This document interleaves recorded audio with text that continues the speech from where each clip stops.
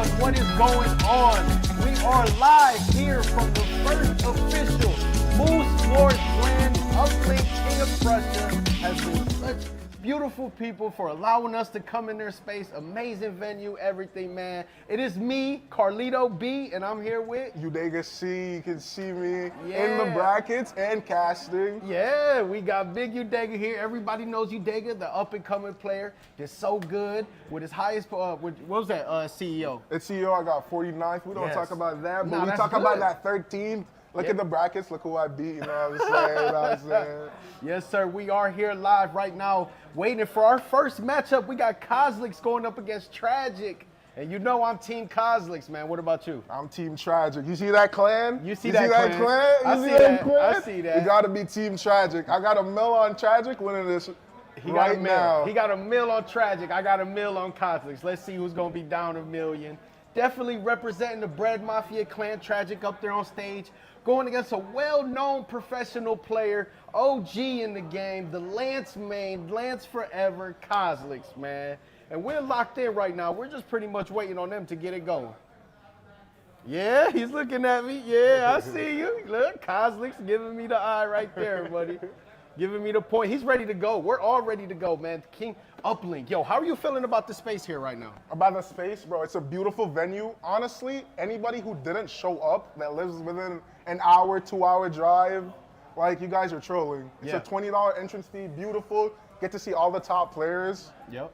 Bro, you guys have to pop out to the next one. You guys have to. You guys have to, man. We thank Uplink so much, again, for just allowing us in here, help us putting on such a great event, y'all. It's so fly in here. Like, the computers, like, they got golf simulators. They got racing simulators. Like, it's crazy. It's crazy. 360 hertz monitors for our competitors. Udega, you're still in bracket, right? I'm still in bracket. I'm about to fight the GOAT Marckiemoo. You guys can see me. Yes, let's go. Casting and in bracket. I gotta do a little bit of both. My boy's doing it all. He's doing it all right now. Gotcha. We still just patiently waiting on these players to lock in, man. I think Sandwich just gave them the go. So let's go, baby. Let's go. I got you. We're locked in. Yo, again, Team Cosolix. Team Cosolix all day. Team Tragic. You know. Bread Mafia on top. Yes, sir. Yes, sir. Yes, sir. And we got Tragic locking in on that Caspian. That's a good drip, too, if I might add. That's fire drip. Definitely putting on for Bread Mafia. And then we got Cosolix, of course, locking in on the Scar. I'm excited, man. I love Lance. I love Hammer. Two such good weapons in this game. Yo, look at that gold title. Man. You can't say that's not gas. That is, I'll give it to him. I'll give it to him. That is pretty fire. It's pretty fire. Okay, first match we got going on. Locking in on Demon Island. Let's go. Let's get it going. She was the first person to pick up the weapon.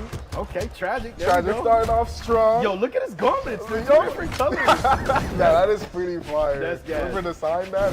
That's gas. Okay, we got just some good neutral game coming from Cosolix right now. Straight neutral game. Ooh. Okay, Tragic on the backhand, used all his options.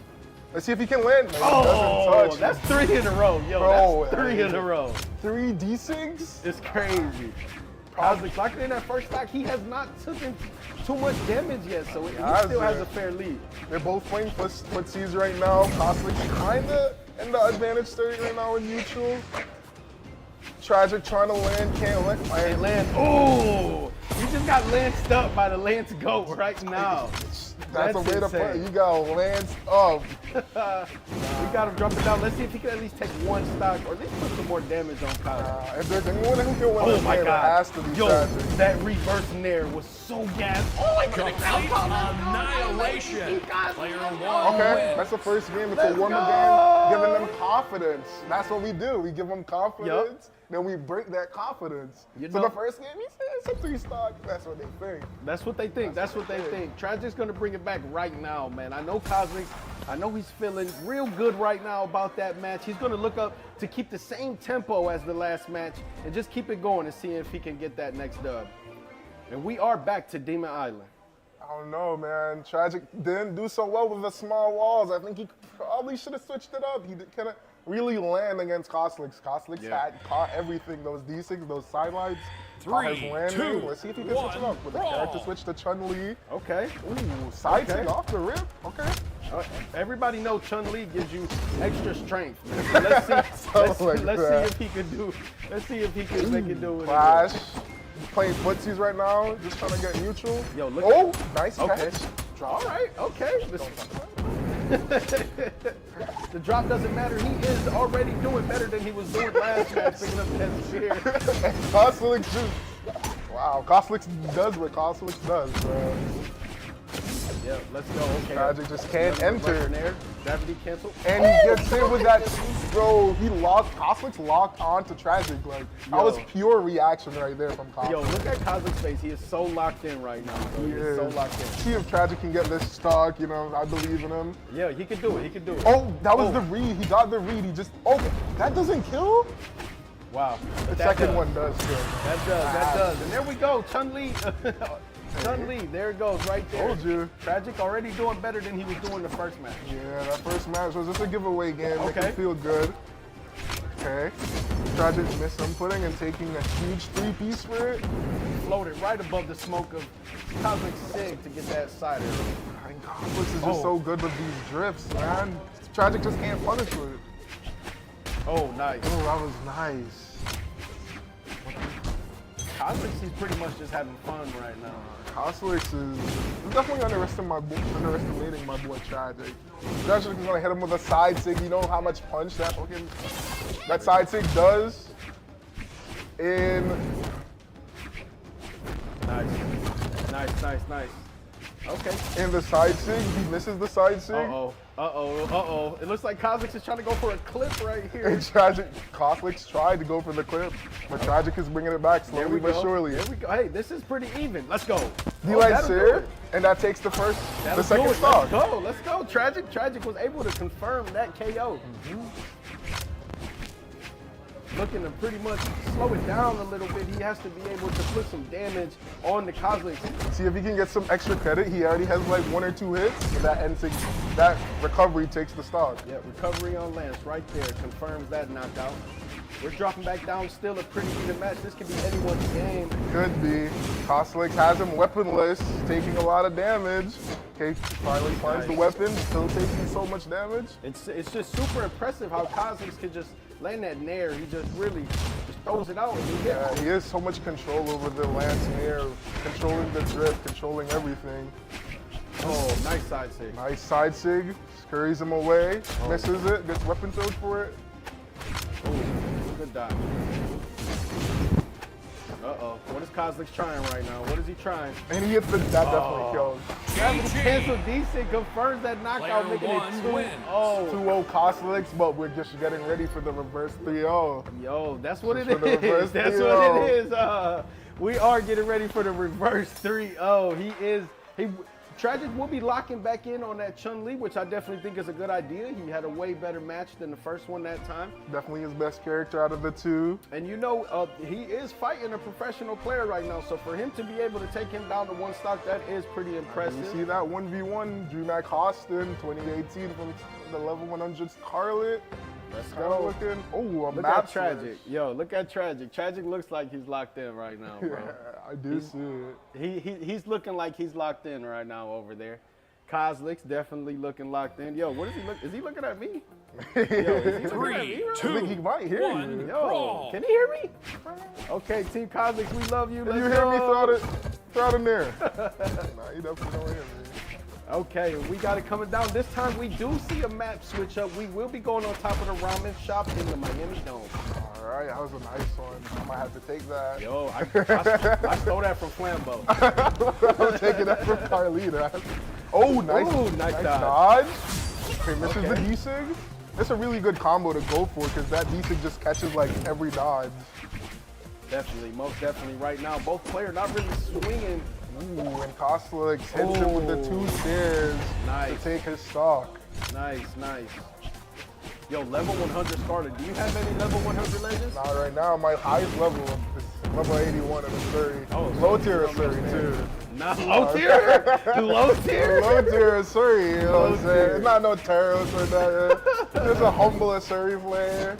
For sure. 81, you're almost there to get that gold title, so you can look like Cosolix right now with that grip. On the weekends with the double XP, put in some work. Yeah, for sure, man, for sure.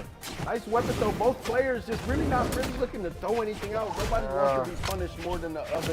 Cosolix does have a lead, though, of one full stock. Yeah, Cosolix showing Tragic a little bit more respect, not going for any of that big attack, big strings, that, you know, Tragic putting it out there, giving himself some more respect. Let's go. Okay. Nice movement, nice recovery, almost to get the kill. Not enough, oh, but the timing from that dare was just so perfect for Cosolix. It's crazy, it's like he knew that Tragic was gonna be right there and he was able to confirm that. Honestly, I thought Cosolix was just waiting for the recovery just to get that dare right there. I'm sure so he he was one step ahead of Tragic. Yes, definitely. When we got Cosolix with a 2 full clean stocks on white.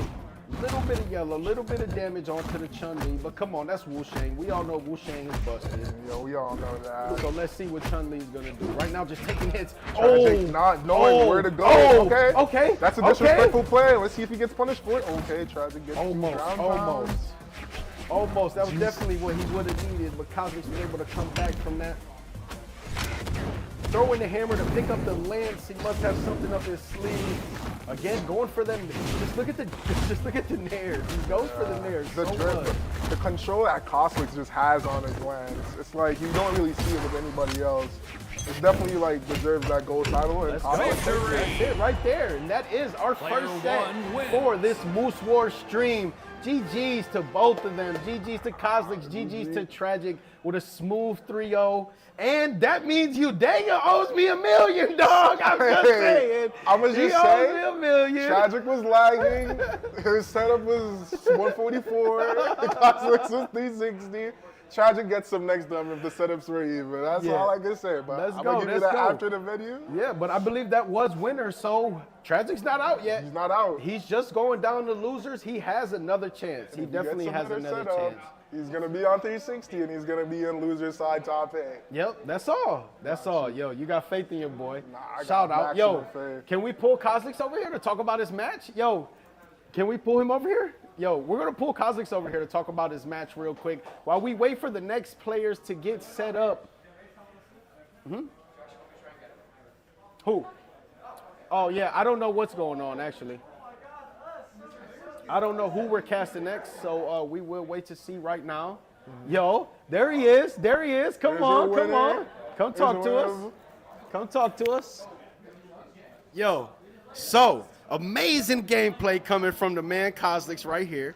I just want to say that I had your back. I was Team Cosolix the whole time. How you feeling after that match? I'm feeling good. Yeah, the first match was a lot of fun. You know, just got some nice clips and just boost the ego and go to the next set. We got 2 more. Acidic Poet, and if I win that, we got Sandstorm on stream, so that's going to be a lot of fun. Okay, man. So how are you feeling about that? You feeling confident? I think I can beat Sandstorm. Okay, let's go. All I want to say, it was amazing Lance gameplay coming from you. You're always on top of it. The reverse nairs, they're so impressive, bro. And you go for them very often, so you feel confident with that move. Yeah, it's a great move still, despite the nerfs 4 years ago. Right. And yeah, it's sets up for nice strings and help me get the KOs. Okay, so, and then you did, in game 1, you hit a crazy clip off the side of the left of the map when you caught his dodge. After that, how confident were you feeling about yourself?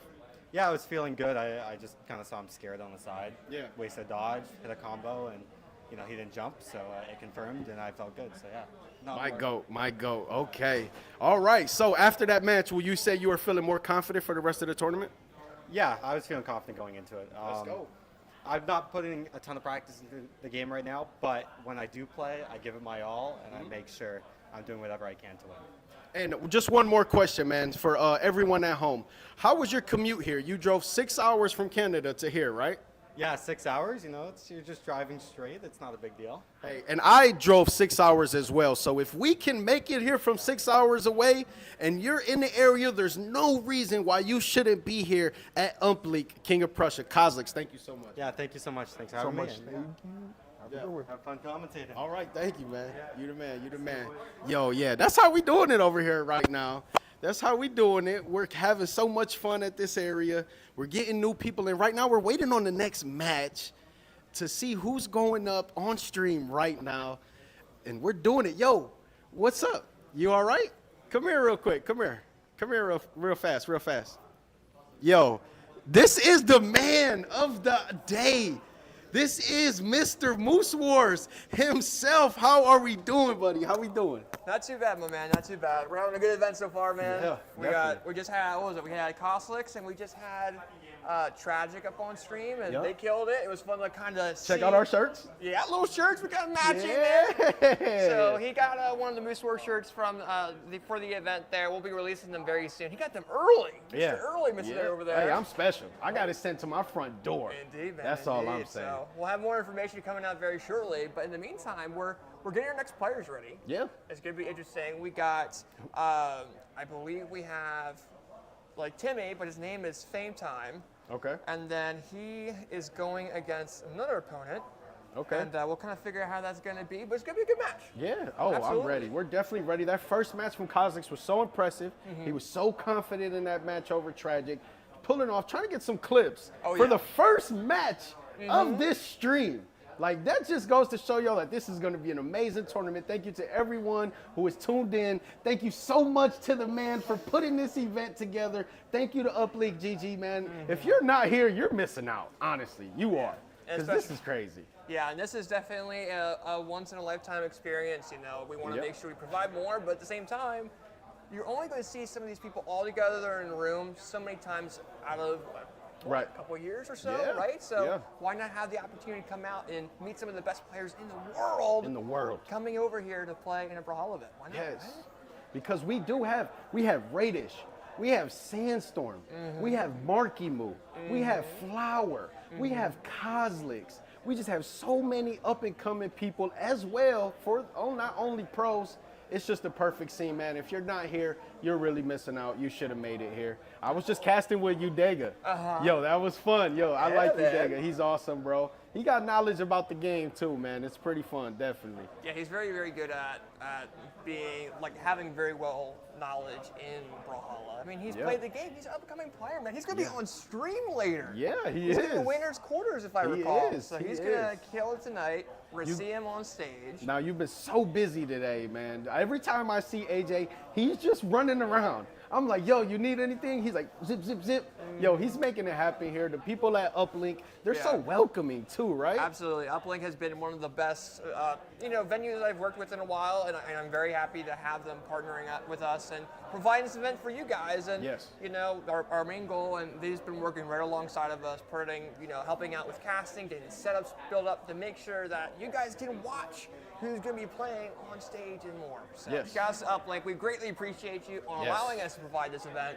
And, it's awesome to be here and awesome to work with so many fantastic people and getting them together. All right. Well, thank you, man. Thank you for taking time out your busy day to come talk. If you see some people that want to get interviewed before the next match, man, send them my way, bro. I got to find some people over here, looks like. So I'm going to leave this to you, though. Okay. I'm here, buddy. I'm here. Yeah, for sure. So I'll be right back. All right.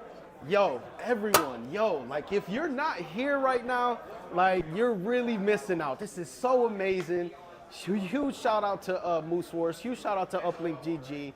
I'm trying to find out who's coming next in bracket. I will give you all that information anytime soon. I will give you all that information. For now, we're just going to interview a couple people, some well-known names in the community, some up-and-coming names in the community.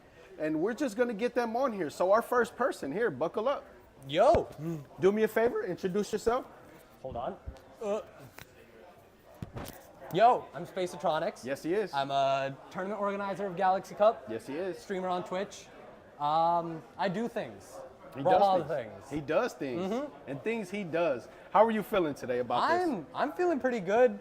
I had a rough bracket, but I ended up going 0-2, but like, hey, I did what I could. Yeah. There's some good players, and I took some games, so I feel fine. Yeah. And now I'm just here watching this. Your last match was to Game 5, right? You took it to Game 5? last match went to Game 5. Yeah. And who were you fighting? A guy named Spectrographic. He's a Lance player. That's He's a pretty crazy good. name. Yeah. Spectrographic. Spacetronics versus Spectrographic. That's crazy. That's a tongue twister, right? Yeah. Yo, okay, so I just got a question I've been asking everybody we're interviewing. This space here, Uplink GG, how do you like it? What are your thoughts on it? This is nice. Like, there's a lot of really cool parts. Like, I don't know if chat can see this. You guys should see the arena or Yes. like where they're playing. Like, this Yes. is like a cinema. Yeah. It's just covered with TV, seeing like everything. It's beautiful. It's actually amazing here. And Yes. the setups are really good too. Like, it's nice. It's a nice place. Most definitely, most definitely, most definitely. So Uplink GG is fire. Moose Wars doing their thing. You're enjoying yourself. Yep. I just got one more question for you. Who do you got taking the first Moose Wars land? Who's going to be the champion?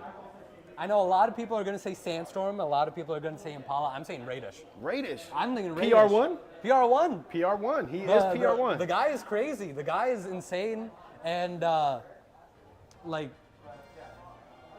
the Red Raptor goes crazy. Yes. He just won Trial of Heimdall. He did. And He's also the Trial Ymir champion. We might add that as well. So he's a champ. He's so a you champ. feel like Radish is taking it home? I feel like Radish can take it home. Okay. All right. Sandstorm Hey. and Impala are my second and third, Yep. but I think Radish can take it. Okay. Can I say who I want to take it? I want Cosolix to win. Oh, of I'm course. Sorry. Yeah. I'm sorry. I'm Yeah. sorry. I I'm mean, sorry. yes. You guys know I'm a huge Cosolix fan. I want him to win. I want him I to think win. he can go crazy. Yo, his last match against Tragic, it was so good. He was Oh, flowing that was so one of the easy. players I lost to Tragic. Yeah? Yeah. Yo, he was really good. But Yeah. who did he play when you played him? He played Caspian. Caspian. Yeah. Okay. So he just played Chun-Li against Cosolix. He did lock into Caspian, but he got cleared 3-0 the first match. But hey, that's how it goes when you're fighting a pro, man. Spacetronics, thank you so much, Of man. course, man. You're awesome, bro. Thank you for coming. Yo, if y'all didn't know, Spacetronics, he just signed to Esports SIB today. So shout out to SIB Spacetronics, bro. Yo, welcome to the fam. We're so happy to have Galaxy Cup here, a part of the family. Thank you, man. Thank Of course, you, thank bro. you. Of course, bro. Yo, hey, have a good time, man. Finish enjoying yourself, okay? Yo, and that's what it is, man. We're gonna get some more people to get interviewed real quick while we wait for our next match. So that's awesome, man. Yo, while we're here, I'm gonna just use this time to say BCX, make sure that you get your early bird tickets for BCX. Make sure that you're locked in November 15th to the 17th, Atlanta, Georgia, Cobb Galleria. We will be there. We're back. BCX, baby. We're back at BCX. Make sure you get your tickets. Make sure you get your hotel. Make sure you get your flights. Don't wait till last minute. Get signed up at bcx.live right now. Go ahead, head over to the website, bcx.live, and get signed up for BCX, man. They are finding me a couple people to talk to while we just wait for the next match to lock in. Yo, I know I said it a whole bunch of times. It's so fire here. It's so fire. They got concession stands, bro. They got these huge pretzels. It's awesome, bro. It's awesome. Looks like we got somebody else coming down here to talk to me. Yo. Normally they try to keep me by myself. They say I'm not allowed to have friends. But hey, I got a new friend here right now. Let me mic you up. Woo. All right, yo, we love the drip. We love the scythe, bro. Do us a favor, introduce yourself. Oh, I'm Chops. I basically do Volkov. That's about it. Okay. Level 100 Volkov, 800 hours on Scythe. I put Oh. way too much Scythe. Way too much. Way too much. You see his scythe right here. Can you show the Oh people? yeah. Asgardian Scythe. I gotta get repainted. Some of the paint's even falling off. I gotta get Yo. this re-stenciled. I'm gonna make this a lot better for the next land that I go to. I'm gonna be hopefully. honest, bro. The effort, the setup, everything, it looks so good, bro. It looks so good. We all know who you was when you walked in, obviously. Now, will you be cosplaying this to BCX, or are you gonna do something If I different? could go to BCX, I'd love to do either Femboy Volkov, like the actual mod. I would love to do, but I don't know if I can get away with doing that. Insane. I don't know about that. That's a little overkill. Yeah, it's a But little overkill. Let's see some skins. Rocker Volkov, I'd love to do. Rocker Volkov, nice. This is what this one is. Yeah, I'd love to do a little more. I want to do the cuts a little better on here too. The shirts are cut off. Okay. I'd like to do that, and I want to make the If anyone knows Lockdown Nix's scythe, Right. That's a really nice scythe skin. Yeah, man. Thank you, man. Yo, so how far did you drive to get here? 4 hours, about 4 or 5 hours. I picked up one Whoa. and then 3 others. Yo. Griff I actually picked up. Yo, dude, thank you so much, bro. Picked up Yo, everything. this guy's the real MVP. He picked up 3 people, drove from 4 hours away to make sure that he made it to the Moose Wars land. Come on, there's no excuses. We don't need to hear no excuses. Yo, you're awesome, man. Yo, tell the people your name one more time. I'm Chops BH. That's Chops. Yo, D Chops BH? Yeah. Let's go. funny- Chops the BH, funny wolf, baby. man. Yes, Rocker Volkov. Yeah. Thank you for the cosplay, man. We appreciate the effort, man. Yeah, I you look appreciate it. awesome, bro. You look awesome. Thank Thank you. I appreciate it. Yo, grab flour. Flour. Oh, well, yeah, so- I need that mic. Oh yeah, so you might want that. Come here. Yo, so that was it. Rocker Volkov, he's here. He's in the place. And now we got someone else. Let me mic you up real quick. Yo, tell everyone who you are.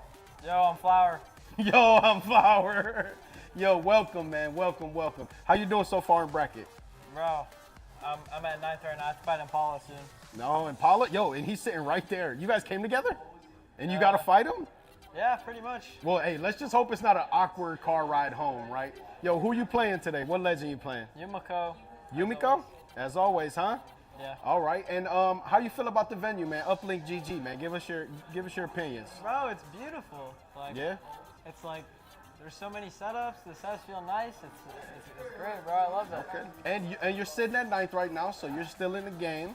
You feeling pretty confident for the rest of the tournament? I don't know, bro. No expectations, because, like, what if I, like, say, like, yeah, I'm going to win, and then I get double limited right now? I'm not And how you feeling about the setups back there? How are the setups working for you? I feel better than any land I've gone to so in 36 years. You heard it here. Uplink. You heard that here. Yo, thank you so much, man. We appreciate your time. Good luck to you, man. And keep killing it, bro. Do your thing, bro. Thanks, bro. Thank you. All right, peace. All right, yo, and we're gonna get right into our next interviewer here at Moose Wars Land. You know him. He doesn't even need an introduction unless he introduces himself as the world champion. What's going on, man? How you feeling? What is good in the hood? It's your boy Impala. Yes. It's just so easy. Like, okay, so for me, so far, I mean, the local is, as you can tell, not local for me. I live in Florida, so I have to actually go on a plane here. Right. But plane tickets are cheap this time around for just like any point, just as long as it's Florida to Pennsylvania. Right, Now, right. I went here because I heard about the event. Right. So that's when I wanted to just like really try it out. 'Cause Yeah. it's like we're not gonna have any LAN events after this until BCX. So I'm Until like, BCX, right? 4 months ago, might as well. Right. Might as well invest. You definitely So, got it.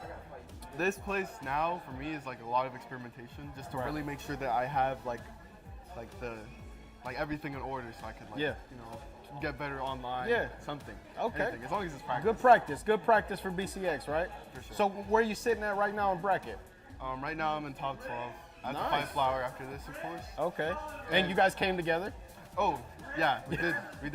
I had to, it was me who drove Radish over here. Okay. Like he just asked me if I could drive, and I was just like yes. So then we got a car, and yeah, I just took him here. It's pretty Awesome. simple. And now we're just waiting Awesome. for him. I mean, he's Awesome. sitting in bracket, also just like getting ready. So how you feeling about the rest of the tournament? Are you feeling confident?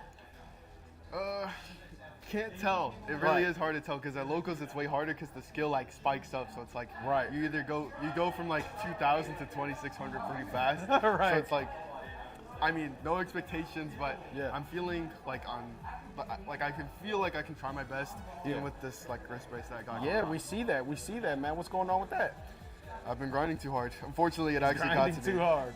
For things outside of Brawlhalla, you know, it involves that I use my wrist because I'm a creative. Right. So We know. with all of that in mind, I mean, I just hope it heals because I don't want to I really don't want to end up in like a bad, spot. Right. Hey, well, thank you so much, man. Good luck to you on the rest of your tournament, man. Hey, kill it, Yeah, bro. no, thanks for the bringing me world on, bro. champion. That's the world champion. Let me get that mic, buddy. Ooh. You all good. Come on, Graffiti. Yo, we got it, and just like that, we are moving on. And now, we do have Fame Time and Marckiemoo on the stage, so we are just going to give it a couple minutes until they lock in. Yo, Hey! go ahead. Let me plug you up. Ooh, all right. Yo, I don't think he really needs an introduction. We know who this is, but hey, just tell him Okay, anyway. but like also to be fair, you just had Impala on here, right? Yes, you That's did. a tough act to follow. I don't know. Okay. I don't know why you did that to me. You're confident. Okay, you know what? You're Screw it. confident. You're Screw it. confident. Tell Hello, my name is Graffiti, and I really like fighting games, and I don't know why else I'm here actually. But you are casting, right? Oh right, yeah. I forgot. Yeah. No, he doesn't remember why he's here. He's here to cast. It is Graffiti. Everyone is very familiar with Graffiti. Go to caster. Yo, how you feeling today about the tournament? I'm feeling great. Honestly, like the car ride here was so like sweaty and clammy. I was so like nervous I'd ruin something about my outfit or I'd be like too stinky when I got here. But like it's kind of like the stage fright thing where like the moment you actually step on, everything's fine. Like I'm actually so hyped to be here. I'm so happy to see everyone running around and stuff. Yeah. Oh my God, it's crazy love back it. there, right? Yeah. Yo, so that brings me to my next question. How are you feeling about Uplink, man? How are you feeling about our area, our space, the esports arena? I'm actually I'm not quite sure I'm familiar. You might This get is a- Uplink right here. Oh. This arena is Uplink. How are you feeling about the arena? I quite like it actually. I also really like the little murals that we have of some of the games. I'm really happy you got Rocket League in there. I went through a huge Rocket League phase a little earlier on. I would get home from high school, just like do the bare minimum for my homework and then practice air dribbles for 2 hours. Yeah. I went through a huge Rocket League phase, so I'm actually really happy that y'all have that here. That's had a really close space in my heart. Yeah, awesome. And like, you've seen the setups and everything, pretty impressive, right? Yeah, I mean it's much better than what I have. Yeah, heard that. Yo, so you're gonna be casting what, top 8 or? I think everything up until either top 6 or top 4. I'm gonna be doing most of it up until the finals, which means I think I got the better bit of the deal because that means I can do the whole thing, except then I actually can sit down and enjoy finals. Nice. I don't gotta stress myself. So you did. I think I got the better deal out of it. Yeah, I think you did too, because you get to come, you get to do what you love, and then after you get to enjoy. I got to enjoy the night on a good note. I don't gotta stress myself out about it. That's awesome, Graffiti. Thank you, man. Thank you so much. This is great, actually. Yeah, thank you so much, man. I know, really. Thank you so much. I love this so much. Yeah, for sure. Great. You already know. Thank you, man. You got the mic? All right. Yeah, I got it. Yo, so we are waiting to lock in right now. Just waiting for my screen right here so that we can get in. We have both players on the stage, ready to go. We got Marckiemoo on the stage. We got Fame Time on the stage. So we are just waiting to get into it right now. Make some more room for interviews, or? Yeah, sure. We're trying to figure out what's going on. Alright. Yeah, man, this space. So, how far did you drive from to get here? Coming from Manhattan, I spent like a good 3 hours in a car to get here. Nice. So, yeah, it is what it is. Manhattan. You can survive any car trip with enough Advil. That's my philosophy. Heard that. Yeah, this is such a beautiful arena, man. Such good setups back there. Good matches going on. Like Impala said, you can just be fighting a 2,000 and automatically your next match you have to fight a 2,700. That's just the competition right now here at the Moose Wars Land, man. And we're having a lot of fun. We're just hanging out. Oh, and by the way, you smell really good. Thanks. Yeah, so I heard you say earlier, you said you was worried about if you were gonna like. As fighting game players, we got the Yeah. reputation of, oh, you always go to local and there's always that one guy. You There's don't always. want to be that guy. No, you don't. You don't want to be that guy. I'm like always paranoid about that. No, it's definitely not you today, man. good. Definitely. All right, we got Sandwick going on the stage. The GOAT Sandwick, clearing everything up. I like Sandwich. Chat, we like Sandwich. We do. We love Sandwick. We love Sandwick here at Brawlhalla. Yeah, Oh, we going? we're going. All right. We're good. We're ready to go. I'm actually. You've been promoted. I'm actually. Well, he came here to cast anyway, so maybe he's just starting his block a little earlier. Well, no, we'll see. Yeah. We're checking it out right now. Yo, come here. Come here. You, come here. Yeah. Hell yeah. Yo, it's the man, the myth, the legend, that guy. Yo, what's up, man? Say hello. What's going on? I'm Conspiracy. You don't know. You should know. This is Conspiracy. This is one of the people that like some of these tournaments would never happen without. This is one of those guys. Yeah, he's definitely, man. He's been running around crazy all day, super busy, taking pictures, helping with bracket, doing everything. How are you feeling so far? I'm feeling great, man. I mean, I was here pretty early, like today. I was here at like probably 10. and we were just immediately on go. Like, we were here before pretty much everybody else. I was actually here 3 weeks ago with AJ to check out the venue. I'm just super excited for the whole thing. It's really cool to see the turnout too for just a community LAN event. Having PR1 and PR2 here, I'm just so amazed. I think it's awesome. We're building a local scene, and I'm obsessed with it, and it's really, really cool. It's really awesome. Yo, Uplink, bro. I have to ask everyone, how are you feeling about the space? I mean, what can I say? They're offering 360 hertz monitors. The owner, he's an amazing guy. He has been extremely helpful with every situation. Any problem that we've encountered today, which there have been a few, the stream is a little delayed, right? He was helping us through the whole thing. Like, there was absolutely full-blown accommodations. Awesome. The team here is amazing. The equipment here is amazing. The stage is freaking awesome. Like, Love the stage, actually. It's so cool, man. And they have golfing setups over there, dude. If you want to golf, you can go golf over there. The virtual golf, it's so cool. It's so so if Moose Wars ever does another event here, I promise it is super worth it to come by if you are able to. Most definitely, man. You've heard it from every single person. We're going to get the game pulled up on the screen. You've heard it. They getting ready to rock? Yep, we're good. All right. All right, there's our thumbs up. Let's go. We are All getting right. to it. Are we going to get the game on the screen? Yo, yeah, so you heard it from Conspiracy. You've heard it here from every single person. Like, this is such an amazing venue right here. And, like, if you really missed it, you're missing out right now. You're missing out. Yeah, this is a B square moment. Yeah, for sure. I like the way you put that. That's a good one. Definitely is a good one. We got. Okay, so if anybody is a veteran viewer or even participant of tournaments and the such, you know live production is always a very, very fun thing. Yeah. So we're just making sure everything, like I said, we're getting a bunch of thumbs up. We're getting some green lights. We're making sure everything is getting going, and it looks like things are getting. Yeah, and it looks like the things are definitely get to going. And we got the thumbs up. It is time. Now we have Fame Time, a.k.a. Tenacious Timmy 314, locking in on that cross. And we have Marckiemoo locking in on the Mordex. I'm getting giddy. Yo, I can't stand still. That is such good drip from Marckiemoo, It though. is. That is such fire drip. You think that you're all jaded to Fenrir Mordex. You're like, oh, I've seen that for years. But then this is cool. Yeah. Like, you think you're jaded to this, but then you see this. Right, definitely, definitely. And we have them locking in, and our first map that we will be going to is Demon Island. Yo, I'm ready. Are you excited? Oh, I'm giddy. I can't stand still. Yo, let's go. Locking in on Demon Island. Yo, so I play with a blurred background. And when I look at this background, isn't it so good? It's so like, yo, it's so good. Like, yo, are we getting a button check? We might be getting a button check, but that also gives us more time to talk about the background. Yo, it's so good. Like, yo, so I do play blurred out. So I play with like a slight blur, but so I don't really get to see the effects of the background. But yo, oh my God, look at it. It's really beautiful. I got animated backgrounds turned off, and also, like, if I'm gonna be honest, like I said earlier, my home setup is not the greatest. So like I would not really be able to get much of this detail anyways. But like the whole backgrounds, I feel like, especially they're already blurred a little bit. What you gotta do is you gotta extract them from the game files and then like sharpen them a bit. Okay. And they actually look so much better than you think they do. Nice. They're intentionally a little bit blurry already, even without the blurriness setting. Right. But once you extract them and sharpen the image, yeah, they're actually really badass. That's crazy. Yo, I'm gonna have to try that when I get home for real. Yeah. And it looks like we have a map change. Okay. We are not going to Demon Island.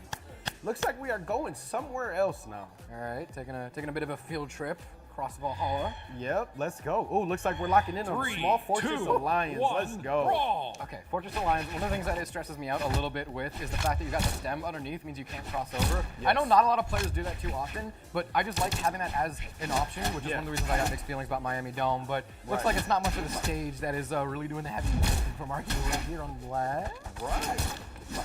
Okay. Yo, able to make it back, definitely good for Fame Time, but Marckiemoo is just all over it right now, just really putting the pressure on Tenacious Timmy. Yo, I don't know to call him Timmy or Fame Time, yo. That's crazy.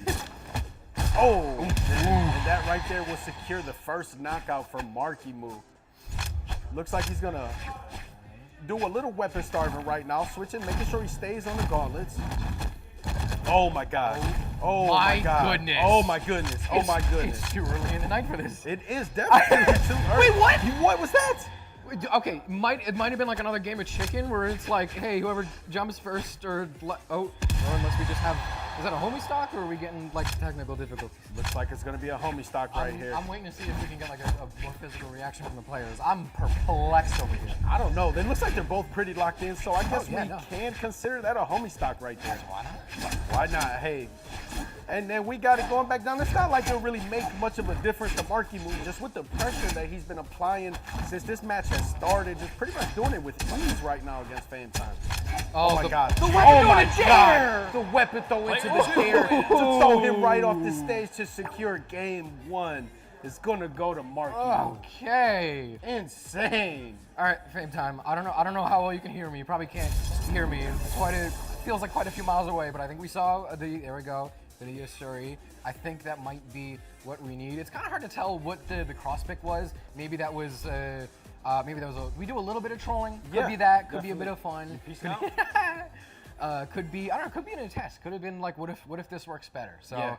A little hard to try and get into Fame Time's head right now. Now, mind you, when I first met Fame Time at BCX 2022, he was playing a Surrey. He was locking in on the Surrey all time. So let's see if this Surrey pick brings him a little more confidence in this match. I already have a lot more confidence because this is also what I saw Fame Time really like securing good placements in communities with, and honestly even like causing a few upsets in brackets. Like dude can be a shark in the pools if you're not careful. So far, so good for him. He has yet to take any amount of damage. With putting a little bit of damage on Marckiemoo, just now able to get his first attack off. Okay.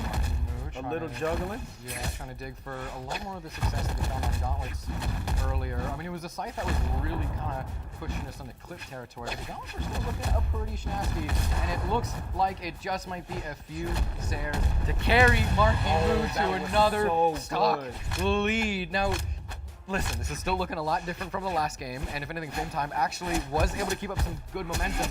But that was with guitars. I see no claws on those fingers now. No, definitely not. Kind of struggling to pick up a weapon right now. Finally able to lock in on that sword. Off with side fades out. Oh, Lord. Getting him down to his last stock. This is not the way Fame Time wants to go out. He's going to have to make something happen right now. One of the parts that made that so difficult to watch is that you can tell that like Fame Time was still trying to play that so careful, fading out, trying to be patient, but still just ended up exhausting options, and Marky just saying like, well, I mean, you're already doing all the work yourself. So like watching Fame Time trying to play that as strategically and patiently as he possibly could and still have it go up and slow. That's what just made that a bit of an extra rip to the heart. Definitely. But so far, he's able to stay alive, not taking too much damage since he is on that first stock. And that gravity cancel downlight into recovery was able to secure the first knockout that he needed. There we go, a bit of mind games, trying to get out like, ooh, am I gonna get it now? Am I gonna get it now? There we go, dashing a bit back and forth. See, now both these players are really starting to reach each other a bit. Marckiemoo looks like he's really trying to push this a bit more aggressively. Meanwhile, Fame Time really just trying to play a bit more careful. I mean, being in his position, very understandably so. Yeah. You do not want to give Marckiemoo any more space than you absolutely have to. Even then, that might be pushing it because you give him an inch and look at what this man does right now. Definitely, Marckiemoo, you can tell how confident he's feeling right now. But while still being very patient. Weapon throw. I just thought that weapon was a miss or a bait, but either way, does not matter. Leads into the side air. Listen, first game we kind of brushed off as like a, hey, not going to win them all. Right. Second game, you could really see Fame Time step it up, but Marckiemoo is like still, he's still just controlling the pace of the game. So now we're going to start kind of worry about like how much can Fame Time level up. First game was like a good job, buddy, go next. Second game is, dude, I'm worried. Right.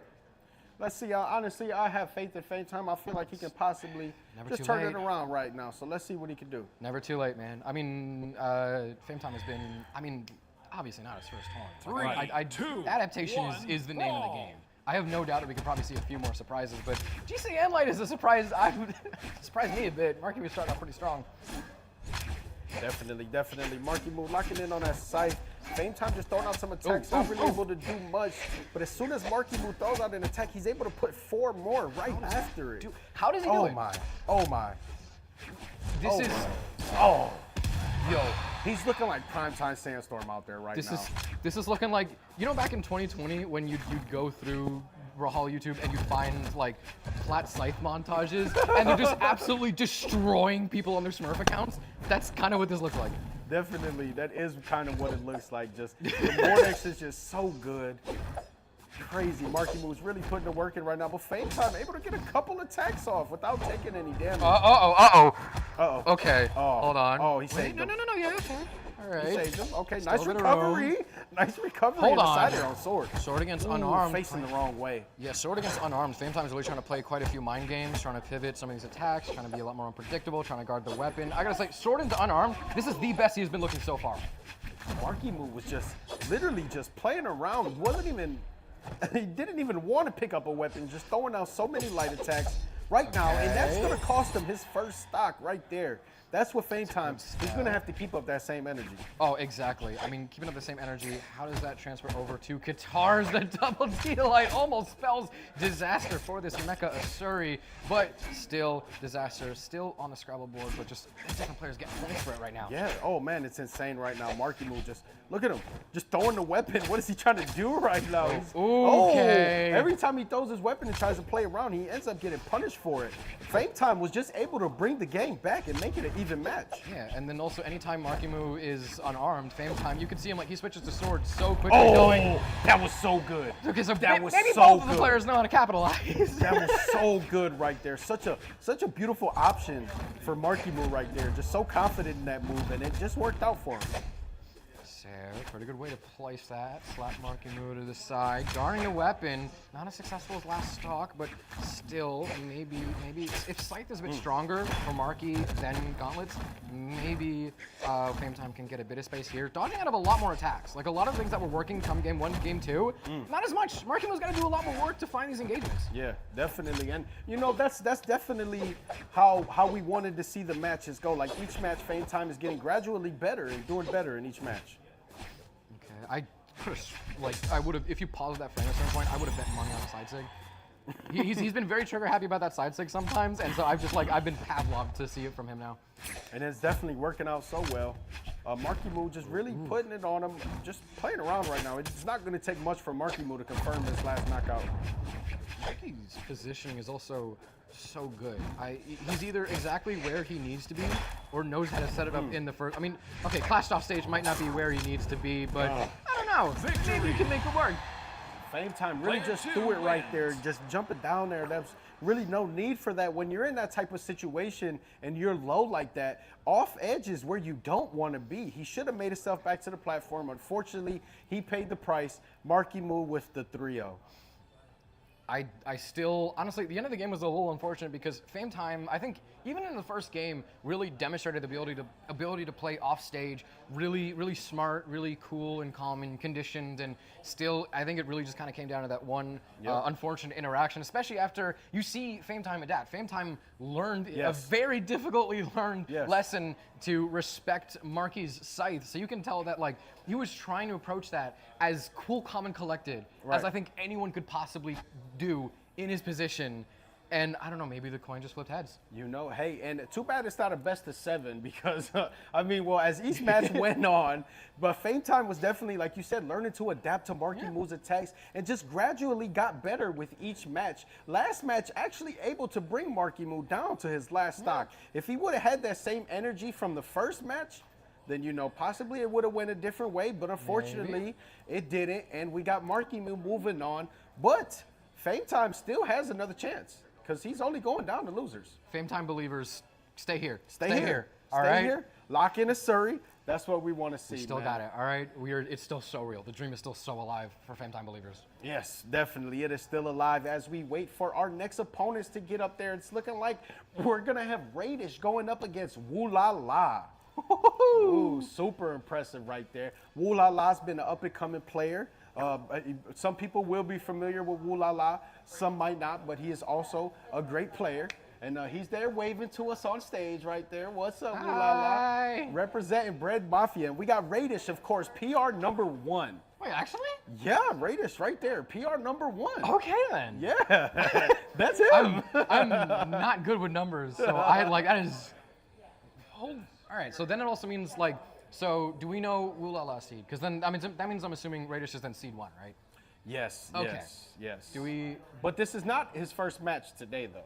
Oh yeah. So, no, yeah. We've had like, honestly, half the fun with lands is pools and running around pools and like trying to get quick fist bumps in whenever you can. Right. Players and stat members, they're always rushing around trying to get to the next spot. Yeah. So like whenever you can sneak in like a hey space, here's a fist bump. Like a hey face time, here's a fist bump. Like try to sneak them in. Right. I don't know. Sometimes that's part of the fun.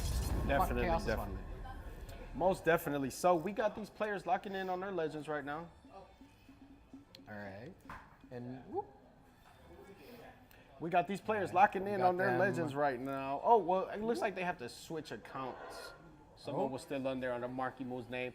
Radish up there, just looking so focused, looking like he's ready to go right now. I honestly, watching Radish's journey as a player and watching him over the course of a few years just slowly lock in more and more and more, and over the course of from like 2020 all the way now to 2024, just seeing him more and more stone-faced killer. Yeah. Like honestly, it's giving me a little shivers right now, and that's part of the reason that like we watch esports, is that like follow these players and their paths, and Radish's growth as a player is just so fascinating to me. But also, I think there's so many chapters that have yet to go unwritten for Wula, like you said, like kind of just still a little bit up in the come up. And honestly, some people at home probably gonna recognize that name sneaking around the bracket of like a few communities. Wula definitely always going to be a threat in the scene. He can be maybe not like a great white shark, but he's always swimming around pools. He's always a threat. I love seeing his name in the bracket. So yeah, he definitely knows his way around a bracket. Definitely, most definitely. And looks like we're gonna actually take a break real quick. right. So so far so good. Like I said, we do have Wula versus Radish coming up next when we come back from this break. Shout out to everyone here doing their thing, man. There's so much going on back here. It's crazy. Like AJ is running around insane everywhere. It's just so fun, man. If you didn't make it here, you really are missing out. But I don't want to make people feel bad though. I got people messaging me about like, no. I'm like, anybody at home who's jealous, I'm sorry. Well, so you definitely should be jealous right now, because this is the place to be. This is such a good land, so far so good. And we are taking it to break. All right.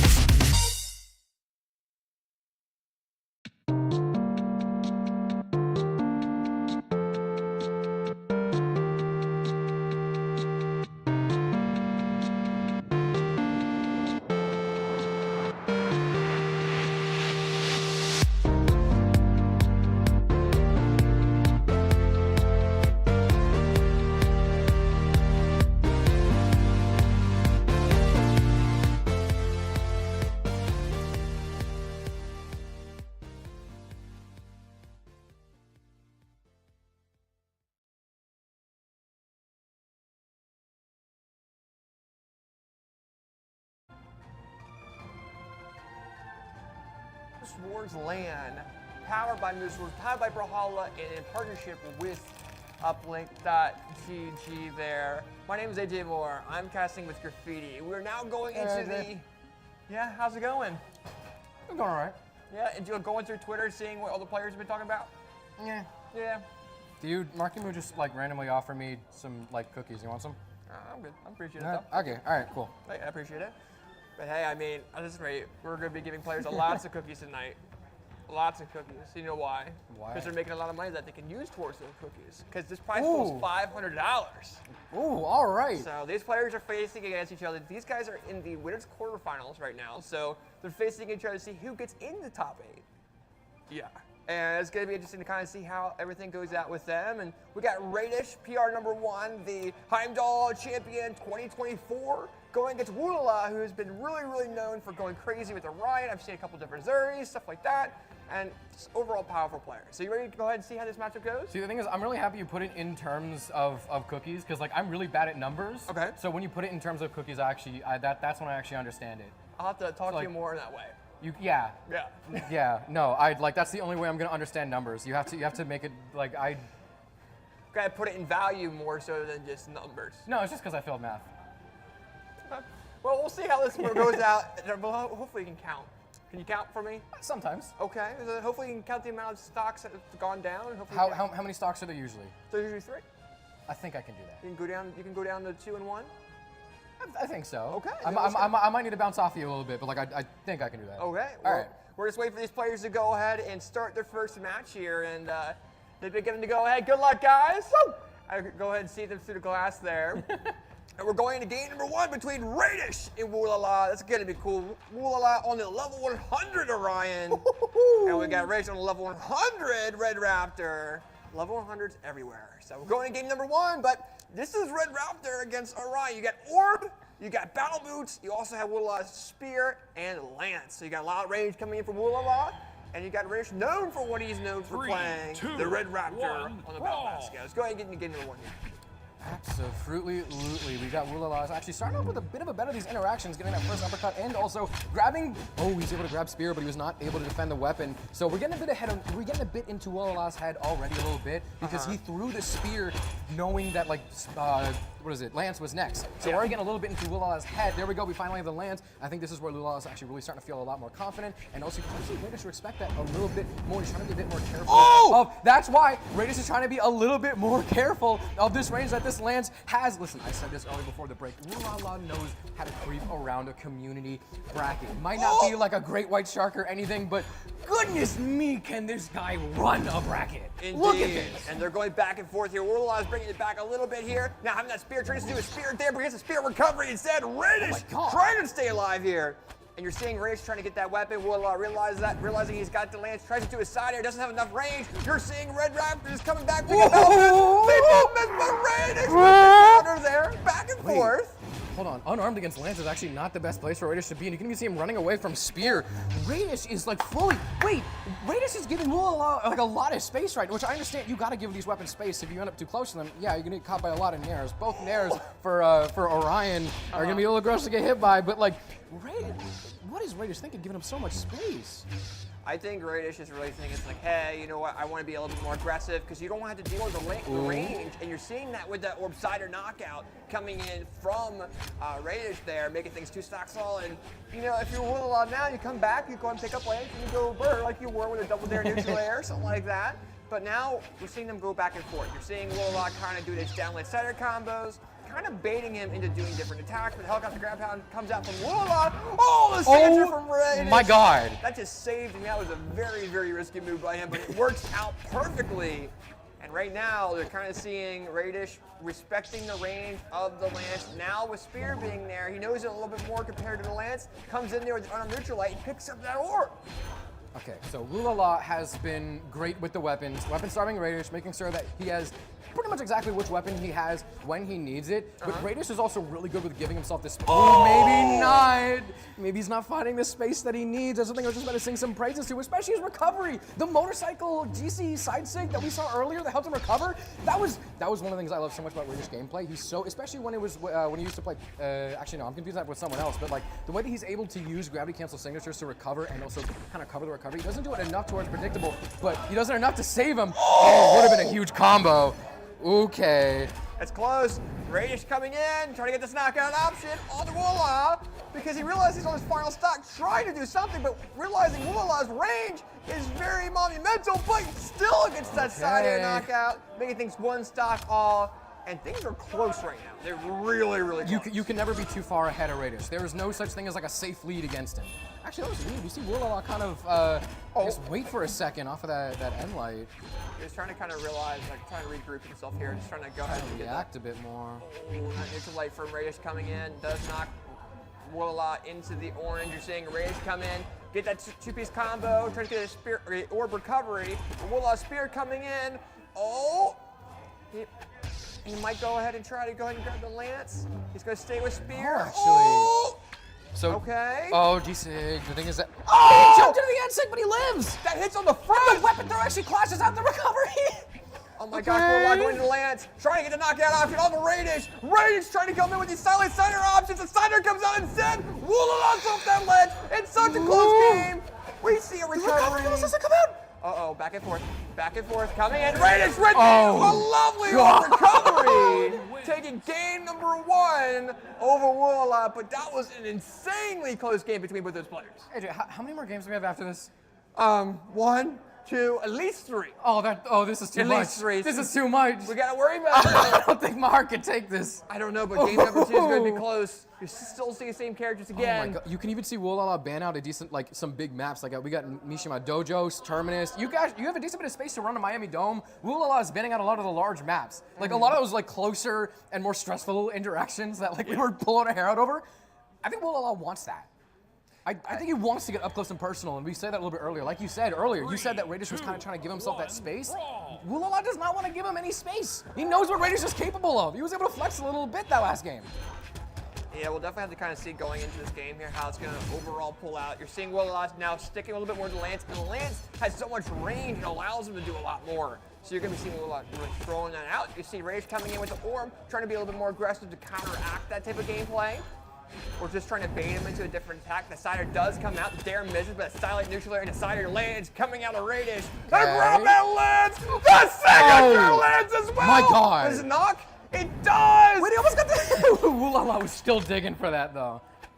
That is the first stock off of Wula. This is close. It's a decent lead too. Like this is I think better than the lead Wula had last game, and look how that turned out. Well, no, because I don't know. It's going back and forth here. I think Wula, is not really pressuring Radish the way he was at the beginning. He's trying to give him a lot more respect in how he's playing, which makes sense, but at the same time, it comes down to really knowing the movement of Radish, kind of adapted to that, and then fitting in wherever you need to be. That dare misses barely though. Radish gets dared. Oh, but the dare comes out. There we go. Needs to get it confirmed. Weapon throw comes in. That might not be enough. Oh, he does! Yeah, no, I was not calling it quits just yet. Oh, that's a bold end-sig though. The cider. Okay, tries to go for ground pound. The cider misses. That's nice on recovery. Oh, Wula like a little bit risky there, but able to get the downlight cider knockout option. Nice. Radish.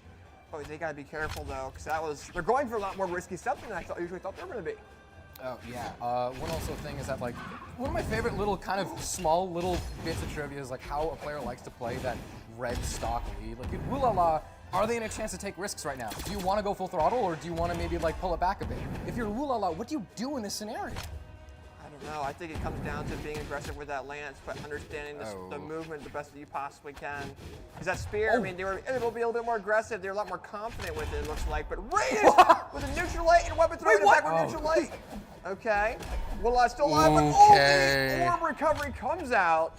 And right now, Radish is up an entire stack over Wula, but I mean, we've seen people come back from this though. We have, but one thing I want to point out is that like that last stock, that's a huge message for Radish, because like those were two pretty impressive ricochets. Those were two separate bounces that probably could have landed themselves in a clip of themselves. He did it twice. So I think that like Wula, we need to see him take this stock now, or else Radish could just be in full control of this. So right now, like Orion believers in chat, y'all gotta start spamming. Oh! He tried getting that signature there. Radish caught cheeky. that. Oh, silent neutral air into recovery. Misses the recovery option though. Hold on, we're making it work. Neutral air into recovery. He's now in the orange though. He's got to go ahead and get this knockout as soon as he possibly can. Not over till it's over. Nice Not job. over till it's over. Wula is actually making this work. I mean, like, we've seen a few speed bumps, but overall, I think he might be finding cruise control just very soon. We'll have to kind of see. I don't know, because it just comes down to how he approaches Radish and the momentum that he's given. But Radish comes in with this momentum, gets the signature. Satellite there. It's coming back a little bit, but the range wasn't enough. Radish takes game number 2 over Wula. But now you're kind of seeing Radish really adapting to how Wula is playing with that lane. It's great. Game number 1. Game number 1, they're running into a lot of different things. Yeah. So we're going into game number 3. What map do you think we're going to go to?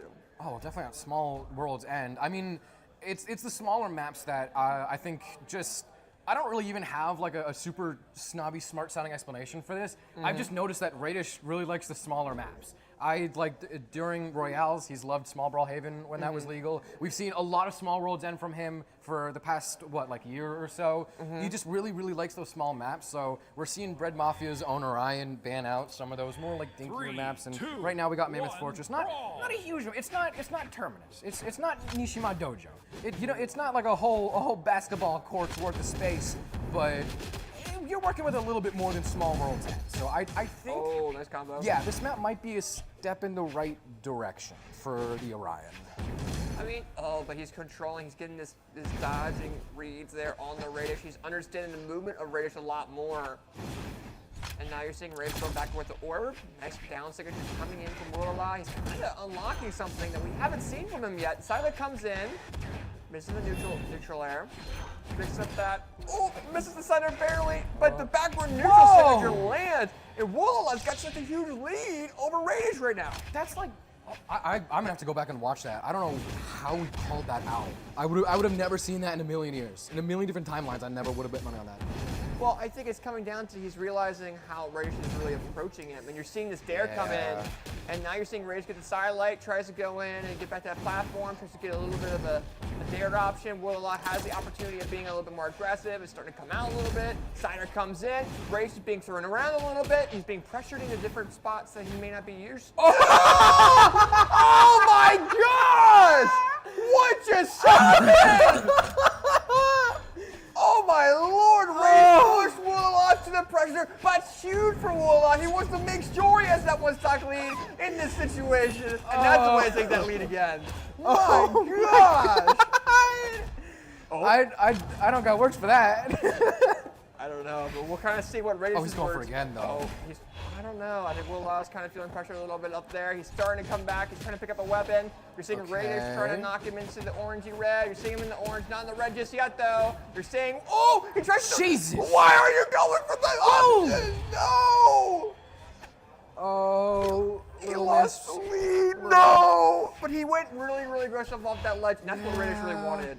Little Miss Lala is getting really hungry for something to tax off stage after that one little game of chicken went his way right now. I mean, okay, so maybe the confidence from the rest of the game is giving him some, the momentum's giving him some confidence. We've seen that Radish has really tried to call out these dodges and try to read him on it, and some of them are not really quite coming through. Radish does not really have a good read on Wulala's dodges, and maybe not even a perfect read on his movement. So he's really only catching punishes and reacts. Wulala's just really keeping Radish on his toes right now. Yeah, you're seeing Radish not really attack a whole lot, and when he does, you're seeing Wula kind of backdash a little bit and kind of let him throw his attacks out. And we're seeing Silent Sider coming in from Radish because she's seeing a lot of true combos such as that. Oh, tries to throw a signature. La! Silent Sider from Radish. Wula trying to come back to that ledge. Is able to. Gets a little bit risky though. Oh, okay. Raiders is doing such a good Oh, job. lance time. Silence air though! Is it gonna be enough? It is not. Wula's off that ledge. Oh! Tries to go for that signature. Then we go side air coming in from Wula. Is it gonna be enough? Oh, he missed the neutral signature! Watching Raiders' movement for that whole set was so entertaining. I don't know what it is. No! Radish was he was looking like a melee Falco. Like it's so snappy. He's able to be exactly where he needs to be. He's able to know exactly his next punish option. Like that is a world-class competitor right here. He knows exactly where to be for his next punish, for his next move, for his next attack. He's so snappy. Every single frame's worth of movement, so thoroughly thought out. That is why the man, made top 8 in BCX 2 years in a row. You don't do that, nothing. Yeah. Only one of the steps you need to do that is having such phenomenal movement just like this. Yeah, for sure. And that was huge. I mean, props to Reddish on going ahead and beating Wula at that point in time and doing very well. I mean, Wula was for some crazy options, did pretty well with that those was so options. fun. So we need to see more of that man. Absolutely. It's such an entertaining performer right there. Yeah, absolutely. I definitely agree on that. And we'll kind of have to see who's playing up next here and see how it's going to really turn out. We're also just waiting for a bit of thumbs up about do you know what set we're going up to next? I got to figure that out here. We'll kind of have to see that. I got to pull that up myself. It might be useful. Pull the strategy page and kind of see. Yeah, try to navigate around. I know we're in top bottom of the bracket. I just want the bracket out. Yeah. We'll kind of have to figure it out. Production wants to let me know what that possibly might be in case we'll kind of see. But This is a big spider web of production. There's a lot of moving stuff going around. yeah. But actually, one thing that I also really want to point out is that when both of the players stood up from their station, hearing the entire room scream Radish! Earlier when I was with Carlito and we were saying this really is a be there, be square. Anyone who's at home who's jealous of this, I really am sorry for hammering this in. But that's the kind of energy I love so much about being in person. the in-person energy is unmatched. Absolutely. You'll never be able to match that online. It's always in person. You're engaging with those players. It's such a vital part of Brawlhalla in general. So that's how I view it. And that's why I like LANs. So, but our next matchup on stream is going to be Marckiemoo versus Udega. Ooh. Oh, that's going to be such a good match. And we had Udega up on stream not too long ago, casting with Carlito before you were on. And then Carlito then casted a Marky match. Yeah. So now we got to have Udega cast a Carlito match now or something? Basically. We got to have the full trifecta. We'll have to kind of see how that turns out, right? We'll have to see what options come out of that later down the road. But yeah, let's see here real quick. So yeah, Marckiemoo versus Udega. I saw Marckiemoo a little bit earlier in the crowd, so he was probably up on stage getting ready to go. And I think I see Udega there. Yeah, I see him over there. Cool. You can't miss him. He's so tall. Even when we were making we were doing waist-up pictures of different players, we were trying to incorporate him broadcast. He's so tall for our green screen, he had to crouch or get on his knees to be able to take that picture. I now needed to buy a new green screen because I realized how tall he is. Because of people like him. He's a large man. He is. I mean, him and Hawkthrow are crazy. Just trying to figure out a way to put them on the green screen. Maybe go ahead and sit on a chair. Maybe it's too easy, right? You gotta do what is it, the grade school yearbook picture where you're sitting on a chair and you got your arms over here? Yeah. You gotta do that for all the players now. I think we did something actually similar with that too. Yeah. With him. Yeah, that's funny.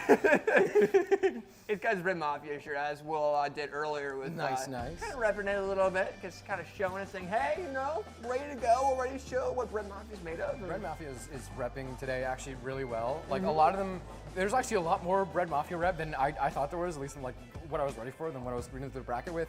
Some of them are coming through some really cool shirts. I'm a little jealous. I might have to see if I could get boosted into Red Mafia just for the shirt alone. It's kind of a cool design.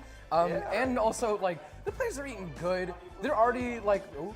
I have yeah. Marckiemoo going on stage. Huh? I said Marckiemoo going up on stage now. Nice. Yeah, so Red Mafia really eating good tonight, but also part of the reason that we're so excited about this set, right, is because I think both of these players are at a very similar spot in their career, in their journeys as people and players, and to see them clash, to see two of the kind of, I don't know, I've already kind of said everything I need to say about that. at such similar spots of their career, yet they're such different players. They approach the game differently, even though their time with it has been kind of similar. Yeah. Well, they're both upcoming players. Yeah. They're both powerhouses. You know, you saw Marckiemoo do very, very well in the most recent major.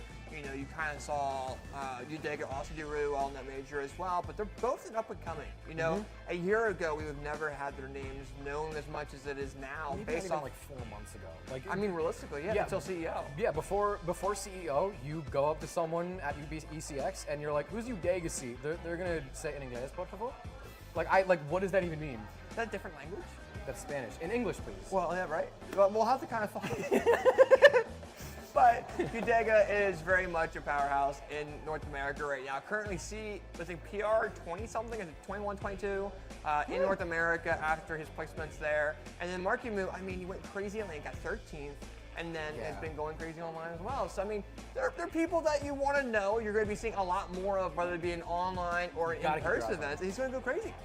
Yeah, I mean, sometimes you tend to have a good story, you need a dark horse. These are both players who were dark horses at one point, and nobody really bet channel points on them until they just started swiping names, of course in their own respective events. And I don't really know how possibly we can pull up like rank stats, or like if maybe they fought each other in like a community a few months ago before they made like their huge breakaway. But like, all it takes is one fateful tournament, one championship Sunday to put yourself on everyone's radar. And that is what I think both of these players have done. You are going to hear like whispers from the community about like, oh, here's my friend, he's up next. But like, sometimes all it takes is that one fateful championship Sunday to just solidify yourself on everyone's radar as a darn threat. Absolutely, and you know, and we're gonna have to see. I know I'm glad to see Marckiemoo in more events, and you know, he's a very positive impact within the scene, and you know, we have him here. He's gonna be playing next, and I don't know. I want to see how Udega does. And you have the two upcoming. I mean, these are two upcoming players that I have never really seen a whole lot of. So we'll kind of have to see going into this. I think they're just hopping in room right now, or Prod's hopping in room. Getting stuff ready. It's gonna be cool. We got people going in the arena now, kind of getting ready for this matchup. Getting more butterflies, seeing the arena start to kind of fill up. We're starting to get a bit of a crowd. Yeah, we're kind of. Ooh, it's gonna be cool. So we're just waiting for the matches. I think we got Marckiemoo and already in the room. Hi, Marky. Yeah, the mid-season finals title as well. Oh, I love that. So cool. So clean, pristine. And then we're just waiting on Udega as well. I think Sandwich figuring out all this stuff on stage. But overall, though, I mean, outside of that, though, this event we had 13 stations, we had 30 PCs in total, 10 on stage. You know, and we also have like different vendors that have been coming out here as well and started selling stuff. We got pretzels as well. Wilson being a tipster. Wilson being here as well as he is SCTV Wilson. And you know, we had a vendor coming in with providing pretzels for sale at the venue too. So shout out to Uplink on linking that up as well. I had a couple, they're fantastic. Shouts to them. And you know, we have this lovely arena. We have a bunch of different things, and it's gonna be amazing. I can't wait to kind of see what happens. I know that's funny. We have an ad on our broadcast, but are y'all still seeing us? Yeah, we are. We're on stage. Okay. Oh, there you go. Hi, me. Yeah. So either way, right now we're just waiting on Udega. But it's gonna be killer though. All right. So I'm not really expecting too many surprises as far as character picks goes. We've seen Udega really know how to just wreck house on guitars. Marckiemoo just had an absolutely breathtaking performance on Scythe. So, I mean, double aggressive? Double aggressive. You gotta be aggressive with guitars. You gotta be aggressive with Scythe. Maybe, I don't know. Marckiemoo knows a very well balance of when to be and when not to be.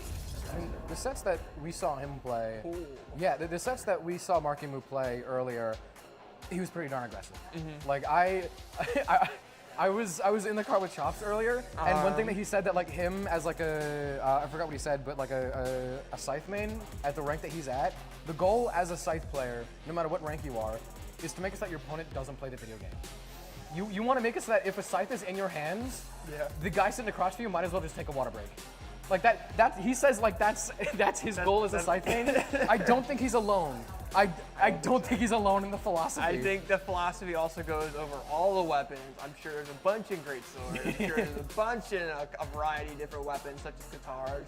You know, and maybe the guitars are Balloon Boy's downfall when it comes down to playing and being like, you know, but maybe we see him in the next land. Maybe we see Balloon Boy next land. Maybe we see him here in person. I don't know, maybe it's a possibility. I mean, didn't Balloon tweet about like either getting his passport or having like a really important step to getting his passport finalized? Like he's working his way there. I think, yeah, no, we have a very good chance of a Balloon Boy land happening sometime soon. See, I know he's interested in BCX, but you know, we also have Marckiemoo here. He's ready to go. He's ready to show what he's made of to the other people in this building, to the world out on Twitch as well. And Marckiemoo's on that Mordex. We are waiting on Udega to go ahead and choose their character. One thing I'm very curious about is that, like, okay, so you see Udega see level 80 Asuri. The set that we just had earlier, 2 level 100s. Yeah. Marckiemoo is on level 40. Well, and Udega is one of the best Asuri players out there right now, too. That's what he mains.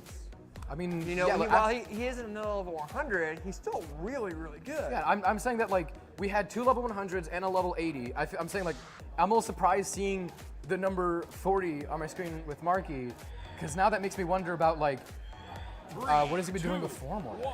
I don't know. We'll kind of have to see as we go into game number 1 of this BO5 set between.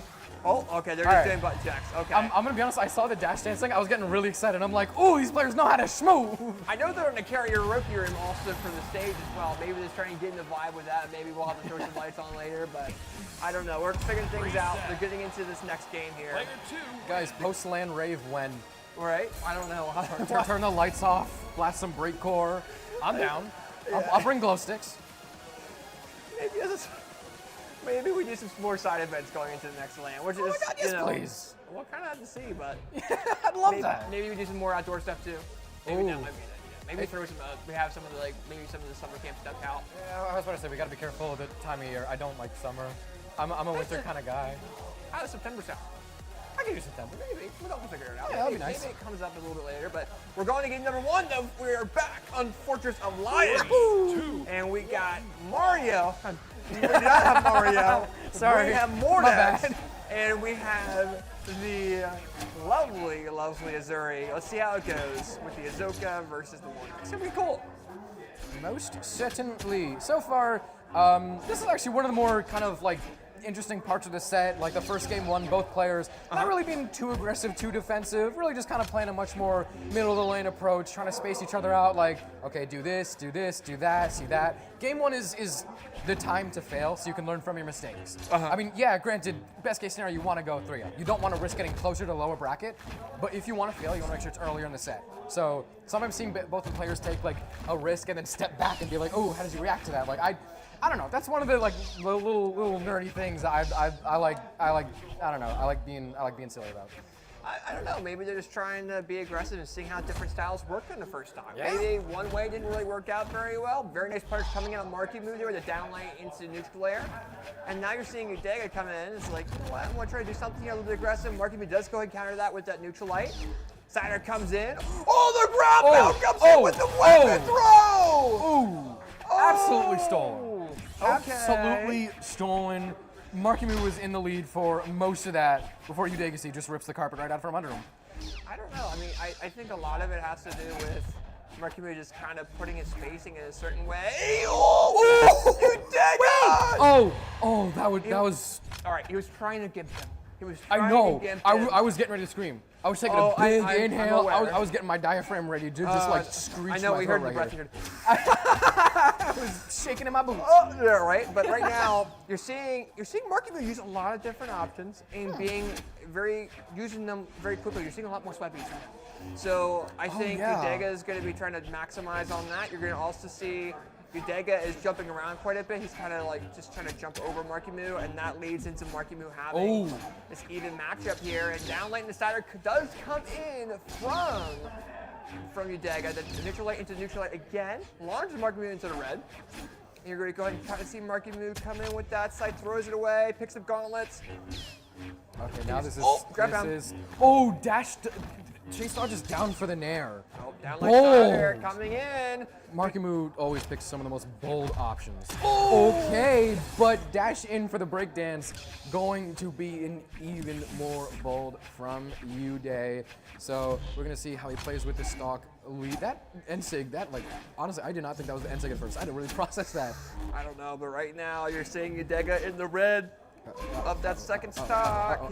He's used a lot of options so far. Sweatbeads, there we go. Downlight, there we go. That's it. Coming in. Very nice job. It is now one stock off between Udega and Marckiemoo. It's down to that final stock of game number 1, and these guys are already going back and forth like crazy. Yeah, no, this is exactly what actually we were talking a lot about. That if you have to fail, the best time is game 1. Game 1's the time to fail. Absolutely, I definitely agree in that. And then, at the same time, it also gives you an advantage going into it, right? You don't want to have that mindset of being down the entire game and having to come back. It puts pressure on your opponent when you have that issue. But you see both players in the yellowish red. You're seeing very nice job coming in from Marckiemoo, knocking Udega into the orange. Udega coming in, trying to do something with his guitars. How did all 3 of those recoveries miss? Those were 2 pixels away from missing. Silent recovery comes in from Marckiemoo, taking game number 1 because they went up too high on the map. Yeah. I mean, honestly, the thing is, Scythe sometimes have a bit of a reputation where people find it that Scythe is not the easiest weapon to KO with. There are weapons where KOs will just fall into your lap. You got Axe Side Air, you got Hammer Stomp into whatever the 19 moves it has the KOs. People sometimes struggle to KO with Scythe, so watching him miss 3 recoveries by 4 pixels and then picking up gauntlets and being like, screw this is over now. The moment gauntlets landed in hand, pieces fell into place. Honestly, Marckiemoo coming in with the fully recovery. No. Coming in. I wasn't ready. Oh, the dare. He wasn't ready. I wasn't either. That neutral air He still has options. He still has options. Touches the wall. Still has options. Weapon throw. Better hit the recovery to try and land himself a little bit higher. Another recovery. Whatever that recovery might land him to be a bit of a, because now he has to find some landing space. Marckiemoo trying to throw at anything he can. I don't know. We're seeing a lot of back and forth. You and me are both trying to process what's going on. You're seeing Udega really coming in with the aggressiveness with sword, swaps over guitars so that Marckiemoo does not pick up that second again. So you're kind of seeing a little bit of weapon starving there. Snyder does go ahead and get out of that. The downlight comes in, but the neutral light from Marckiemoo does come in. Misses the Snyder, but he lands the second one in the weapon throw as well. And you're going to see a neutral layer by Udega. He's going to try to go for another Snyder and lands that. Very nice job. Oh, that led for a long recovery frame. And you saw Udega with that 2-piece combo into that 1-piece as well. And you're seeing these guys go back and forth. This is only the first stock. The first stock of this game. What is going on here? Okay. All right. I was about to say, even Marckiemoo was kind of. That's does that count as a taunt to get body? We saw Marky kind of jumping around, doing a little dance at the bottom of the floor just before Udega just kind of comes back and whips out the signature. Hold on. Here we go. Nice recovery coming in from Marckiemoo. We both go silent with both of them. We're off the stage. They're like, hold up. We don't want to see maybe an upset or someone come back. I gotta cover my fingers or cover my eyes with my fingers. I can't watch. It's like a scary movie. Absolutely. But right now, it's close, man. I mean, we're on Apocalypse. You have to worry about the platform there as well. So that's what you're seeing Udega trying to go back there and say, you know what? Let me see if this mixes up Marckiemoo's mentality. They clash. Downlight Slider does come in from Udega. You see Marckiemoo off that ledge. Oh, the dare and the neutral light from Udega coming in. The dare as well. Wait. Oh, but the grab out saves Marckiemoo. Grab out do not let him. Oh my gosh, he almost had the lead. That is also just so well executed from Marky. Well, and he wanted Udega to go off that ledge and be aggressive as he was, and he punished it very well. So now you're seeing, Udega with the weapon throw. Oh, nice weapon throw by Marckiemoo, but doesn't have the sight anymore. That Snyder does go ahead and come in and into his advantage there. And my God. Doesn't knock. Wait, does he still live? He does. He's good.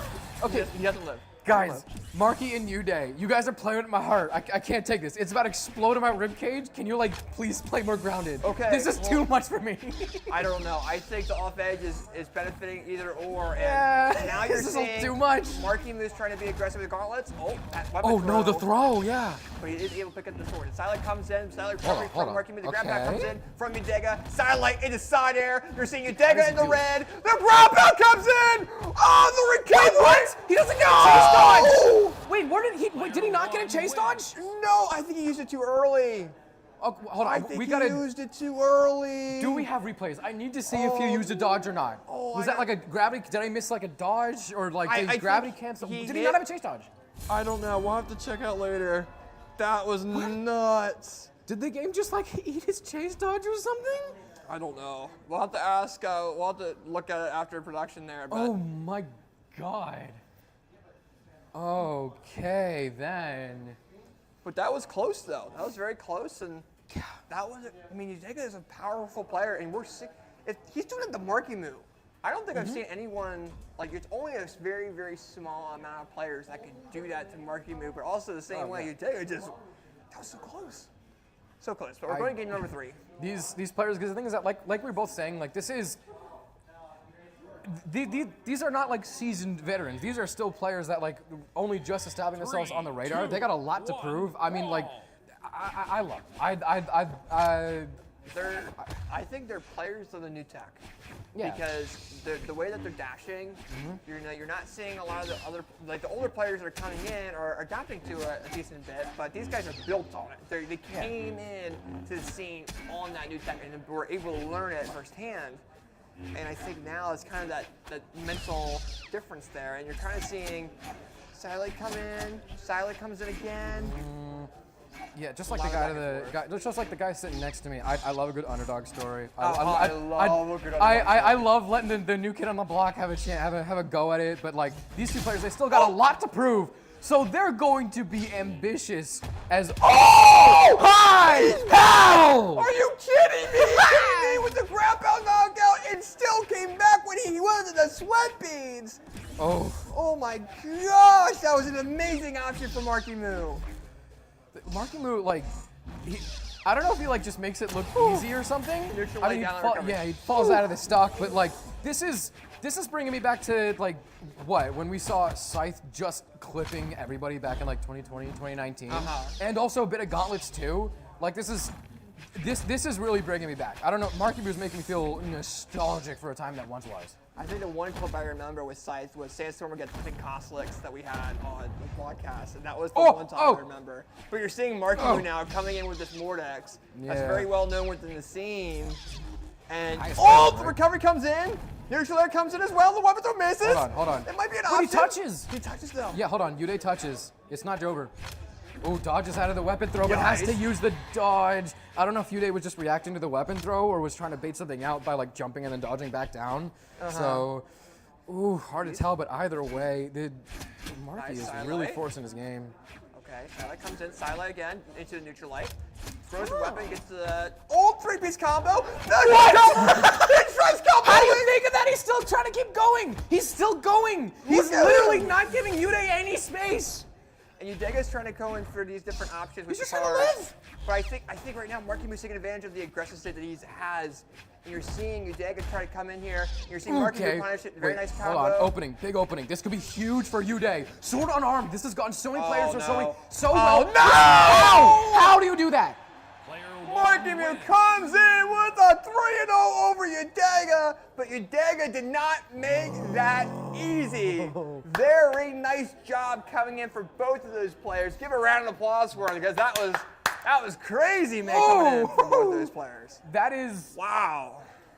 That is some of the best offstage we have seen in a while. Like sometimes we're scrolling on YouTube, we see Pavelski clips. Sometimes you go back and you watch like old Java games. Sometimes a Delta every once in a while just decides to pop off of a double tournament. Now we have this. This is where we're at with offstage gameplay. This is a new peak. Yeah, it was definitely a very good match between both of these players. Congrats to them, and God. I was very, very glad to have that on. And this shows more of where Udega is at right now. And he's got so much potential within the scene, but this is just winners. We might even see them a little bit later. No, we're going to see. I expect to see more Uday. I don't blame you. I don't think that man's going to drown any day soon. Yeah. I got a lot of faith in that man. Absolutely. So, but what we are going to go ahead and do is we take our little breaks here. We need a small little break here to make sure that. A little nap time? Oh, well, if you count 2 minutes as a nap time. I sleep really quickly. All right, then I'll have to wake you up here in like 30 seconds. Cool. All right. We'll do that. But right now, what we're going to go ahead and do, I'm just waiting for Prod to give me the go-ahead. We're probably going to take a couple-minute break. That way we can let the players relax there for a second, and then we can go into the winners quarterfinals. We'll do the other two ones when we do come back. We got some amazing matches, so don't go away. Oh, this is just the start. This is just the start, AJ. This oh is not my even top God. 8 yet. We're going to have a crazy my matchup. So with that being gracious. said, don't go away. We'll be right back in a couple minutes with Moose Wars.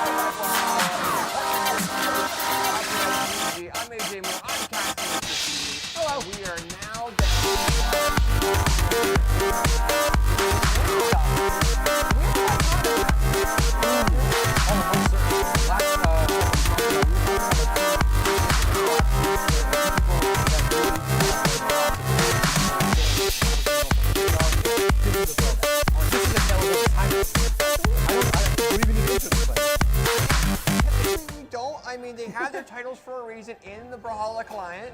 You got Cosolix, who's the DreamHack Austin champion 2018, also one of the more known creators in Brawlhalla, going against the legendary Sandstorm on the Tezca. Also, the 1v1, I like how he chose the 1v1 World Championship of 2018 to counteract the champion of DreamHack Austin. But like also, I feel like this is the world champion versus a DreamHack champion of the same year. But like also, they both really show longevity, and they're not just like. I mean, I make myself look like an idiot all the time, so I'm happy these players are helping me out by proving like they've actually been here for a while, and I'm not just like saying random stuff out of my butt. They've been here for the test of time of Brawlhalla. Yeah, I said tell us all this time, yeah. And we're going into game number 1 between Cosolix and Sandstorm, a legendary matchup to have at this LAN here, and we're seeing Cosolix on the Scarlet, and we see Sandstorm on the Tezca, lands that neutral signature. Oh, that D-Light would have been huge. Signature missed, but it allows him to come back, but the ult 2-piece comes in. You see Sandstorm missing the signature, he was meaning to do it the other way. The weapon throw does go ahead and land. Neutral Light does land though as well. We're kind of seeing Cosolix kind of be thrown into the red of that first dot. It gets that 4-piece kill! You were saying! I'm sorry! Excuse me? Hello, that's an impulse jump read. But that's a way to go ahead and do that there. Coming in for both players. Nice neutral light coming in from Sandstorm. Misses the second one, but goes ahead and picks up those boots. We're going to probably see a knockout option here in like 3 seconds. But, all right. Not even that. He's a step ahead. Yeah. He's a step ahead right now, but we're at an even matchup right now. Cosolix did it a fantastic combo game here. But now we got to kind of see who's able to do that again from their 2 stocks. Yeah, no, that's the thing about Sandstorm is that he's always 2 steps ahead. Wow. It's very hard to trap him in the corner. Maybe like that. It's very hard to trap him in a corner. He saved him. Sandstorm saved him, got the side air with the battle boots. He's got an answer to every question. He does indeed, looks like it, and we're kind of seeing Scarlet there coming in. Oh, it turns to the side air, but very nice counter. He's got it, a very nice signature read into that side air. Cosolix is able to go ahead and come back here a little bit. Weapon throw comes in. That was good. But the neutral layer misses, allowing for Sandstorm to really have that edge control. Oh, and oh unfortunately, no. Cosolix is unable to come back to that platform, and it's down to his final stock. Okay, so the fact that Cosolix is actually starting out with Scarlet is going to be a pretty interesting pick, because usually we see him like start out with the Ulgrim and then switch over to the Scarlet. Sometimes even stay the whole set on the Ulgrim. And the Scarlet's really only like the fire extinguisher that you put glass in place of emergency for. So the fact we're seeing that pop out frame 1, I'm actually a little surprised by that. I mean, yeah, man's came here to play, not going to let anything away from him. This game 1 might be escaping him a little bit. Sandstorm's getting really good with these punishes and knowing how to extend just the perfect amount. Cosolix, I think, still might have it in him to bring it back, but it's going to be a rough uphill battle. Cosolix has been really good with his weapon throws so far in game 1, though. Man, we have commentaries, Kurtz, because you just said that Cosolix is thrown off the ledge, like does almost get the stump side air. Sandstorm now with that edge control, missing that neutral layer. The Derek comes in from Cosolix. Oh, wait! Very nice job. And Sandstorm takes game number 1 over Cosolix here in this set. And that's the way to do it, man. The Tezca, evolving that signature, and kind of showing how fierce you are towards the end of that. Just showing that inner character of Tezca. Cosolix doing less than 250 damage is a little concerning. I think we do need the Macho Man. He does pull the Macho Man out, swapping from the iconic Scarlet to the iconic Macho Man, Ulgrim. One of my favorite moments in Brawlhalla history was when Cosolix joined the lobby of a community tournament, typed in all caps, Macho Man! And then 3-0'd the other player. Like, dude. As he smiles in the stage there, we're going into game number 2 of these guys. And maybe we see some different gameplay without Macho Man. Yeah, definitely. I mean, you can play him or pretty differently from Max. They both fill a similar slot in the game, a similar role, where they're supposed to kind of, in theory, be slow and heavy, a bit more for KOs. In some ways, you really have to work a little bit of extra work for damage rather than just the KOs. Okay. We're also starting to see, actually, Sandstorm's really respecting the Ulgrim. He's not going for any of these like crazy moves that we kind of saw him throwing out the last game, but also we see Cosolix playing maybe not as fast either. This Macho Man, definitely a big changing element. Finally have the axe. The NSAID doesn't quite come through, so he's out of a dodge. Tries to time out for the Sarah, but Sandstorm sees it coming, and Cosolix really just trying to get a double going to extend the damage, but that side stick's going to be a decent bit of damage on him. Absolutely. Oh, tries to throw the signature out. Versus wrong way. But he does go ahead and get that. Ooh, Okay. Recovery. Very nice job. I like how low to the ground he was when he did the chase dodge. Like that's the input itself not like too hard, but to get it that good, that's in practice. Like that shows mastery. Absolutely. And right now, Darren and Udega coming in from Sandstorm, but then a sider comes in from Cosolix, trying to get the knockout option. Oh, it doesn't land. No, what? But he is still able to come back to that ledge and take it back to that control. Very nice level throw. Okay. So seeing Cosolix be like so much more brave with these signatures is actually kind of funny because a decent amount of them have been whiffing, but yeah, Sandstorm doesn't really quite have an answer to some of them, and Sandstorm also really needs to make sure that he's able to find an answer to all the Sares and sidelights that Cosolix is throwing out, and it looks like answer he shall, as we do have a bit of a damage lead going over to the Tezca. Nothing quite off of the sidelights. Wastes a dodge, but doesn't read the next dodge correctly. Sandstorm's gonna sneak behind enemy lines, snatch that second stock. That's a good way of doing that there. You see Cosolix coming in, trying to get that axe and just trying to go and remove the second stock off of Sandstorm. You know, Silent Neutral comes in, jump down, kind of misses, but very nice counter option there. And then Sandstorm comes in with this fantastic Battle Boost combo, launching Cosolix into the orange. It might be an option here for Cosolix coming in, trying to get a side air. Gets the dare option there from Sandstorm. A lot of back and forth here, but it's in Sandstorm's favor to have the type of engagement. Most certainly, and it looks like the set lead might also be going over to Sir Storm himself. Quite some impressive fashion. Gonna put Cosolix kind of up against the ropes. Yeah, very nice job coming out of Sandstorm there. You know that Tezca is a powerful thing overall from coming out of him, and you know he's doing pretty well. He's doing pretty well with the Tezca, and he's kind of putting Cosolix in a place of, okay, what do I do from here? And Cosolix actually swapped over to the Scarlet, and we'll see what happens going into game. I like how they have that little banner that says "Not welcome on top." 3, on the UI feed going into it.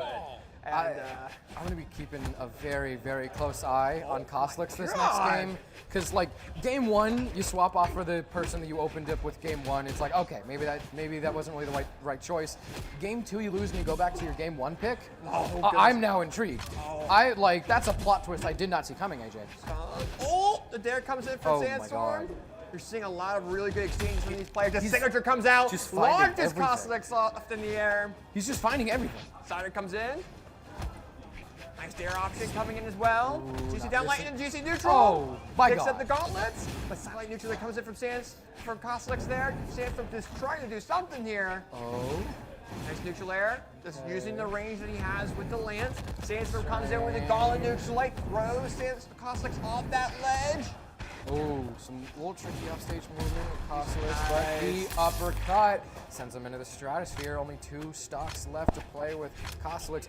Looks starting to get a bit better. We're definitely starting to see a bit more warm up. I mean, the guy's definitely not his first game on today. The guy's had more than enough time to warm up, so we're just going to see him get better and better and better as the evening goes on. Yeah, and that makes it 2 stocks all here. And this is game number 3, and Sandstorm's up 2. This could be possibly Cosolix's tournament stocks here, and he's definitely approaching a way better matchup than we've seen. And as I say that though, Sandstorm comes in, almost knocks out Cosolix. Oh no! Hold up, nice cider coming in. Sidelight coming in from Sandstorm. This is that dare option. Downlight into cider, into cider, into cider! What? What does he do it? I don't know, but those battle moves are crazy coming in from him. You're seeing Cosolix now going in a little bit unarmed, just trying to do something here. That sweat beat starts going for a dare. It's a Silent, picks up hammer. Boots are like the next scythe. You see people play boots, not like that though. Sandstorm is one of the only ones that plays boots. But Sandstorm! That's the way to do it, Sandstorm! No! That is a fantastic way to end a set. Congratulations to Sandstorm. He's the only man who plays the way he does! Dude, I feel bad for Cosolix. Because they're staying at the same place. These guys are staying at the same place. I cannot imagine how this conversation is going to be later. But those are some really good matchups. Give it up for Sandstorm and Cosolix there in that set, man. I mean, they're smiling and laughing on stage, but like, right after you get sent to the blast zone after that, you turn your left, and it's like, thanks? What do you say to that? It's like, how? I was like, okay. Oh. That was God. really, really good, though. I do have to say, though, Cosolix had a fantastic 0-dub with that Lance in round 1. And that was cool, and that set a premise, and Sandstorm wanted to one-up that, and he did that towards the final end of that. That was more than just one up. I agree. That was like the infinite lives glitch where you just keep stomping on the Koopa. That's more than a one-up. That's an infinite lives glitch right there. Right, yeah. But yeah, I mean, that was a good matchup there. Props to those guys. And now we're going into our final winners quarterfinal matchup there. And I gotta pull this up real quick. And while you're pulling that, I'm gonna let everybody know some very important information that I keep getting some hair stuck in my eye in a very annoying way. So I'm like trying to clear it out, but like I don't know where to. I don't know. Oh my gosh! Guess what our next matchup is? Should I be nervous or excited? Impala and Flower. Why is it that everyone tonight that is bunking with each other is against each other before top 8? Flower and Impala. Okay, so. Oh, that's an interesting match. Oh wait, no, I just realized something. Flower and Impala is going to be. It might actually be a really tough game to watch because of like the synergy that. Granted, I don't think they play twos together, but the synergy that they have together in ones. Like you see them at LAN, they're helping each other. They're talking to each other in between sets. Like sometimes they accredit one success to the other. This is friendly fire right here. Yeah. This is gonna be like I don't know if I can watch. This is gonna be rough. Oh. Ooh. Just waiting for, players are starting to get settled in. I know they're just both sitting up there right now, getting everything all figured out. And you know, it's been a pretty good winners quarterfinals, I must say. Oh, more than good. It's kind of crazy too. Like I'm just looking around the venue and I see Chops over there in their Knicks cosplay and going crazy, and I love seeing stuff like that land. You know, that's what I like seeing what people can do. You know, and involve themselves more in Brawl. That's the way to do it, man. And the more, no better way. The more is God. You know, that was they were one of the best Swarm players out there. Yeah. So they're powerful players, man. We got some powerful people here, just like Impala, the BCX 2022, 2023 world champion, going crazy. And you know, we're just waiting for them to start. And then I don't know, it's gonna be interesting because they know each other so well. I want to see but they how help they each know other. Like they borrow each other's tech. They help each other. Like this is when I say friendly fire, I really do mean it. Like this is tough. I don't know. It's gonna be interesting to kind of see where it really turns out, but I don't know. So I mean, maybe we see Kaya tonight. Maybe we see Kaya coming in from Impala. Ooh, Kaya. Honestly, like you say that a few months ago. That's easy money. But like actually, when I was spying in on a bit with Impulse, I got like my little detective hat, I got my magnifying glass, I was peeking over shoulders. Bro's on Koji. So Koji? Yeah. And also there was a few sets earlier in the year where he was actually locking in a bit of Koji, and I mean the bow carries over from Kaya. So that's a given. And it also just really shows some versatility, and that's one thing I really like in players is versatility. I agree. So we're definitely seeing a bit of that. So we're going through some bit of Impala's picks. You would have said this like earlier in the year. Yeah, Kaya would have been a no-brainer, but like since the way this year has kind of conspired and flowed throughout, I'd probably put more money on a Koji than a Kaya. But tell me a little bit what you know about Flower's picks, actually, because that's something I feel like you know a bit more about than I do. I'm curious now. I mean, you and me are both in the same boat. I don't know what Flower is going to put up here. Because you also have to consider they're going against one of their close friends. Yeah. They know each other's playstyles very well. Are they going to pull out something that Impala may not know about? That's kind of where my thought is. I want to see how. Got Flower in the room. Hi, Flower. Yeah, Flower's here, ready to go. We're just waiting on Impala to hop in. I think Sandwich's over there helping them out real fast. Hi, Sandwich. Yeah, and just making sure everything is going well for them.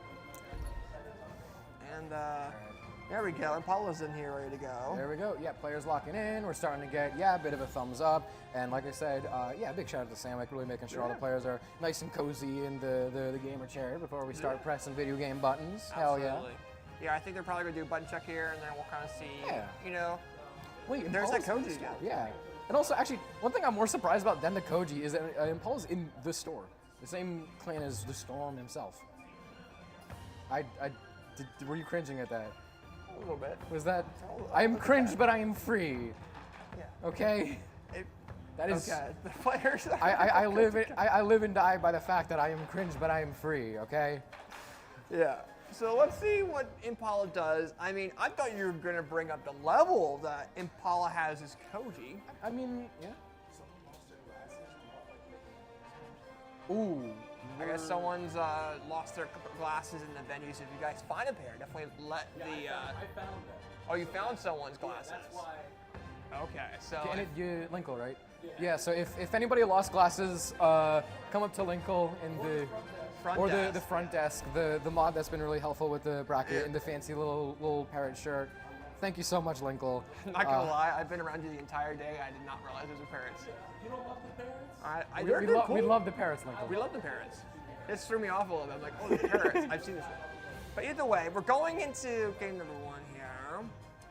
I think we got Impala pointing himself. Hello. There we go.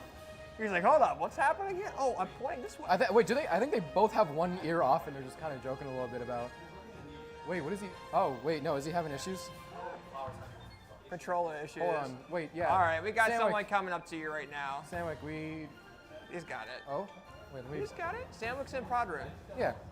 There you go. There we go. Everyone. As soon as it swaps to us. Round of applause for Sandwick. Yeah. Like this is earlier when I said like, oh, this is one of the people esports could not live without. Like that is a specialty for Sandwick. This man does so much, genuinely. He's Like ready round to of applause go. for Sandwick if we can get it. All right, so he's figuring out stuff now, and it looks like they might be. Oh. Figuring out real quick. We'll kind of see. All right. There we go. So yeah, it looks like as we're getting to a bit of a button check, and see, you said earlier that like trying to pick apart if Flower goes with a more main pick, something that we've come to expect them for, or if something that kind of throws Impala a bit off guard. And either this is just the button check. This could just be the button check, but like if we're really actually going in with the Yumiko, I'd be watching very carefully because Impala's throwing a new variable at you. He's throwing in something at you that is fresh out of the workshop and is like people are still trying to find ways to counter.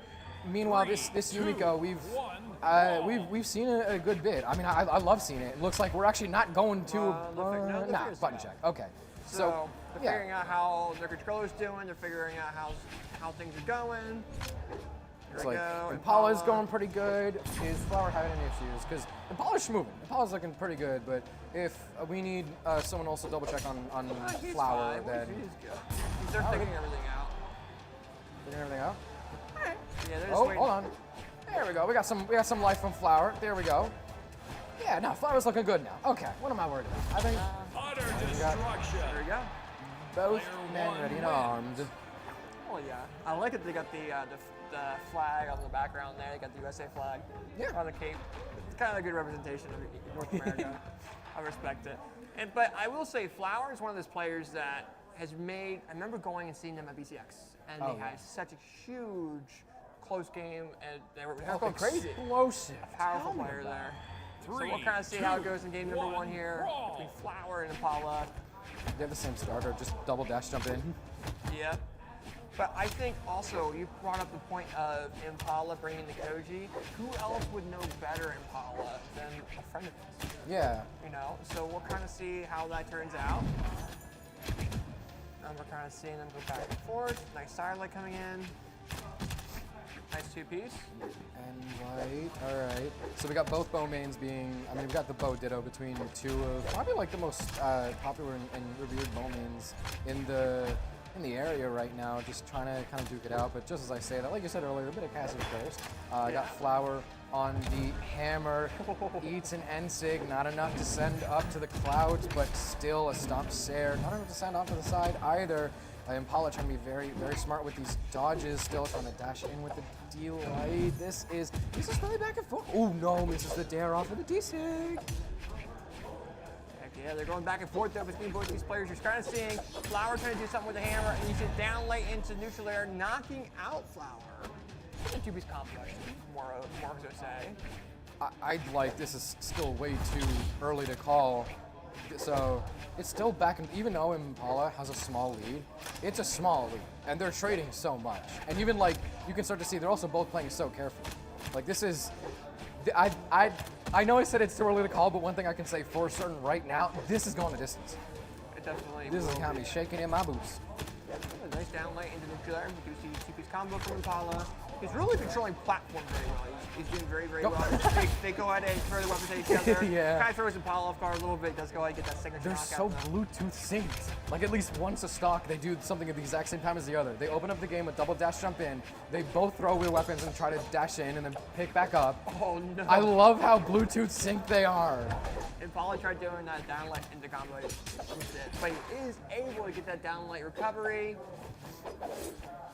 Ooh, that downlight recovery. Very nice job. GC Sidelight. What do you think he's trying to do with GC Sidelight? That has me scratching my head right now. I don't know. Maybe something he's trying to go against Impala with. Impala was able to do pretty well, and missing double bow. Yeah. Okay, there we go. You're seeing Flower kind of use that platform very well. Going against Impala, you're seeing Impala now being pushed off the ledge, and you're seeing a lot of pressure coming in on the platform from Flower there. So, but also, like with all the experience that Impala has on Spear, I know for a fact that he knows platforms pretty well because to bring signature into neutral air doesn't knock out. Still good though. Still a huge sign, yeah. Because then it builds up enough damage to let the stop side air smash Impala to the side wall, sending us both down to last stocks, one apiece. Small damage lead in favor of Impala, but all we gotta do is just play the extra next few minutes of fighting game, just a little bit more carefully. We could be having a Flower comeback right here. I don't know. We're seeing Flower launch Impala into the red or into the yellow, but then we see Flower get knocked to the red. Impala says otherwise, and Impala takes game number 1 over Flower, and that's why he is known for what he's doing. Yeah. He's known for being one of the best because he knows what to do towards this end of those stressful situations there. So we're going to game number 2. So the fact that Impala won game 1, yes, very cool. The fact that Impala chose to hit unarmed ground pound against Hammer and won, huge. Bold.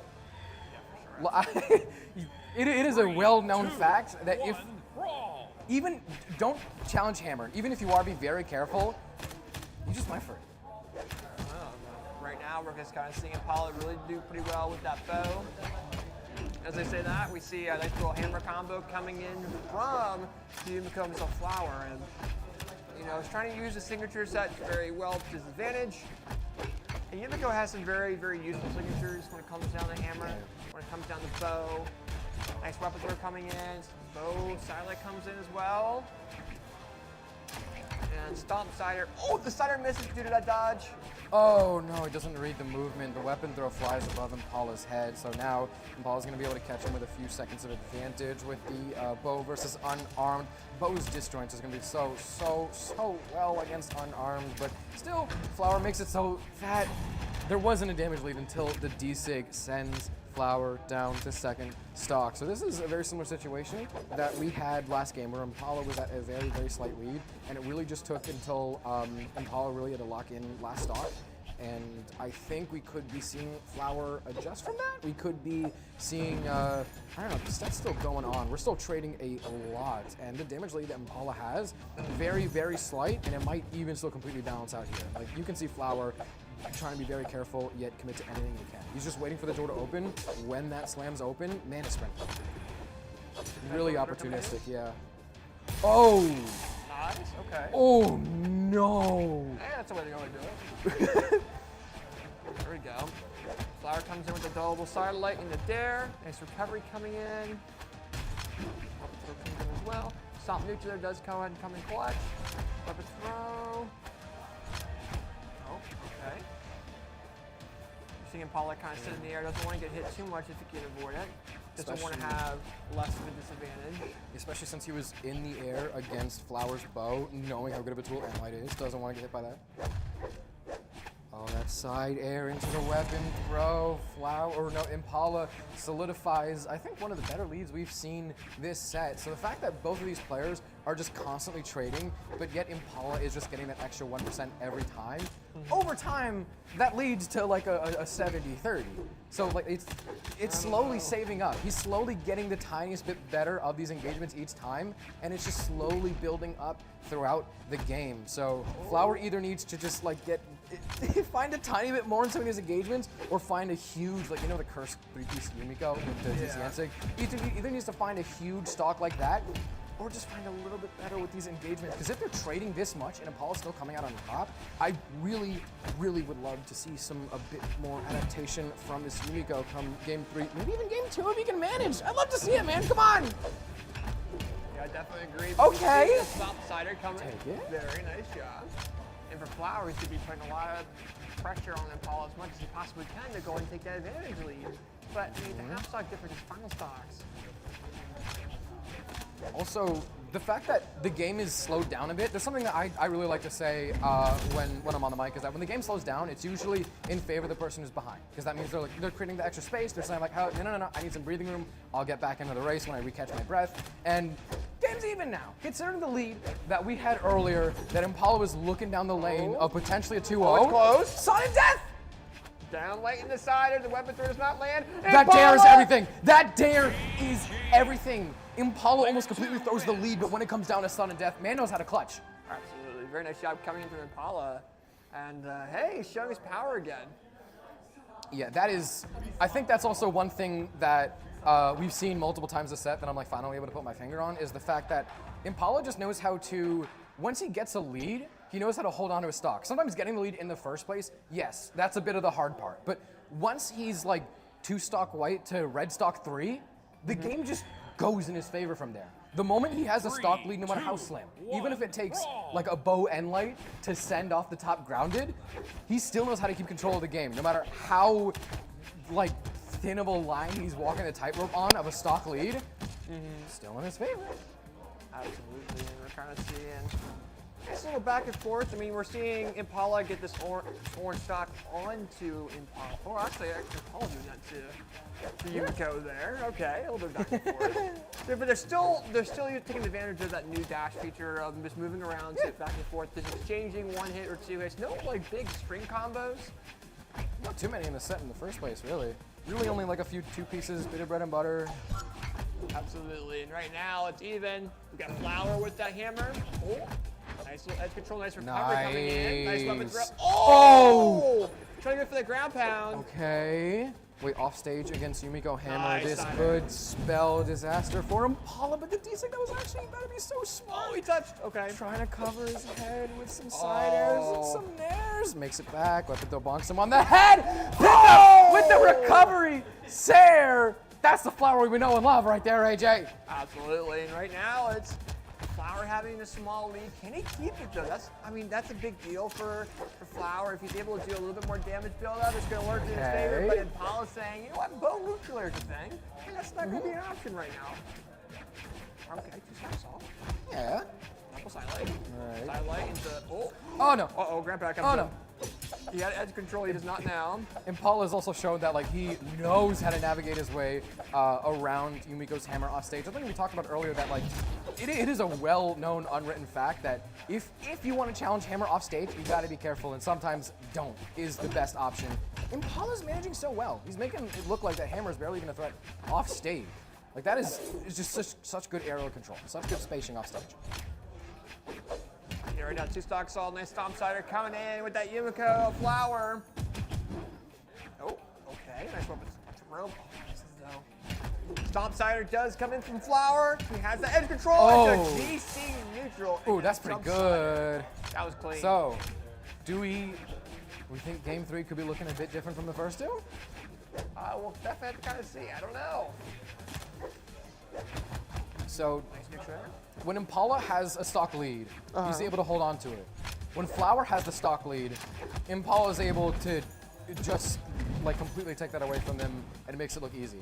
So the next few minutes of gameplay, this is going to sway what the bracket's going to look like for top 8. If Impala is able to live up to his name, hold the clutch factor that we know and love him for, and revoke the second stock from Flower, could this be wraps? I don't know, it comes down. Impala wants this to be a 3-0. He doesn't want it to be a 2-1 situation. It's still easily Flower's best game, maybe even of the night. This could I mean, be definitely against Impala so far. But it comes down to how he uses it. As long as he doesn't go for anything crazy risky, he uses his options well. Seeing Impala trying to do these platform neutral lights. Tries to do it again. Nice poutage coming in from Flower. Stopping the neutral sig. That weapon has to throw use the in. dodge. But he's able to come back though. Slider comes in. Forces him to burn the dodge with the weapon throw, but he still makes it back. Impala is like his skill off stage. It seems silent sometimes. He's so good off stage, even if it's not flashy. Yeah, very much so. But Flower does go ahead and take game number 3 to their name, meaning this is 2-1 in favor of Impala. Is Flower going to bring this back? It's a real question. I don't know. I mean, Impala's got a good clutch factor. We've said that time and time again, and I'm gonna keep hitting the hammer on that nail. Yeah. But like, Flower, Flower is taking me back to the most recent BCX. This literally is some of the best I've seen him play, maybe ever. Definitely today alone. Like Flower is giving us a real special show right here. Back to the dome too. This actually could be pretty good. Yeah, so we're going back to Miami Dome. Okay. Opening engagements, both off bow. Nice, missing the stomp. Paula trying to be careful, dash around a little bit. A little bit's understatement, I would definitely say. Here they're going back and forth, they're kind of dashing too much to the point of degree where they're trying to confuse each other, just trying to get this little advantage over each other. These people are going back. It's working. And you're seeing Impala doing very well at adapting to that, but now you're seeing Flower. He tries to do a neutral signature there. Impala with the downlight in the side air. He's now seeing Flower off that ledge. Tries to use that weapon throw, has sweat beads. Oh, the bait! Missed both stomps, missed it there. Nice side air from Impala, taking that advantage. Oh, nice neutral air from Flower, but the neutral air from Impala lands. Dare. Hammer dare. Hammer dare. Never mind, I'm wrong. I'm silly. With the downlight recovery, giving themselves a little bit of advantage here. That one, the way that Impala baited out the D-Sig, I can't get over it. That's still such a good way to play that interaction. I'm not getting over that for a while. Yeah, for sure. And, okay. Flower getting a bit of a read. Okay. I'm not gonna lie, I kind of want to see the timing for this game. Because these keep on going back and forth. And they're just trying to make each other have a rough time tracking. And 2 stacks all. Okay, nice sidelight coming in. Alright. So Impala slight lead again, but this is the dome. This is They're just going backwards, back and forth with sidelights. That's literally the options right now. A few Sares. A couple Sares, a couple dares, but a couple weapon throws, but nothing outside of that. We're just seeing the players trying to take advantage of the platform control. God, weapon dittos are so funny sometimes. They are. Oh yeah, I definitely agree on that part. And we're seeing Impala coming with that sidelight again, trying to take that platform control, missing that neutral signature, doesn't land, weapon throw. God, this is nice signature. Ooh, okay, so this game is looking, for both of them, looking so different from the last 3. Earlier, they would be really hungry to like jump on any opportunity they had to land an extra 2-3 attacks. This is usually just the one and done. This is the, I catch you with the silent into nothing, or I just pray to God this D-Sig hits, or pray to God that recovery hits. And I don't know, maybe God was answering his phone that day. I don't know, but we'll definitely have to kind of see what happens here, because, oh, nice sidelight coming in. Nice neutral air as well. Okay. Paula might actually be playing a bit more hungry right now. Nice, there we go.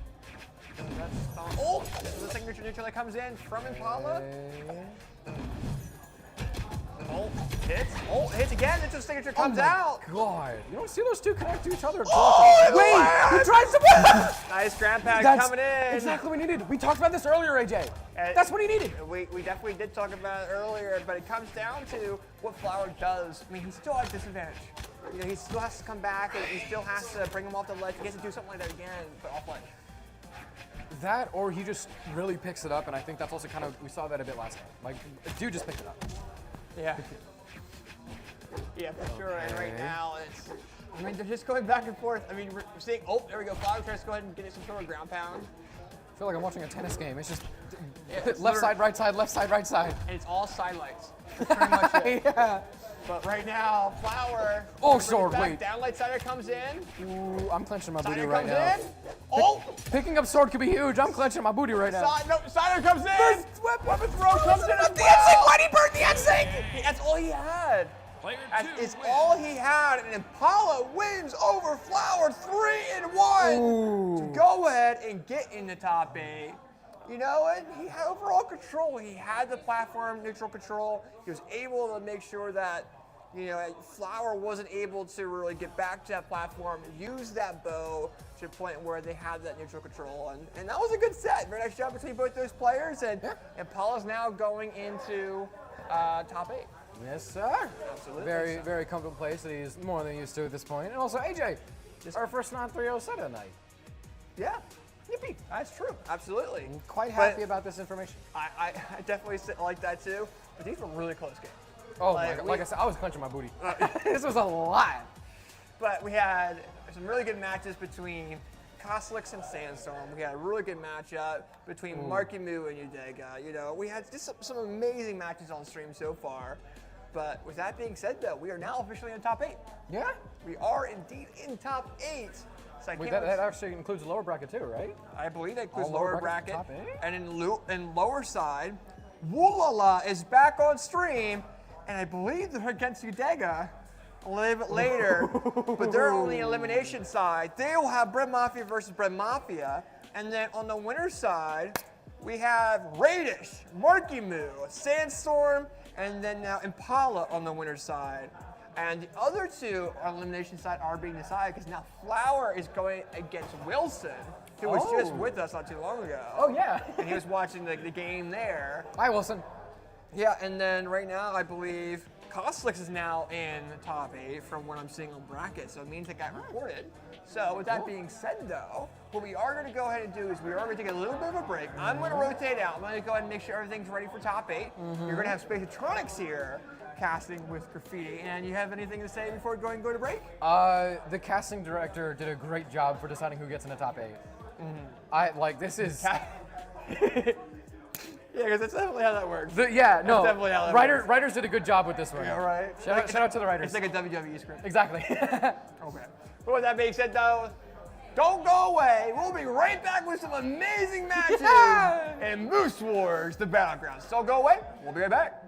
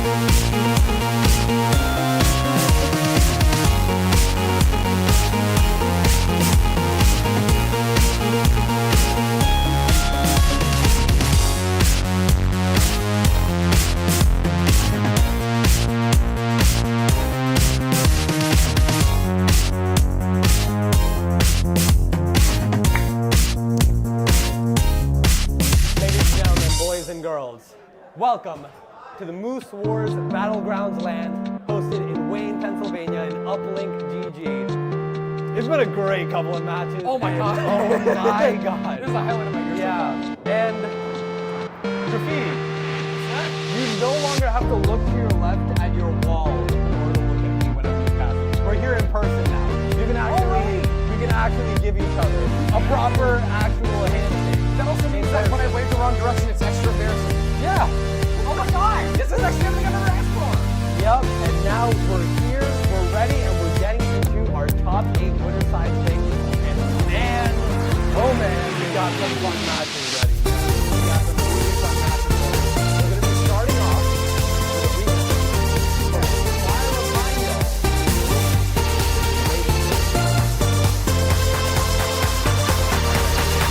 now, these two players, they have fought together 3 times total. 2 of them were the final final, and 1 of them was actually all 3 times it was rated. But Marckiemoo is on his head, and with 2 times that was the final final, he can take him to game 5. So I think we're getting I think there's a possibility that Marckiemoo could be very entertaining for you all to watch. And also, just like you said, what if Marky is just on an absolute streak? What if the man really is just a animal? I mean, like, the thing is, we see Radish just has the consistency of being good both online and offline. Yep. It's not like he's better at one than another. What if Marky just, like, needs that extra kick of adrenaline? What if the man just is an animal? I mean, I don't know. Maybe it is. Maybe it isn't. We did see that matchup at CEO, and it did go 3-0 in the favor of Radish. But you never know. That was it. I mean, that's why we watch these tournaments. Is that like you can put channel points on whoever you want. You can check the little box at the top of Start GG that says like show projected. You can you can create an underground gambling ring and put like money on the players. At the end of the day, we watch because we don't know what's going to happen, and that's part of the fun with fighting games. That's part of the fun with tournaments. Yeah, no, you but never know. Part of the fun of fighting games is being raw. Yeah. Yeah, genuinely. No, yeah, for and real. honestly, I'm excited for this matchup and next matchup And and the one after elimination that, and side the of the one after that, bracket. and the one after that. There's a lot of really cool matchups ready for you guys. While we're waiting for them to set up, I want to talk about elimination side of this bracket for a little bit. All right, Okay. we're talking real business now, Chad. So, on the elimination side of things, I have to do this all off of memory. I don't have a computer screen right here to look at. So, elimination side of this bracket, Wula did take it over Chut. I think 3-0 or 3-1. All right? That's still a good performance from Chad. So Wula is in top 8. Brad Mafia rejoice. That is also still a lot of props because did Chut actually outplace their seed? I'm pretty sure he did. Yeah, so like that's still a good day for Chut. Honestly, like super proud of you, man. That's actually actually really good. Yep. On another side, we have Mr. Udega. Udega. There we go. Udega. Double-decker bus. Yes. And he ended up taking a match 3-0 over, I want to say, Emperor Freed. So, yet again, Bread Mafia rejoice. You're going to have 2 Bread Mafia members in top 8 of the Moose Wars Battlegrounds. No, earlier when me and AJ were saying that Bread Mafia's eating good, there's a reason they got bread in their name. Yeah, they're eating good, bro. Yeah. No, they're getting bread. Now, we're getting into this matchup. We got Radish on the Red Raptor. Marckiemoo on the Mordex. Okay. The characters we know both of them for. So, I want to see something special. Marckiemoo was like styling on Udega. He's been styling on so many people. Yeah, that's his entire He has thing, been bro. taking us back to when like Gauntlets and Scythe were so much more exciting. Actual just deja vu blast in the past. It's been an electrifying. It's usually been a button check. I'm just gonna start expecting a button check. I don't know, like yeah, that's what I was thinking. Both you and AJ have been hyping me up so much, and I'm like, wait, hold on. What if they're right? What if this is actually the match? And then it's just, that's why I started being like, all right, they're getting into their match. Chat, trust your gut, chat. Anyway, this matchup is pretty interesting. This is PR1 versus PR8. Radish, after taking the trial of Heimdall, got just enough power rank points to outpass Sandstorm. He's currently PR2, Seed 2, and also in the other side of Winter Stop 8. Yes. So if you click the little box that said Show Projected on the top of your Start GG tab, you're probably looking at something similar as what we're seeing right now. Yes. Like this is, it's hard to say according to plan, because how much can you really plan of this? This is the top 4 seeds in the top. 3, Yeah. 2, Winter side. 1. So, Yeah. stuff has been going pretty well, but we're finally getting into the matchup. Radish on this orb immediately picks it up, trying to go for an air, but he doesn't manage to land it. Marckiemoo on these gauntlets, he knows, everyone knows that Marckiemoo does work on this Mordex, so I'm excited to see how he's able to pull this off. But oh, the double M-Light, he decides not to go for a sidelight Sair and just dash forward M-Light instead. And also, like, part of the reason, one thing that me and AJ actually talked a little bit about before you joined me on stream here, Space, is the opening little introductory games that players like to do at the beginning of the set, and how sometimes, like we said, first stock is the best time to lose. First game is sometimes if you gotta lose, if you gotta fail, that's the best time to do it. They're not taking that approach. They're not subscribing to that philosophy. They're playing pretty bold right now. This is getting pretty close to like game 4 or 5 behavior, and we're only T-minus a minute into the first stock. Yeah, both of these players know how to immediately lock in the moment they get into a game. No, they're not trying to like feel each other out. They are swearing like for death. I know you, and they're going for it. Yeah, and this is not even early into the bracket. They're both warmed up. They're both ready.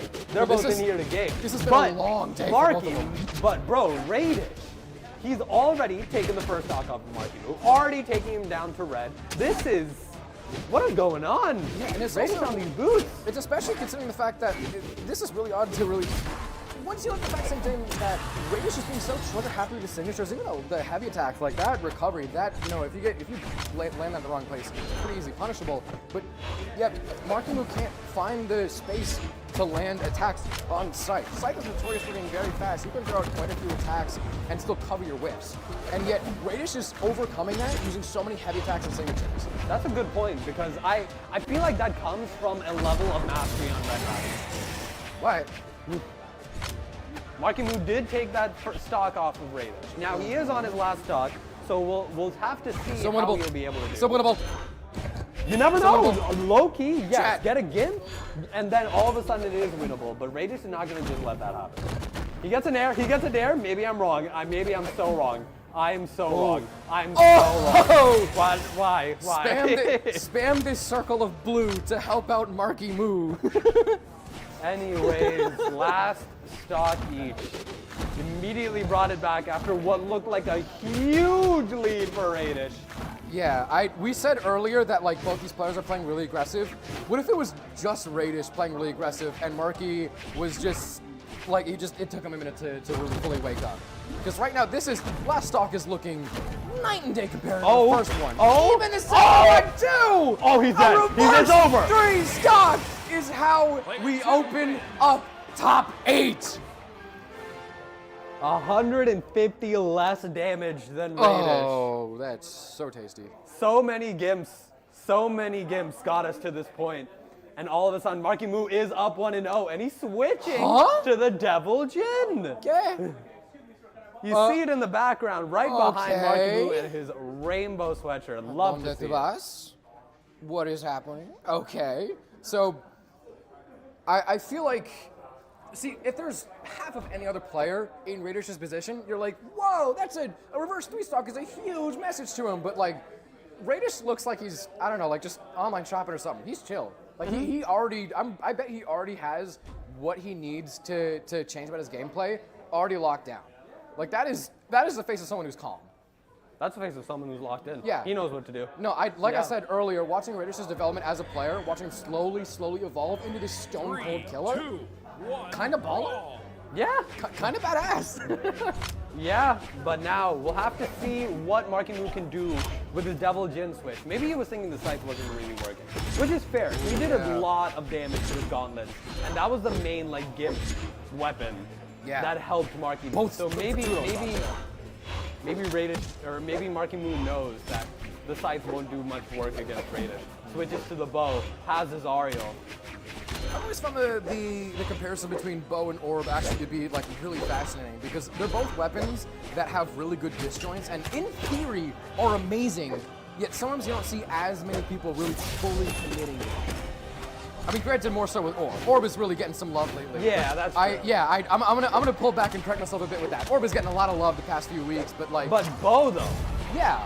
See, look, Yeah. bow I feel like deserves so much more love because it has some good disjoints. It has so many of its options covered, and it has some pretty good KOs. I feel like comparing bow to Orb, it makes no sense why less people play bow. Yeah. But he gets that motorcycle side sig. Radish on the side of the stage, trying to get this KO off of Marckiemoo as soon as possible. A sider will push him a little bit closer, force him off the side of the stage. Marckiemoo trying to find an opening. He dodges through that sider coming out from Radish. Gets a side light, dash back nair, gets an end light. Marckiemoo moving around, dodges the recovery too. He keeps moving around these kill options coming out from Radish. But he's trying to find out. Like that ground pound, that could have been disastrous for Radish. That's it. There's been a lot. Oh yeah, no, completely out of options. Yeah. Fast fall. That might even be a ground pound too. Let me just look back. Yeah, no, that was a fast fall. But still, Radish. I mean, he's like dash jumping in for these snares and recoveries. He's sending full throttle down to these ground pounds, and it's really all or nothing with him the past few minutes of gameplay. So I feel like Radish is probably gonna be playing as confident and as as aggressive as ever. It's just whether or not the coin flips heads or tails. I feel like really will be the deciding in this game. Marckiemoo does have a very solid lead, and that D-Sig does take him down to the last stock. But you know Radish. Radish can make this back. Radish can come Stone back. Cold Killer. Stone Cold Killer. It doesn't matter if he gets reverse 3 stock. He can. Right back on it. He gets right back on it and can figure out how to get these KOs.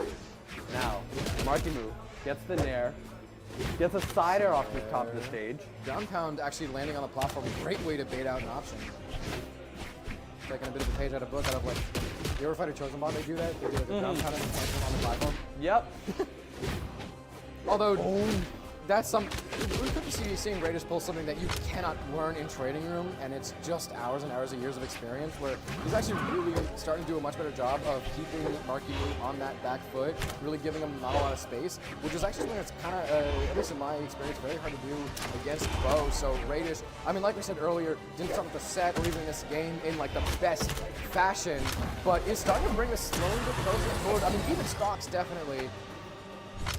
This is quite precarious. I mean, Raiders believers are still, y'all still have so much going for you right now. And still, hitting some pretty good bread and butters. Actually juggling weapon starting too. Raiders believers, I think they're onto something. They could be. Raiders could make this back immediately, but Marckiemoo does get that nair and could take this stock off of Raiders as soon as possible. It's like that nair almost does it. Maybe Another two one more. will do it. Yeah, one, maybe two more. Raiders has time before one, maybe two more to connect. There we go. For the game. Marckiemoo is up 2-0. Keep in mind, at CEO, Raiders 3-0'd him. Yeah. And also, isn't their set record 3-0? Yeah, their set record is 3-0. This could be the first one. The only way Raiders could make this still an undefeated record is if the reverse 3-0 happens right here, right now. Which, we're not saying that like it's an impossible thing. Like, I'm certain everyone in this arena is fully aware we could be here for much longer. Yeah. This is, I don't think it's ever safe to say Raiders is out of the game. Even when it looks like it, it really is just a go next. I will say it again, cold face killer. I don't know, but Marckiemoo could be the end of that. Marckiemoo could be, I've said it before, Marckiemoo could be NA's new savior. The double ground pound is a risky move, but no one other than Marckiemoo would go for that. And Marckiemoo is the one that makes it land. That almost did too. So, yeah, both of these players respecting each other heavily. You even saw at the beginning of the game, Raiders was actually really trying to run away and space himself out before he got the weapon. But now, though, the moment he has the weapon, oh, the Hensig! It picks up a bit more space. Wait, look at the top right corner of your screen. Look at that. That is healthy on the side of Marckiemoo. He gets that Hensig, and all of a sudden, it's looking a lot more dire for Raiders. Bro went to his doctor, and the guy was like, nah, you're good. all his tests came back just A-okay. That is thick. Now, Radish does have the boots on hand, was trying to do a little bit of work carrying him all the way off to the side of the stage. Now, boots are a very fun weapon because I'll be honest, I'm not, oh my goodness. Nope. Yeah, I see Marckiemoo is not the same as me. You see me, I hate fighting boots. But Marckiemoo just knows what to do. What is happening? He doesn't care. Wait, okay, Radish still has to have like some surprises. We saw reverse restock in the set earlier. It's never too far ahead of Radish. I'm starting to have a hard time finding the words. I don't think we're seeing a 3-stock. Yeah, Radish is starting to put a bit more space, trying to stay a little bit more careful, but also still trying to find the openings. I think he's actually starting to play this last stock a lot more smart, especially the level of intelligence that we really need to see from him that we come to expect day in, day out. And we could be seeing some pretty good damage. Don't think this is a 3-stock. Even if this is a 3-0 win for Marckiemoo, guy's gonna make him run for the mic. This is not a 3-stock here. Check this out. Weapon throw, does he confirm it? Okay, now I wouldn't say it's not gonna be a 3-stock, because look at the damage. The side sig though, he does make sure it's not a 3-stock. Okay. But this is still looking very, very dire. And people say Caster's curse. Now, Marckiemoo, two side lights, a sider off the side of the stage, weapon throw up the top. Oh, no! Wait, no, I'm watching back on the, we have a second monitor that's a bit more delayed. Okay, Marckiemoo also just jumped up, wow. Marckiemoo! We have another monitor that's slightly more delayed than the one that like we're actually getting the feed from. I tried to quickly like whip my head over to see if I can catch it. I still couldn't. So that was weapon throw, and then go off stage unarmed to like bait something out, and then the weapon throw down. He basically trapped him. Yeah. Like Radish managed to land that boots and sig.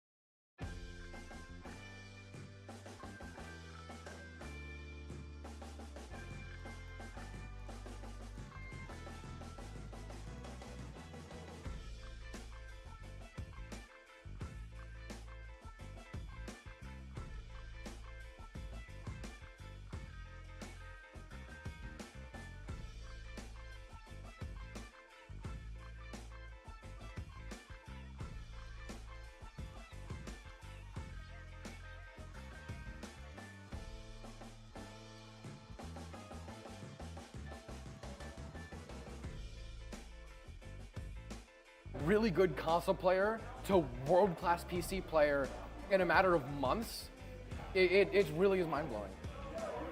Yeah, man. Honestly, I feel like us PC players are kind of spoiled. Yeah, we are. Compared to console, like. And also the fact is that like we have less of an excuse. Yeah.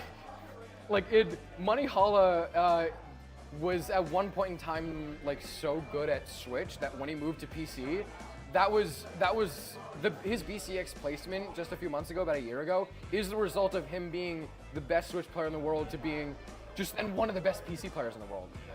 Like we as people who actually use keyboards instead of controllers, we have less of an excuse. Yeah.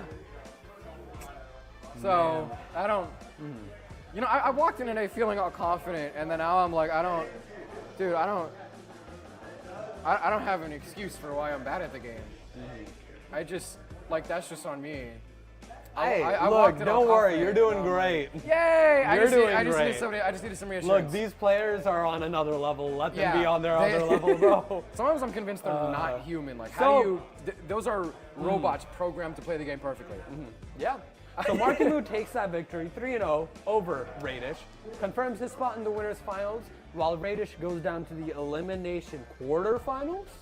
Sounds like it. I don't exactly know where or who in the bracket's going to be fighting or going against them. Yeah. But we're going to our next match. Yes, sir. And our next match is a very, very coveted match. Very well documented, Okay, I don't know how to say this. I lost my train of thought. You still gotta keep going.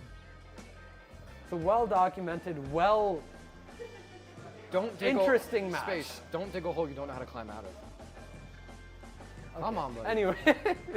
Listen, you believe in me, I believe in you. Okay, well, this is a match for the century. This is a generational match. All right, we saw this at, I don't know if we saw this at BCX 22. If you say so, I might be able to see if I can remember. No, I don't think we actually saw this at BCX 22. But this is a match between Sandstorm and Impala. Oh, oof. Oh, don't make me choose. We've had two players that have shown that they are the GOAT of the region.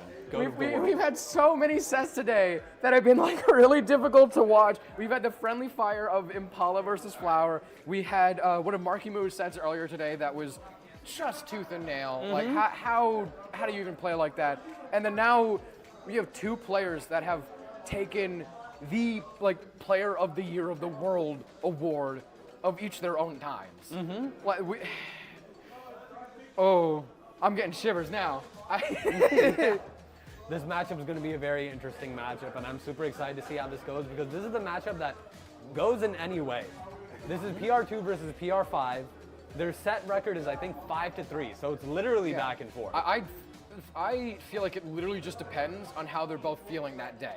Anytime one of them outplays the other, I think that's something they could only do on that day. It only works once, and then you just got to find another way to outsmart the player. I think they both have the potential to be so perfectly neck and neck. If they played 100 times, it might literally be 52-48. I think it literally just depends on how they're feeling that day. They trade spots on the PR ladder so often, I constantly forget who's higher ranked. Yeah. And now we're seeing them go against each other in LAN. Now the last time... For like the fourth time. Yeah, fourth time. Jeez. The last time these two fought together on LAN was BCX of last year. Yeah, I was about to say, I don't think it was this past CEO. Yeah, BCX of last year went to Game 5. I would not expect anything else from either of them. Yeah, y'all better not let me know. At the elimination quarterfinals of BCX. Impala, Sandstorm, y'all gotta give us a good Game 5. I'm putting this pressure on you right now. Yeah, and I'm excited to see how this match will go. Yeah. We're actually able to peek into the arena where we are. That's if you wonder why we're always like looking turn our in that heads over there. direction. We are just like a few feet away from the arena, but there's like a big. If we could turn this camera around. Unironically, yeah. So we're actually able to just peek on the players, and we're seeing that we're getting headphones on. We're having the players like kind of fix all their tech issues. So it could be any second that we get the heads up. But also, while we're still here waiting, I just want to ask, how's your time here so far? How have you been enjoying this? Great? Better than I expected. and I expected a lot. Magical. Yeah, this has been great. Great venue, One for great the books. organizers, great team. One for the books. Oh my God. TO team was going crazy. AJ has been running around doing his thing, making sure everything's going fine. I don't care if y'all are hearing this in person. Shout or out to if y'all Linkle and are- EXO for Like, modding. yes. the- Oh my God. But like, I don't know if y'all are hearing this in person in the arena, or if you're in Twitch chat and you're on another tab. Please tab back in. Any way you can, show some love to AJ. Like he has been running around, and it has like been. This has been so much work on him. He deserves so much of the world for this. Genuinely, like this is. I wanted to like really make him sure, let him know like this is your day, and he's like, no, whatever happens happens. Like this dude is working overtime on top of overtime to make sure that this turns out to be, I think, easily one of the best events I've ever been to. Genuinely? Yeah. Yeah, highlight of the year so far. Dude, honestly, I think Brawl needs more lands. Yeah, Moose Wars is doing some work here. No, Moose yeah. Wars is doing God's work here. That's something Making I'm like. this land here. One of the things I'm actually so jealous about Smash 4 is that they have regular locals, and Yeah. I love going to locals with friends, even though I never play. Sometimes I just walk up to a random set of two strangers, I fist bump them both, and then don't watch their set. I'm literally just happy to be here. I'm literally just happy to be here. All right, good luck, boys. Good luck, boys. All right, I'm gonna watch someone else. Okay. I love LAN. I love it so much. Man, Brawl needs more locals like that. I got so lucky. Like, you don't realize how lucky I got, with the considering the location of this Yeah. area. Like, I am so close to this area, it's crazy. Do you mind specifying? No, I think I'm good. But I was in the back for a little bit. I was helping out with some interviews and stuff. And genuinely, there were a couple people that were like, if you're anywhere remotely close to this area or close to any land, please come out, bro. Yes. Like Impala's here. He flew in from Florida. How many days to get here, Space? Uh-oh. We have a, so I'm pretty sure this is The gonna difference is I have school, AJ. I'm pretty sure this might just be a button check, so I think we can keep yapping a bit. Do we want to do you have anything to say about what AJ just said? Or Yeah, are we moving AJ has on? been trying to get me to come check out this venue for like multiple weeks now. Oh. So, considering I am the closest Brawlhalla player to the area. Oh yeah. But like the thing is, for a second I thought AJ was making fun of how long it took you to get here just for this event, this day. Oh, like no, I thought he he said like it means- took you days to travel. No. He's been trying to get me to come check out this venue for a while. Yeah, and why didn't you? This is cool. I'm in school, Graffiti. Me too. I would have flown here.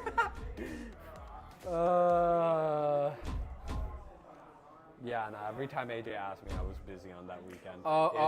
It was just an unlucky streak. Yeah, it was just pure unlucky streak. You should have just started with that, because now I feel that. Nah, The unlucky streak. Anyways, I think we're actually getting into our match. Yeah. here. I'm pretty sure this is the actual We're match. now doing the total opposite from unlucky streak. Both of these players, I mean, that's already for me for calling. Both these players, they're not on a lucky streak. They're just on a streak. For the past few months. This is just them being good at the video game. It's getting hard to intro these players in. Yeah, because everyone knows it's Lord Sandstorm versus the GOAT on the block, Mr. Impala here. Yeah. Now, So both of them on, gotta say, some picks that we actually okay. but we did not expect that KO. Sandstorm so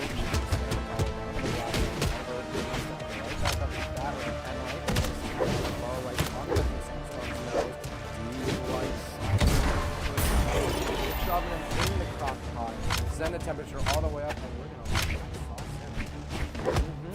gonna Now, Sandstorm, as soon as Valbooth came out, he was one of the first to pick up the Tesca and be able to top off with it. And he's been going crazy with Tesca ever since then. He knows all boost tricks. But like we saw earlier in the set against Costa, that he goes crazy on boost. Whenever it comes to boost, he knows what. But the funniest part about that is that, like, he kind of just does that with all weapons. He had a cannon phase. He had a great sword phase. Yeah. He didn't have a bow phase. No, not a bow. An orb phase. Now, all I need from you, Sandstorm, is to play Blaster. Okay? That's all I need from you at some point. You're still friends with Boomy, right? Anyways, Impala, while we're looking away, immediately takes 2 stocks from Sandstorm in the time that we have not been paying attention. Yeah, we got a bad quality happening. Yeah, we definitely. Anyways, Impala, sword on hand. He's not on the Kaya that he won DCS 22 with. But this Koji, it has the bow, obviously. And how do they call it out every time? I don't know, bro. Sandstorm always does this. He starts the side zig. He charges it up for way many more frames I think he would be allowed to get away with. And then it magnetically sucks it in. Oh, okay. First game coming on the side of Impala. The bow main man himself. I don't think we're seeing either of them swap off a character. I mean, obviously, like I say that, both of the players have room to prove me wrong. We could be seeing another bow legend from Impala. We've seen him kind of throw quite a few chain variables into his repertoire in the past year or so. Sandstorm, I mean, like, he's found excellence with so many legends. At this point, 3, 2, 1. So they both have more than enough room to prove me wrong. But as far as legends that they are comfortable with throwing out in a high-level tournament setting against a player of other caliber, I don't think I'm seeing much of a character change, much of an external change. I think any adaptation we need is going to be in-game. It's going to be internal. It's going to be mental. It's going to be. Now, to start this game, Sandstorm is putting up the heat with the battle boost in hand. Oh, but Impala just not letting him get off the side of the stage. He manages to finally land back. He gets a nair into a side air. A D-like nair right on the edge of the wall.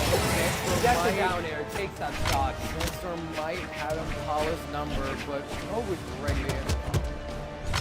Yeah, he was ready, and now Impala with a bow on hand does have the stock lead against Sandstorm. Sandstorm trying to get a DC sidelight, but doesn't manage to fully confirm it. Forces him off the side of the stage. A D-light side air. Oh! The side of the stage. Weapon throw, bonk on the top of his head. Brings us back immediately even 2 stocks to 2. Now, Impala is unarmed right now, trying to find a weapon. Will he be able to? It is the sword that he picked up. Tries to get the sidelight. And now Impala adding up slightly more and more damage. He's doing work with this sword. Impala has shown, I mean, not only in previous events in the season, but also just alone, really started to flex the muscle. How well, once you think that, oh, Impala, you have to start playing slowly now, you're at a disadvantage, but he doesn't back. Like, he has the clutch factor. He works it out like a muscle. Yeah, he literally just brings it out time and time again. He's doing reps in these tournaments, clutching game after game after game. He trains it like a muscle. Yeah, and honestly, it's doing work. Oh, the ground pound immediately turn it around. Do we think Sandstorm's baiting him off stage? Clutch factor is hitting a higher PR than Impala's? Honestly, maybe. We'll have to see. Impala is 1-0 in this set. That first game was a good amount in his favor, but now Impala, throw on hand. Sandstorm does have the lead. Yes, there, that is the KO. Last stock each. Impala opts for the sword. I mean, okay, I've said this so time and time again, I'm probably going to annoy people at home saying this, but like, it's the most weapon game. Yeah, yeah. You just like, find someone who doesn't like playing this game. It just makes sense. Yeah. I can't really argue against you there, honestly. You bring up a good point, because sword is one of those weapons that you can just like, if you miss a move, you can put an end light to just force them away. There's a lot of moves that you have the moving side light, you have the stationary end light that sends them away. Nair and dare are very good, like aerial moves. Side air forces them off stage. Oh. The ground pound! Wait, the weapon blocks him! No. This is the last stock round. Let's see players need to find the dogman. Sandstorm tries to get the side sig lead, but Impala reads ahead of it, goes for his own side sig to catch his mistake, and Impala is up 2-0 in this set. Space, that is the very first time, maybe in the entire day, we have seen Sandstorm with one of the side sigs. Every time that Sandstorm tries to let that rip, it feels like the Captain Falcon up smash where it just magnetically sucks you into a vortex and you get hit by it anyways. It was so jarring to see Sandstorm whiff a signature like that. He's almost never done that in the entire day. So, yes, I think this change is very necessary. Mm-hmm. And Impala's locked in. You can see there's I was gonna say no movement whatsoever. He is ready. He is one with the game right now. That's like and Sandstorm. You can see it in the screen 3, behind Impala. 2, Sandstorm is switched. He is on the Mordex. Woo! And we saw the Mordex coming up from Marckiemoo earlier. Scythe probably looking just as good, if not even maybe a little bit better than Marckie's, but see, maybe they're waiting until bracket. Another whip signature. Hard to tell how well that bodes for Sandstorm, but hey, too early in the game to call. So yeah, no, like I said, I guess, Sandstorm really proved me wrong by actually changing characters, and this could be exactly what he needs to pull ahead and win this whole race. All small lead, but still not much. That Sandstorm can't come back. I mean, big lead in the set. But like Sandstorm's been in the slot, so long season competitor. Earlier we talked about the B6 title. Bro's been in more stressful situations than this so many more times. This is just like a normal Tuesday. I think he knows exactly what to do himself and exactly how to keep on. Oh, he gets the nair read. No, I possibly bring this back, and now Impala, with the sword moves, sword aerials are able to add on a slight bit more and more damage. He's trying to get the stock off of Sandstorm as soon as he possibly can. But he's struggling to find it. Eli Sato will finally do it. And Impala has done a good job to bring this even, considering how well Sandstorm was when he took Impala's first stock. And immediately bring it back. The nair off the top of the stage. Almost got that KO. Would have KO'd an Ada.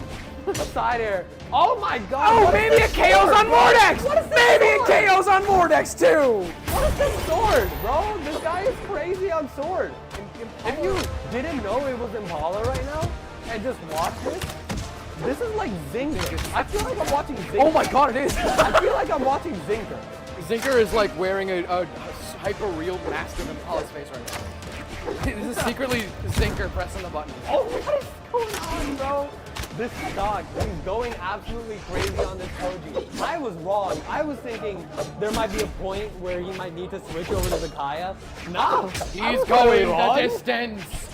He's going the speed. It's just back and forth. Dude. Oh my god, this is a stock. Impala makes controlling the pace of the game so easy. It makes it look like being in a lead is a choice. If he's behind, he just brings it back. If he's ahead, he just stays ahead. Ooh. He makes controlling the pace of the game actually look like a cakewalk.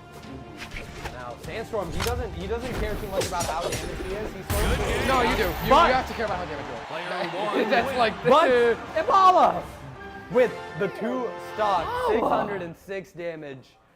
Impala is going up 3-0 over Sandstorm. Wait, I completely forgot it was a 3-0. I was not expecting a 3-0 for that set. I was, huh? Well, goodness me. But like also during the last game, I think we also saw a lot of what we've come to expect from Sandstorm Scythe. I think especially during that first stock, I don't know, maybe if it was just like reinvigorated by the new pick and maybe just kind of the game, as the game went down, he kind of got wore down a little bit. Something about the way he played Scythe during that first stock, I think still means that we have so much more hope for him sadly in lower bracket. But still means that like we can hope. I it's think, still top 8. Yeah. No, the man still secures himself some pretty good placements, and I think, like I said, just I know I'm kind of nitpicking that one stock, but like I still think that means that he deserves for us to have so much more faith in him than that. You know what this means? Both Seed 1, Seed 2, PR1, and PR2 have been taken down to the elimination side of the bracket. We've seen 2 upsets, and they've both been 3-0s. So instead of Radish and Sandstorm in winners finals, we have Marckiemoo and Impala. Quite a plot twist. Quite a plot twist. Quite so indeed. It all goes down in this Moose Wars Battlegrounds. Y'all should be here, bro. If you couldn't make it already, you should try teleporting here. What he said. Yep. Ah, man. So I think we're also getting waiting for a bit of a word from production or maybe one of the organizers to see if like maybe we're going to a break or maybe we're going right into the next set. Yeah. All right. So you said break. I think so. Let's talk for a little bit more though. Yeah. I mean we could. We got Marckiemoo and Impala. I'm really good at yapping. I still have not seen this bracket, so I don't know who else is in the elimination side. But we know one of those matches is going to be Wula versus Udega. Right? Yeah. The Bread Mafia match. Yeah. So, we got some cool matches coming up. So make sure to stay tuned. It's going to be great. Have a good one. Peace out. We'll see you soon.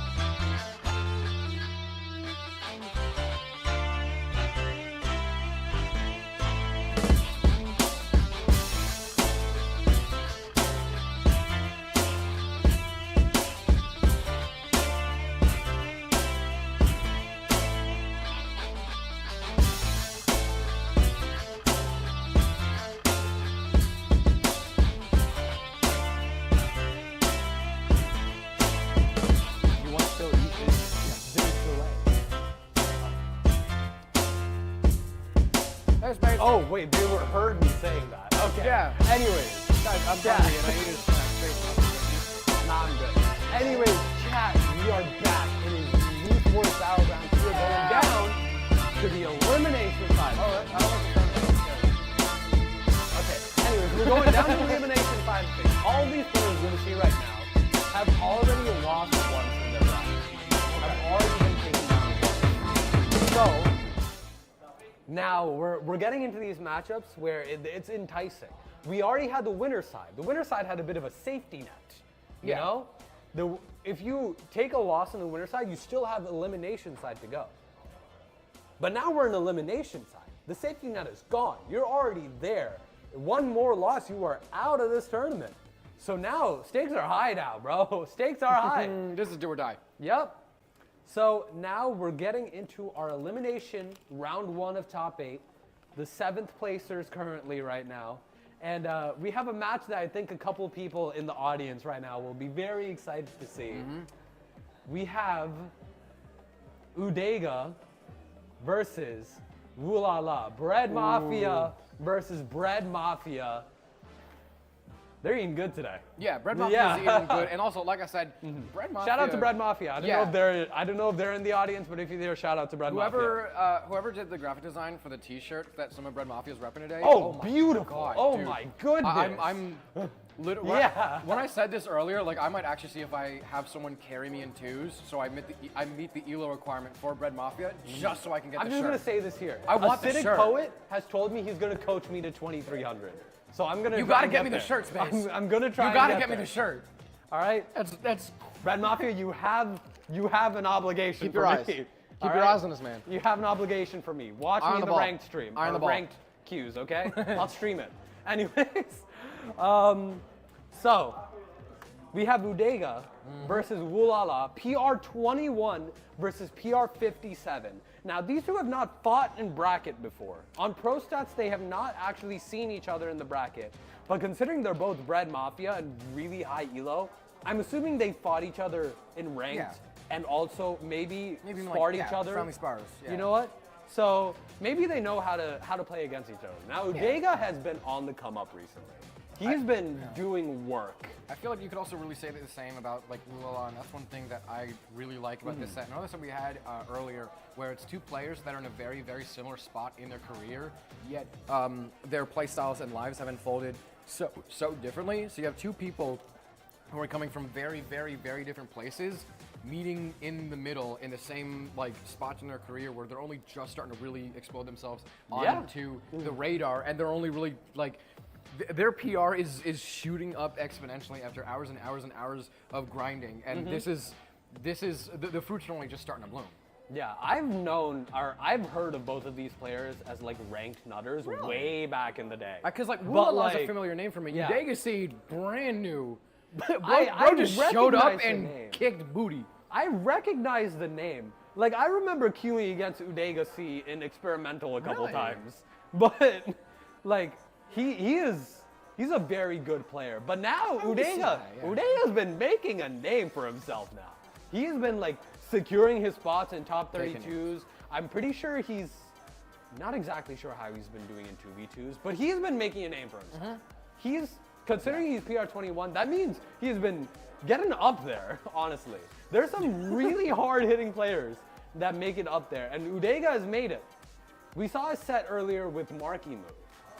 And there have been multiple times, not that, but there have been multiple times that he was able to bring Marckiemoo down for a decent, until he got reversed. But he was able to give Marckiemoo some work. And Marckiemoo is now in winner's finals. Ooh. So, I think there's a good chance, I feel like he's gonna do well this tournament, right? It would make for I had predictions for this. I'm sorry. Okay, I know that I was like, okay. So I will be honest. I know it's changed now that we're getting into this bracket, but my predictions were that Radish won the tournament. I mean, it's a very safe brain pick. Like it really is just like a 2+2+4. Well, Radish is great at the game. I think same it's a good brain pick. But like everyone would say like Sandstorm or Impala. I was saying Radish. And then I had second Sandstorm, third Impala, fourth Marckiemoo. But like Marckiemoo's already outperformed that. Yeah. And We have so many players outperforming not only their PR but also their seed. yeah. And fifth, I had Magical. Flower, who we are actually going to be seeing later today. Yeah. And Udega.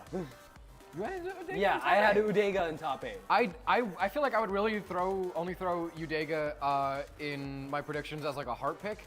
Because like I said earlier, I love an underdog. I love a new kid on the block. I love a dark horse. I love the guy who just shows up mysteriously, kicks everybody's booty, and just like, okay, he's here now. I love that kind of story. Yeah. But like Udega, see, the thing is that like I was worried if it was like a one-hit wonder thing, but like now that I'm seeing this, not a single doubt. I got so much more faith in this man after today. And earlier today, if you asked me, it would have really been just a heart pick. Now it's very quickly becoming more and more of a brain pick. Yeah. Yeah.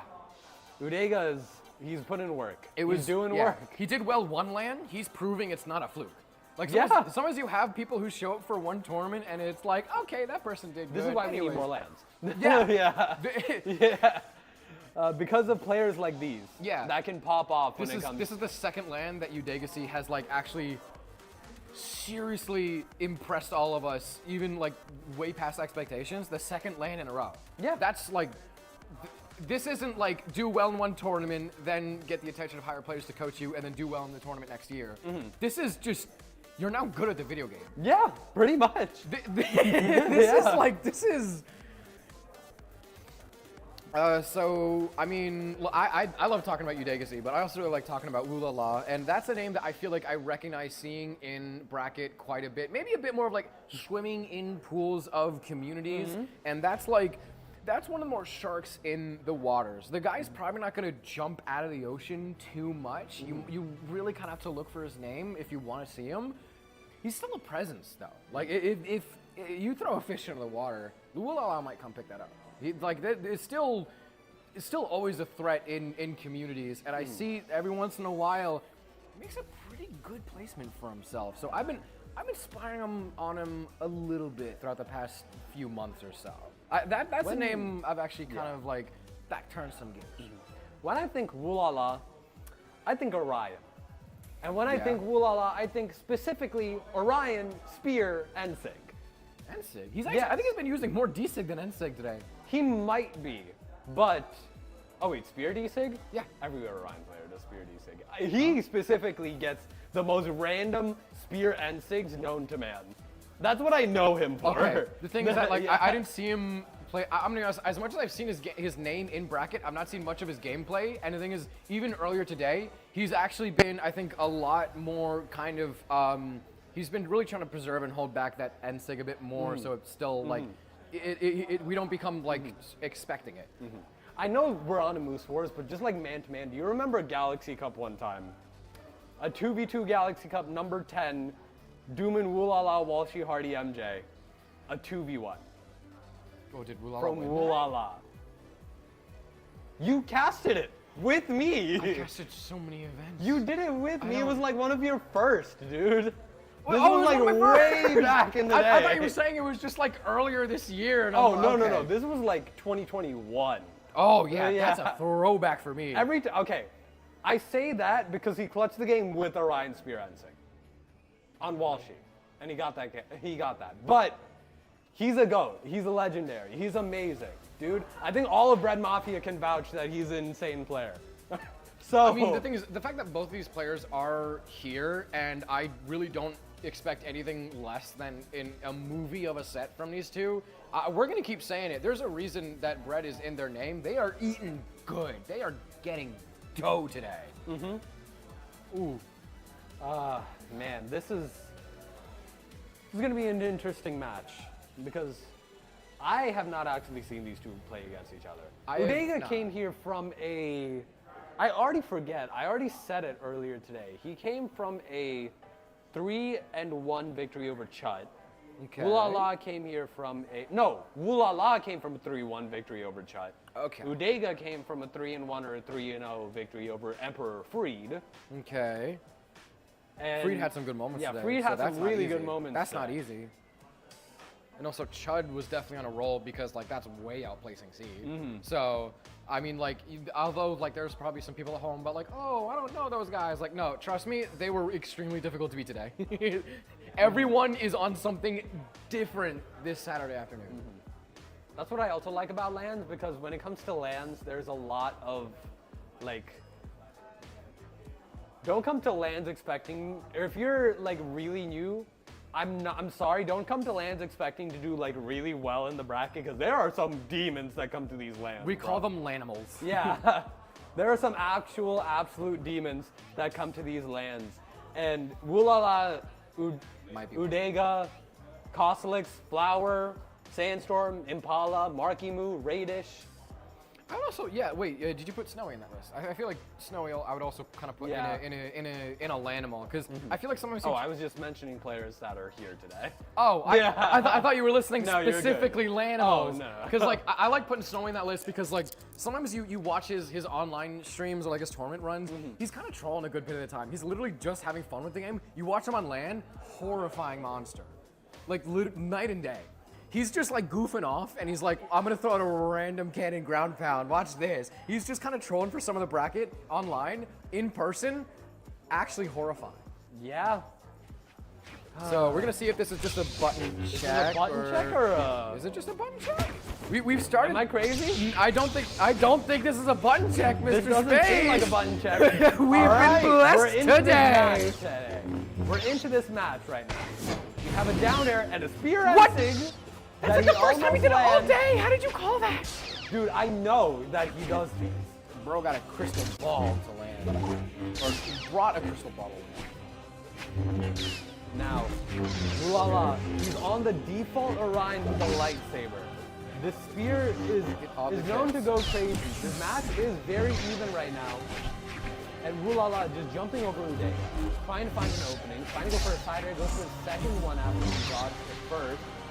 Nice snare. He's going for a lot of these aerial moves, which have been working. Good amount. Has him on a pretty red right now. Nice side air. And Udega gets that recovery. The last bits of that to send him up. D-Light side air, forces him off. Force him off the side of the stage, chase him all the way down, but he does not confirm it. He misses the D-Sig. Wula tries to go for a call-out haymaker, but he does not land it. Now, going for the side sig. He missed the punish because he was just barely above the stage. And he gets the recovery. Wula taking the first stock of this set. Watching someone KO with recovery on land has always been so impressive to me because the minimal amount of like startup frames you shoot for that, it can feel like a really long time. I mean, especially when you compare it to unarmed recovery. That stuff's lightning fast. So when you compare that to something like lance recovery, you kind of just have to like beat a beat before you dodge to hit it. That's why I kind of really like seeing it KO. It's not just like a, oh, hey, you panic jump for 15 in a row, so I'm going to land a 49 Sayer to stop. Like, hitting recovery is usually so calculated. Yeah, but Udega has the Katars on hand, the Ahsoka Tano, with the lightsabers. I gotta say, Orion, look at this. I can't really hear much audio from here, but like I can hear like echoes of the lightsaber in my head. The D-Light Sider does take the stock off of Udega. Wula healthy on 2 stocks yellow here. Picks up the spear up against Udega, who is now unarmed, but he picks up the sword instead. Gets a side air. Udega gets hit, or hits that end light. Goes for another side kick, but this time it's a full punish. Instead of going for the double D-Light stare, just like I said, he goes for the M. The weirdest part is that like he didn't do that much during the last set that he was on for. It's only just when you say that he's actually really started to let him fly.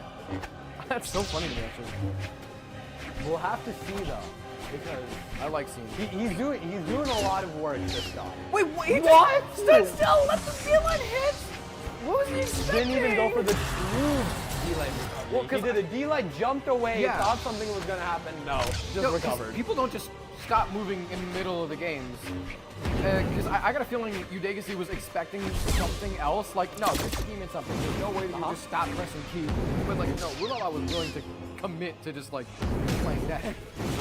Yeah, and now Wula has him on red. Going for the recovery would have been a nice read, seeing the jump over the stage, but he does not confirm it. Yeah, he tries to go for the D-Sig. He's trying to find the KO option. He can't get hit too many more times because Asuri has some hard-hitting SIGs, and I feel like anything. Oh, this is scary. This is scary. This is very scary. It's scary for both. The side SIG would have possibly KO'd if that were It could be scary land. for both of them. I think this is just a tense match. This is a very tense match, even though. Oh no! Oh, okay. No! Wait, how did? Why? It's like Wula! I mean, you're Daisy. Insanely close. 23 damage was the separation between Wula and Udega there. No. And Wula takes game 1 of the set. That ground pound. That was. That was an all or nothing at that point. Yeah. Yeah. That wasn't 50-50. That was I either hit this and win or miss this and lose. Sometimes you see that. And that's the type of move where you think that like this person is either like an extremely cold, calculated genius, or they're just going buck wild. Mm-hmm. Like those all or nothing moves, those stress me out to no end. Yeah. But now we're going into game 2 of the set. Wula up 1-0 over Udega right now, and we'll have to see how he does. I'm pretty sure this is Wulala's first land. Or I could be wrong. Actually, I think I am wrong. One thing that we're not wrong about is that when we say that, like, the first game, not a complete blowout. Like, Udega still has so much more to really bring this back. I think it was really just 2 stocks where he was kind of counting the options wrong. And now that we take a second, take a quick breath, I think Udega's kind of replaying himself. You can see that he's actually playing a bit more careful. So I think we could be having a new improved Udega 2.0 to really make sure he doesn't overcommit. And I think we could be having him touch the floor a lot more than the last game. But I think that also really just kind of goes to sing his praises to Wula, thinking that like the moment you're off stage, does that mean the game is in favor of Wula? Because the moment they take to the skies, Wula is able to extend a whole ton of it. Yeah, he gets that M-Sig, does not get the knockout for it just yet. But he has Udega very damage. He gets the M-Sig. Wait, was that the frame once there? Yep, he got the frame once there. He got the frame once there off the side of the stage, and Wulala's looking good for the game. Oh, I feel all giddy after that. How often do you see that hit? Like, even experimental, people don't go for that often. I think Lance players just have that on lock now. I feel like I've seen that like way more in well, I mean, I feel like it's also because as the game gets more optimized, but like even in experimental, when I like spectate people's experimental lobbies, sometimes I don't even really see that as much. So like to see that in a LAN tournament, that was a card I didn't even know was in the deck. Yeah, it's definitely just like a straight, like, gotcha moment. I thought we took jokers out of the deck, but nah. Wulala's got a good hand at play. Sideline Nair gets another Nair. Udega is trying to find his KO option, and he's struggling to find it. He lands more and more of these sideline Nairs, but he doesn't get that KO from the D-Line recovery. Oh, that the D-Line weapon side air. He goes for a side air instead of recovery. No, please. Okay, he does make it back. They could both make it back from this. Yeah, no. Nair whiffs, second Nair whiffs, another Nair whiffs, and gets punished by a D-Sig. So when I said both make it back, I guess we mean really only temporary. But still, Wula is looking in a bit of a better spot than the two leading the set, leading the game. But still, we could be having. Because he's always trying to snatch momentum. He kind of refuses to play a bit more of the patient game. Yeah, sometimes when he's unarmed, he wants to give himself a bit more space. He doesn't want to put himself into a losing situation. But like, you really got to commend the guy's confidence, even if it bites in the back. And Wula, very healthy on the second stock, just like how it was that first stock, but he goes for a Nair N-Sig, which I thought was pretty. Oh, that was a wait, catch. he's bringing this back? Weapon throw misses, but still could be in a good spot. There we go. Do you like ground pound? He's not done yet. There we go. That ground pound will do that it. feels it. Oh no, actually. So Udega was not like okay, now he's jumping around, but he had to take a second to breathe in between those stocks. Should that mean we should be worried about him? If this is like, are the nerfs getting to him? I mean, maybe. You never I hope know. they're not. I really hope Udega's doing good in the booth. I really hope. Yeah, but wait, hold on, he's chasing. He throws away the guitars. He goes for the sword this time. Yeah. Gets the sidelight jump dare nair. His timing, his dodge is better. Based off of that one. His Something spacing's better. What is going on this stock? Complete turnaround coming up from the side of Udega. A game that looked like it was a lot in the favor of Wula, all of a sudden goes in the favor of Udega.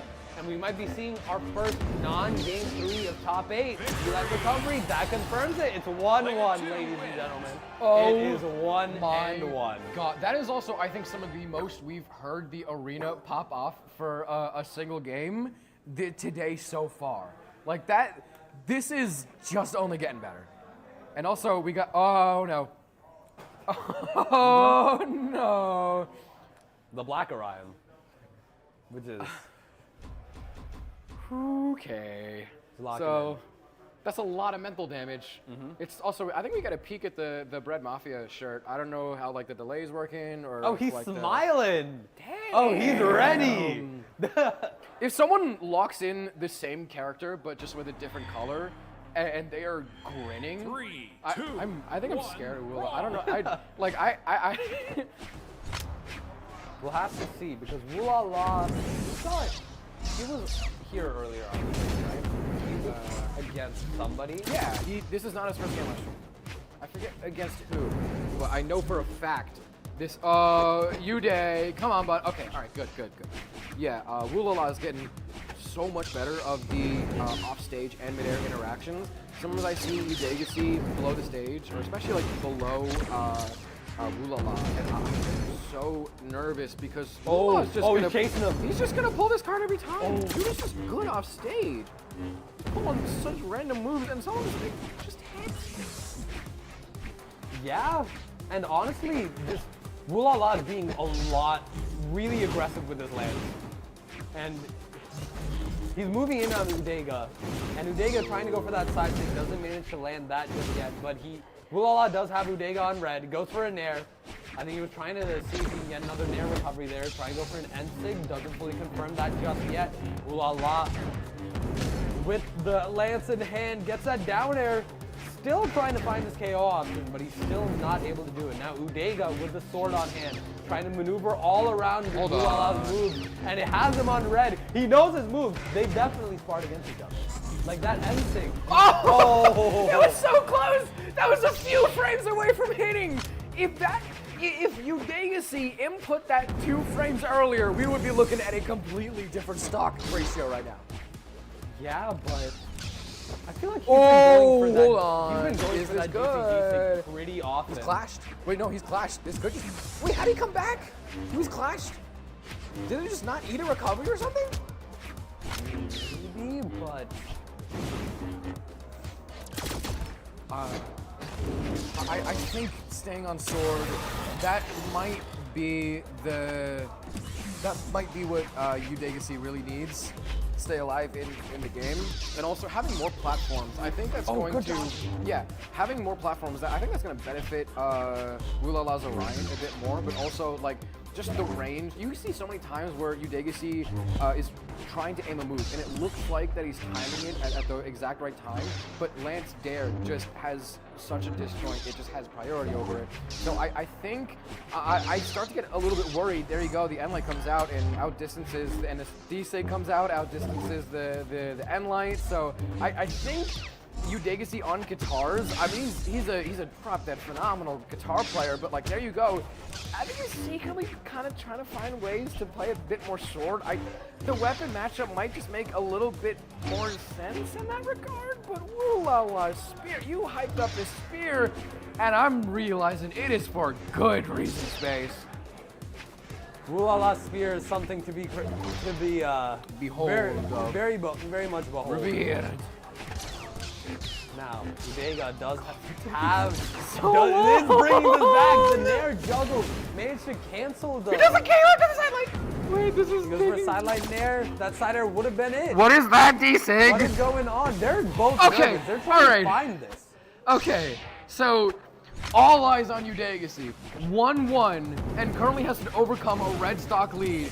And honestly, I don't know if this is a position we've seen Wula in yet. I mean, we've seen him defend leads, but none this tightly spaced. He's usually been a lot more comfortable in the game. So the fact that like Wula now has so much more to defend and so much more to lose, it could be so easy for Udega. Literally could land a stray recovery on guitar. Even though I say guitars might suffer in the matchup, all it takes is one time sig correctly, which he has done before. And he's come, even when he fails, it's so close. It's not that like when he misses the mark is far off. He's always close to the target. That's Sayer. Like that, the guy just has good accuracy. Yeah, but with these guitars on hand, Wula is not really letting him try and get as many hits as possible. He does have Wula on orange, now red, trying to go for the recovery. Whole lot of damage. I feel like Wula is struggling to find this KO option. Really? I feel like every time that he's been getting this lead against Udega's been doing really good to bring this back. Now, I don't know if that's because Wula struggling to find the pick, or if Udega's just going crazy. The D-Sig! Calling out the dodge, he would have been... Snare doesn't hit! The recovery does. Seals the deal! And oh my goodness. The stadium roars for Wula right now, and he is up 2-1 over Udega, and no switches have been made. They're both confident in their picks. Switch. Okay, I'm gonna keep. I think all eyes should be on Udega right now, because like the sword looks so good, but the guitars, all or nothing. Constantly switching from 0 to 60. I think I would be a little bit worried about Udega's guitars. But honestly, I mean, adaptation's the name of the game. It really is all mental. We can sit here. You can see him stretching right now. Yeah, he's getting ready. Yeah, that's exactly what you need. Sometimes in between sets, it's a good idea to literally just like get up and do jumping jacks. Sometimes you need to get the blood flowing, and honestly, I think this set could be a bit more adrenaline than blood. I think these players are putting each other through the blender today. Yeah, and honestly, Udega needs to find something out right now, because he is down 1-2 in the set, and needs to find this option as soon as possible. Spades, do you think Demon Island is a good swap for guitars? It's a good swap for Asuri. I mean, I would also say guitars, because we see Guichiro loves Demon Island. Or do you think that's canon? Am I reading that wrong? I have no idea why. Honestly, I don't know how these players Maybe just likes the way the background looks. Yeah, maybe. But either way, a side light to an end light, adding a slight bit more and more damage. Has Wula on orange, but he is on red. Wula moving around, getting these dash jumps over Udega's head. Gets that side air, takes him off stage. GCD light side air. Takes that first stock off of Udega.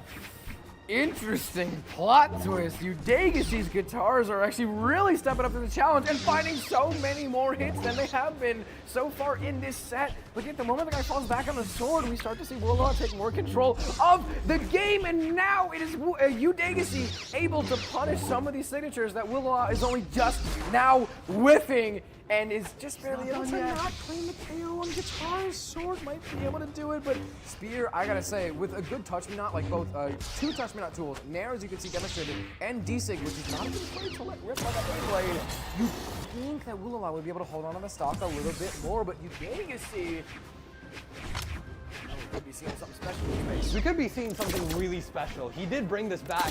The GC coming out from Wula. He's trying to, is sort of a get away from me. Touch me now. Get away from me. Yeah. Touch me now. So now, Udega gets a GC side by. I didn't think that was going to actually land. That was a weird hit with the D-Sig too.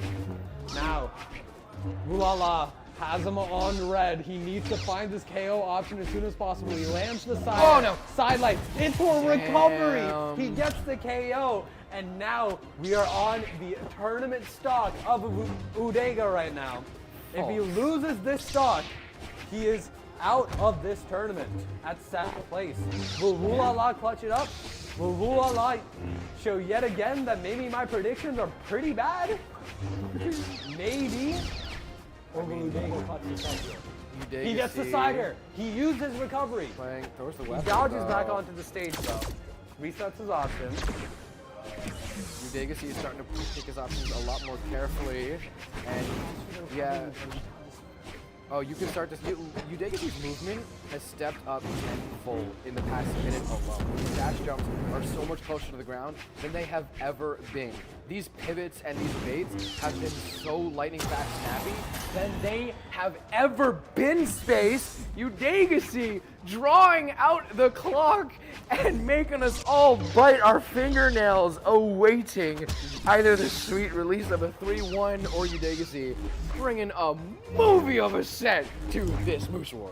Are we going to Game 5? This is all or nothing coming out from Udega right now. Now, Wula, he gets a sidelight, he gets that recovery. Oh no, Udega it's down down to orange. Now, Udega picks up the sword, trying to move around and trying to find these sword options. I feel like he's been doing a lot better on sword than he was on guitars. He gets a GCD light recovery. No, he's out of options, but he still makes it work. This game is nothing but even. There's just been like, hit upon hit upon hit from both sides. Udega just punished Spear Sidelight with sword and light. No, Spear Sair with sword and light. The side sig! sig! The weapon throw clash! There's a clash, but still. Okay, Wula that would have been running a out crazy of side sig if that landed. options. But he gets the end! Just Wula getting the land sensing, confirming his top 5 and taking a 3-1 victory over Udega. Oh, we have Wula on top 6. Top 6. Wula. Also, Udega playing with my itty bitty heart, making me sweat over that game. And yet these guys again, came to just tussle. like game 1, such a close match. 559 damage from Wula, 538 That's a from difference Udega. That's a difference of like 20 damage. 20 damage. That, oh my god. That was the difference between that set. And that clearly goes to show that these players, they're insane. I'm running out of the words for this, Space. Uh-huh. And man, these players, they've been showing that they're crazy. Yeah.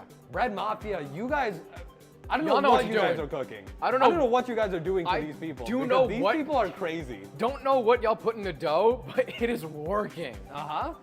Oh my goodness. So, Wula confirms his top 5 placement against, and he's going to be fighting against, I want to say Radish. Either Radish or Sandstorm. Yeah. I want to say Radish, but I am not entirely sure.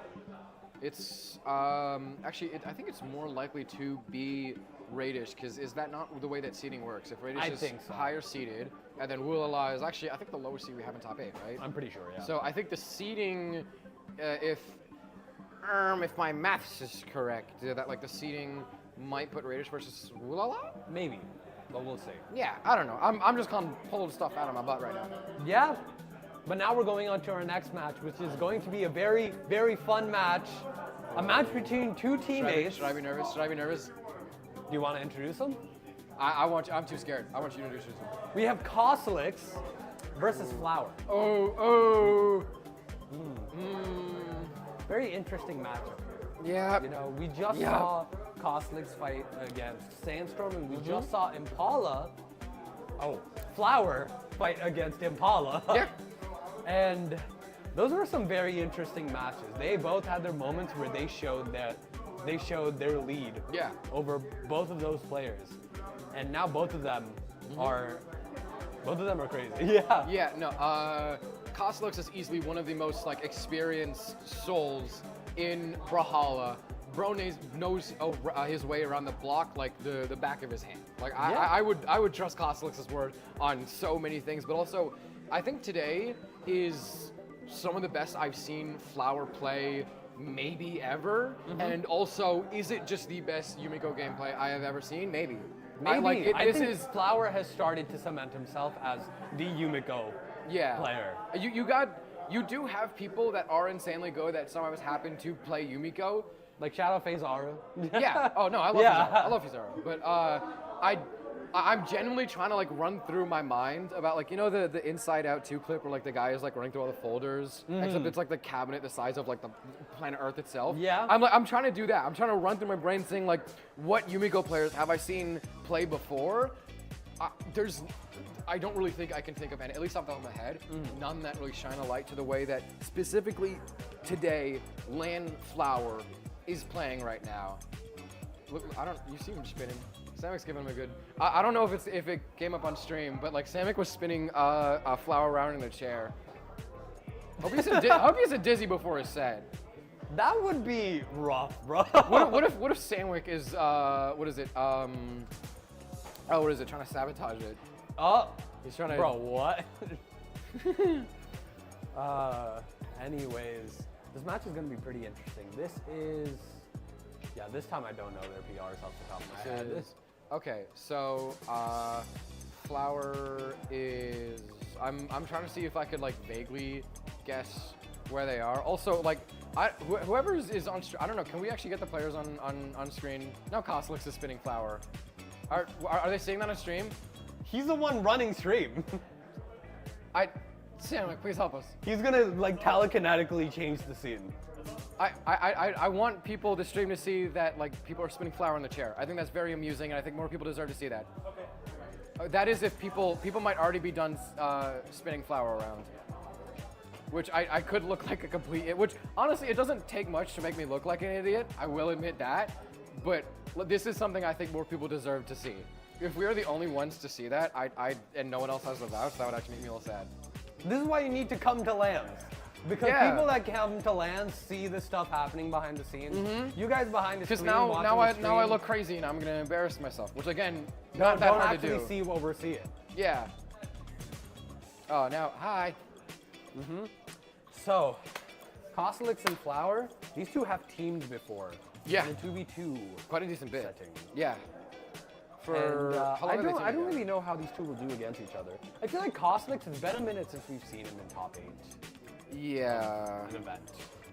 If I were to judge based off of gameplay alone, I'd have a bit more confidence in Flower, but like also, like I said, Cosolix is one of the old souls. Like many people put him on their Mount Rushmore. There are so many things this man could say about the game. I believe him pretty quickly. Yeah. So and obviously he's been in this spot multiple times. There was a span of time for like at least 2 years straight. Guy was one of the top 8 players. Oh, do we have a swap in for Sandwick? I don't know. Sandwick just stepped into one of the player setups, and I thought it'd be funny to try and make a joke about that.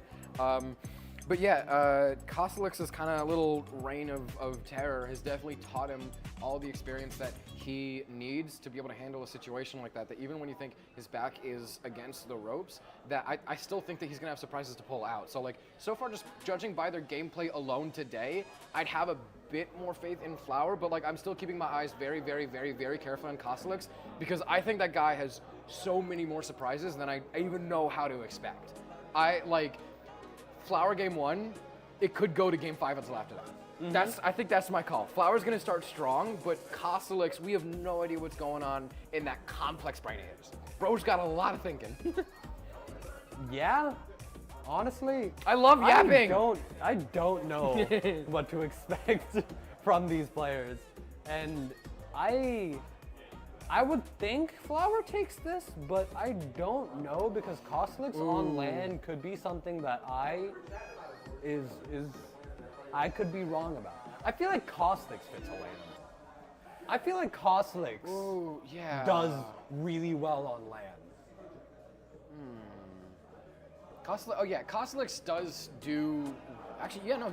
If he does better on LAN than he does online, I guess it's kind of hard to argue against him being a Lanimal. And I guess, yeah, you probably could say the same against Flower, or at least like I find his most entertaining and flashiest gameplay to be on LAN. Sometimes you have players, they fall into this habit of like, they play more defensively on LAN. And it's not just Brawlhalla, it's not even just fighting games. Tune into any like World Championship or like national qualifiers, people sometimes play a bit more careful on land because when you're not in the comfort of your own home, you feel a lot more the pressure. But that's why it makes Lanimals so much fun to watch, is because they're not like shunned by pressure, they're fueled by adrenaline, and they play better with that extra pressure, and that's why it's like so much fun to talk about them, is that their flashiest clips and their best gameplay comes from the least expected place, literally on the entire planet, anywhere but their own home.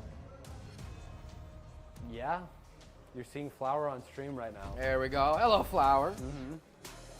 I hope he's not dizzy from everyone spinning him around in his chair. He had a second to stand up and walk around a bit, and I think he's also actually joking with Cosolix a little bit during what I'm assuming to be a button check. Or I don't know. I've been proven on a lot today, and many more times in my life before. Are we in a game or are we in a button check? No, I think we're in a button check. Yep, button check. All right, cool. So we have a little bit more time to yap, which is good because I love yapping. Wow, I just put a lot of pressure on myself. I just said that I love yapping, and now I don't have anything to talk about. See, maybe I'm not a Lanimal. Maybe I don't do well under pressure. There's a reason I'm a caster, not a player. Player one wins.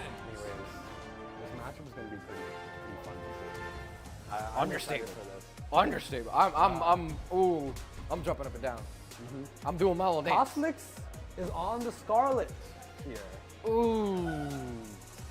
Bit of an eyebrow raise. You know, I remember, I was thinking Cosolix nowadays has been purely Macho Man, but now that I realize it, I think he's been making a big switch back to Scarlet. The thing is, he made his biggest splash on Scarlet, and even when Macho Man was his big pick, every once in a while he'd swap back to the Scarlet. So I've actually never forgotten the Scarlet for him. I've always thought it was Macho Man game 1, Scarlet closer to game 5. I think it just depends how late we are to the set, how deep we are into the day, how he's feeling. I've never forgotten his Scarlet. The Macho Man has always been in game 1, but I also think without it, I think Flower might have a better chance for game 1. Bro is electric on the team. I mean, we'll have to see, because I've seen the sort of shift over from, all right, Scarlet is the game 5 pick to Scarlet is the main pick that we're seeing here.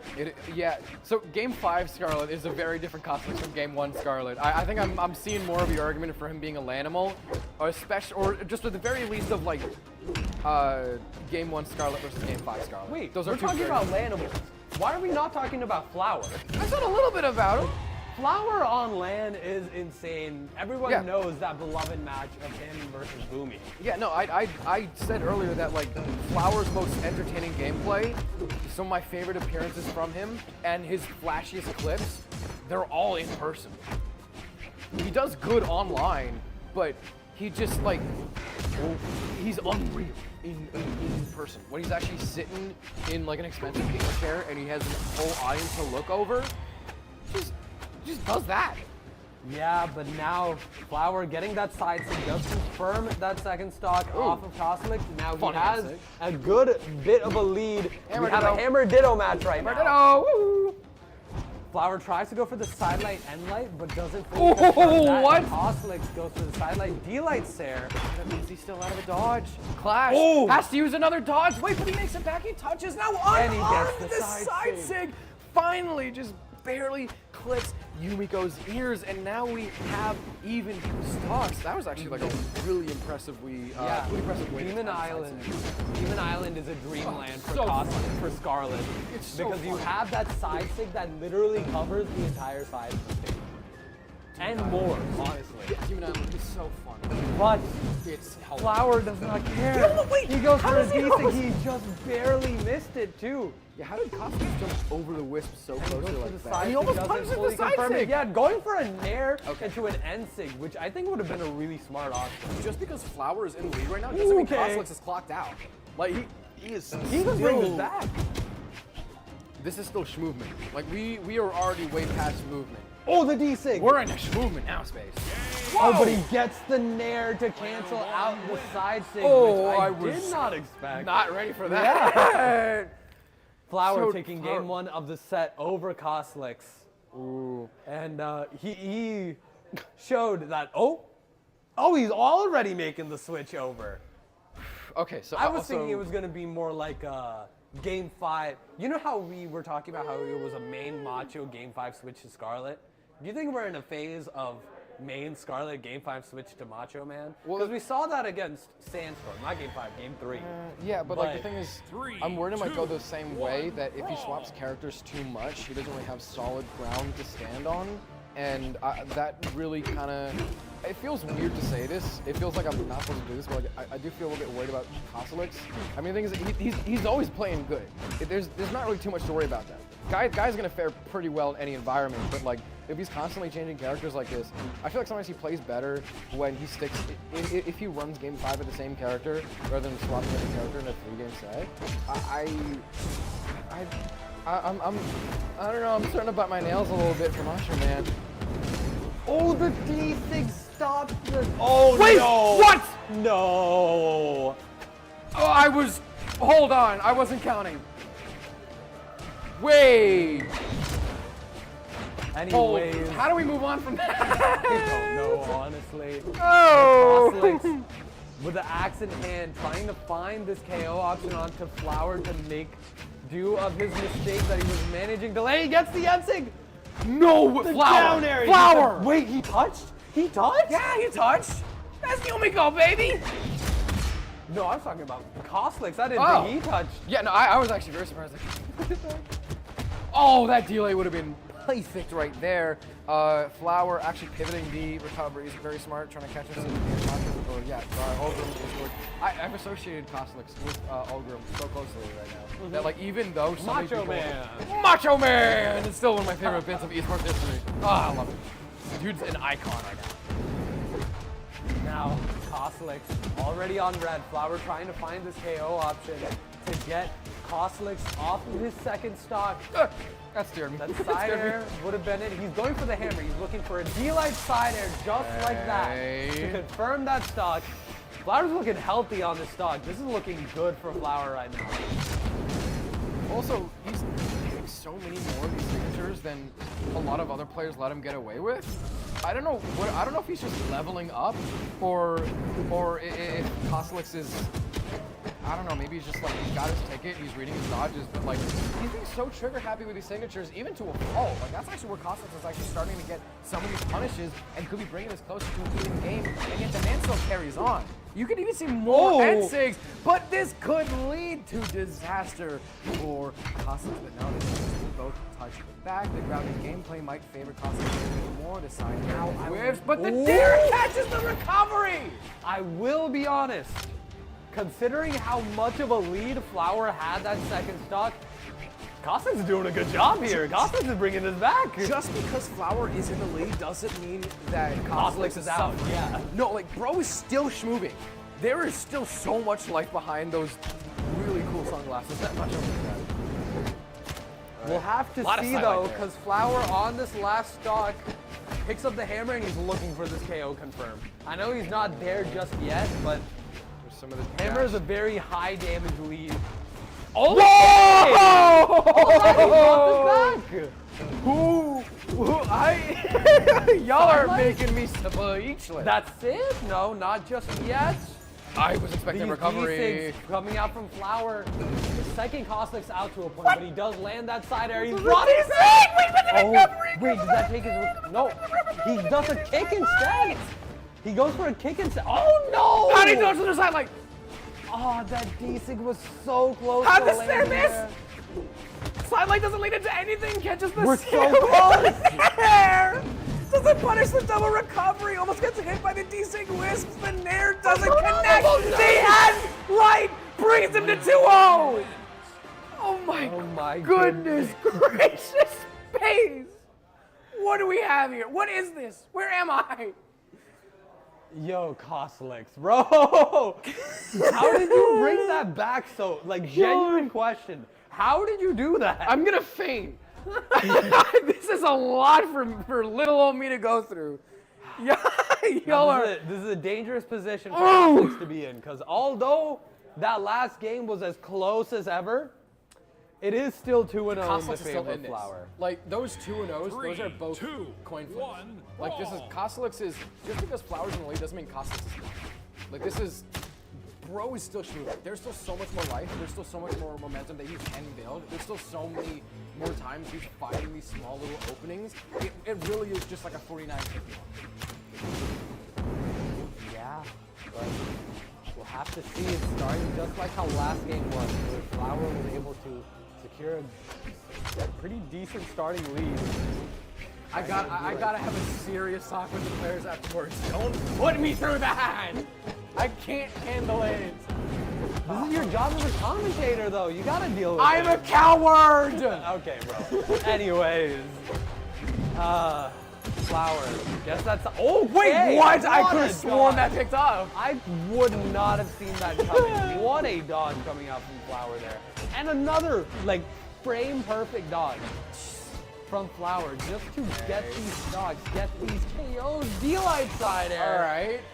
Classic. That's the thing that I feel like people talk a lot about Hammer and why it's good, but one of the things that I feel like sometimes doesn't get said enough is that like KO options just fall into that. You will see players that are like insanely high ranked. All they do all game is just finish the hero. Like you can, like if you wait for long enough and you know how to avoid attacks, KO options will just fall into your lap with Hammer sometimes. Oh, gets caught by the window.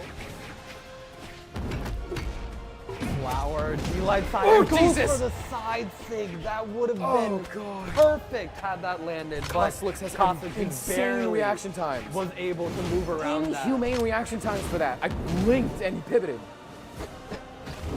Now, And might cover the edge. stocks are all Dodge, chases in. He gets it, or Flower gets an end light.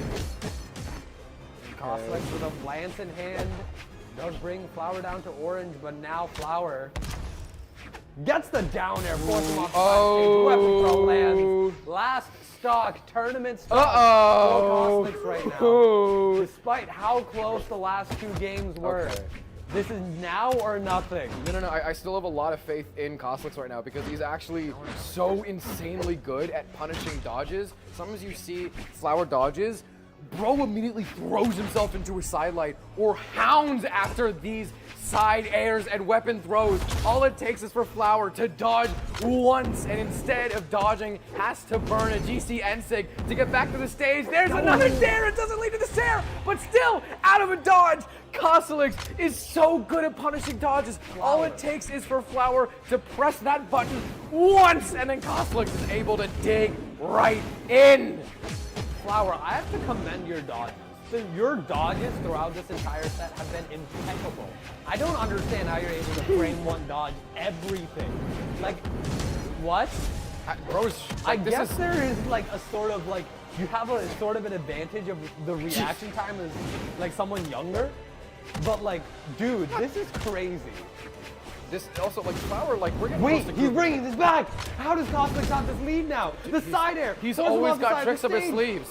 In order to Force be him on the side. a seasoned competitor, you gotta know a few things about trickery. It's called the art of war. Sun Tzu said that, and I'd say he knows a little bit more about fighting than you do, pal, because he invented it. But Flower making it look like he just invented. He knows Hammer so well, it looks like he invented it. That is a solid 3-0 and just a fantastic show from both of them. Gotta say, I know you're commending Flower's dodges, but the way that Cosolix was punishing those dodges, that is insane reaction times. All it takes is Flower to dodge once. Press that button once, bro throws himself into the side light. And to be able to flip that switch, that's what made watching that set so stressful sometimes. It's because you never knew when Cosolix was gonna flip the switch. Boom, bam, pow. Genuinely, I think those were, considering how, okay, on Start GG is going to look bad on the side of Cosolix. It's a 3-0. Asterisk. 3-0 asterisk. 3-0 asterisk. But genuinely, those that see the stream, they know Cosolix put up a good fight. Y'all know. Cosolix put up a really good fight here. Oh my god. Genuinely, all 3 games, last stock red. Look, the damage difference is 10. 10.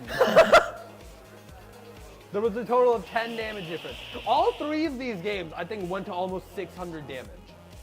Ooh, those are 2v2 numbers. We're not even Yeah. we're not even running a doubles bracket this weekend, and they're still putting up. That's how good of a teammate they are. with each other. They're putting up doubles numbers with Yeah. against each other. They're meant. It's fate. They're meant for each Yeah. other. We're not right. even running a doubles bracket, and they're still playing like it's serious. Oh, I love them. Bless their hearts. Man, this tournament has So been good. nothing but pure entertainment and genuinely has been beautiful. But we're gonna head into a short break. It's been a great time. This lane is insane. These tournaments are insane. This has These been one for players the are history. insane. This has been one for the history textbook, genuinely. Like, this is And I'm so stellar. excited to see more of this, man. Oh, This is so fun. I'm so giddy But about this. We're gonna head into a short break. I think you're done. Maybe. I mean, Yeah. it's either, listen, I'm being positive either way. It's either nap time because I'm tired, or I get to watch more of this. So I don't know. Things will Fair work enough. out well. All right, Things we'll will be see you okay. soon enough. Have a No, good Space, one. Seriously, no, this has been great. Of course, bro. See y'all.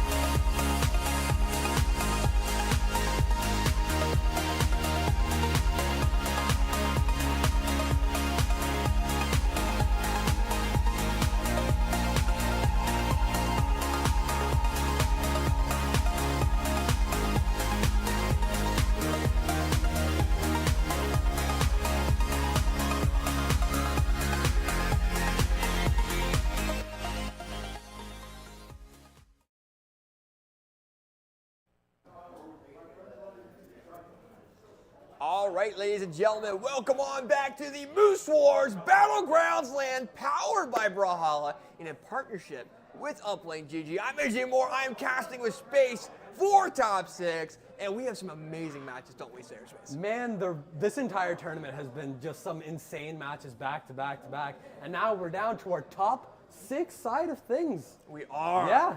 It's going to be interesting, too, and I mean, we've got some interesting matchups coming up as well. You know, you have Sandstorm going against Wula, who won 3-1 over Udega, and they both were against, you know, Wula, Udega, they're Bread Mafia guys. They went against each other. The winner of that went up on stream against Sandstorm. This is a big deal for this whole overall matchup. I'm excited to see how this match goes because Sandstorm is Sandstorm. Everyone knows Sandstorm, but I feel like Wula is going to do something here. I feel like Wula is going to pull out something that we're all not going to expect and make this a very entertaining match. I'm excited to see how this match will go. I'm genuinely... I definitely agree. And it's funny, I'm pulling up brackets. That's what I have on my phone. And I like how Impala and Sandstorm was 4-0, not 3-0. So Marckiemoo 3-0'd Radish, and then Impala 3-0'd Sandstorm, it looks like. And now we have Marckiemoo and Impala in winners final, which is huge, by the way. And then now we have, we just finished Cosolix Flower. We'll have Sandstorm versus Wula, and then we'll have Radish versus the winner of Cosolix and Flower, which was? Flower. So it's going to be Radish versus Flower. Okay. Yeah. So we're going to have some good matches coming up here. We got Wula already on stage. We got the one and only Sandstorm up there, getting ready to go. And they're setting everything up, making sure everything's all good to go. But this is top 6, man. I mean, I think a lot of people have been here since 8 a.m.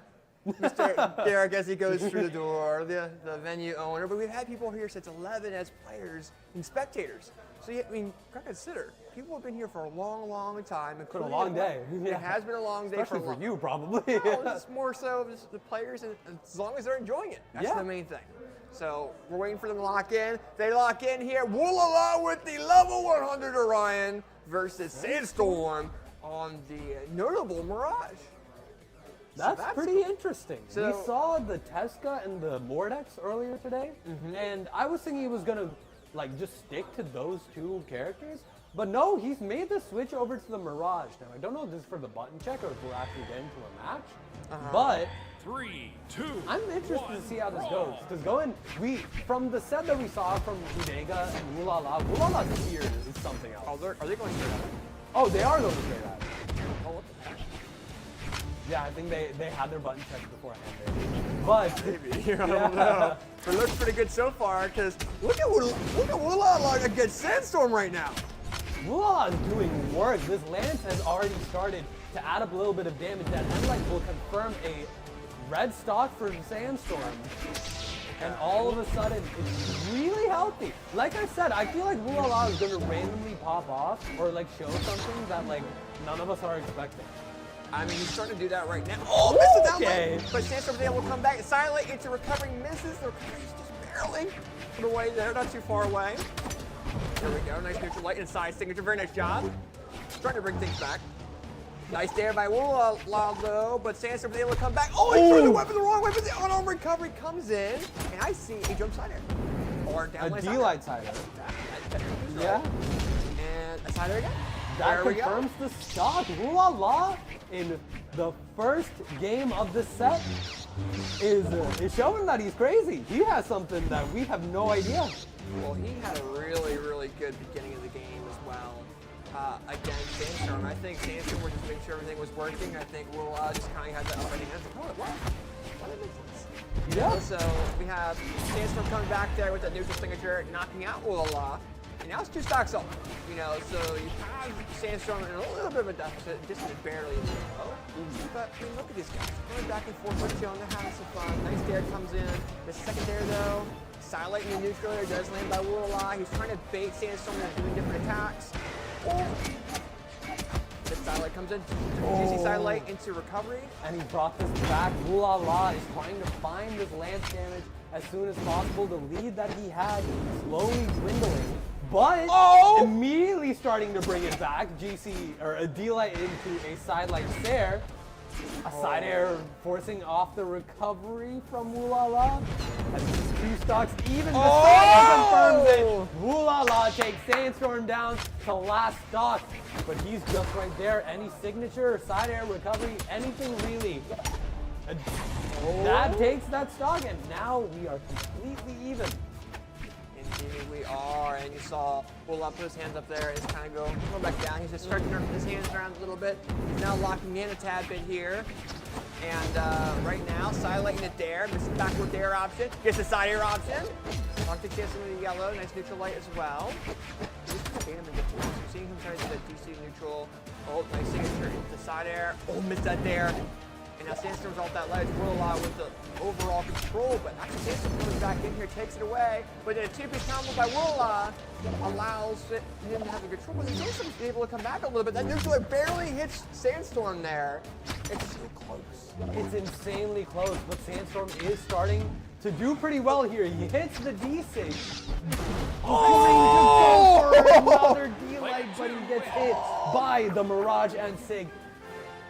6 damage was what separated those 2 games. Or those 2 players, bro. Yeah, and I have to say, you're really good at math, because me and Graffiti were trying to count to 1 to 3, and we were trying to figure that out, and then you just figured out that was 6 damage within a fraction of a second. So I gotta give you props. It took me a moment, though, but I was like, I almost said 8.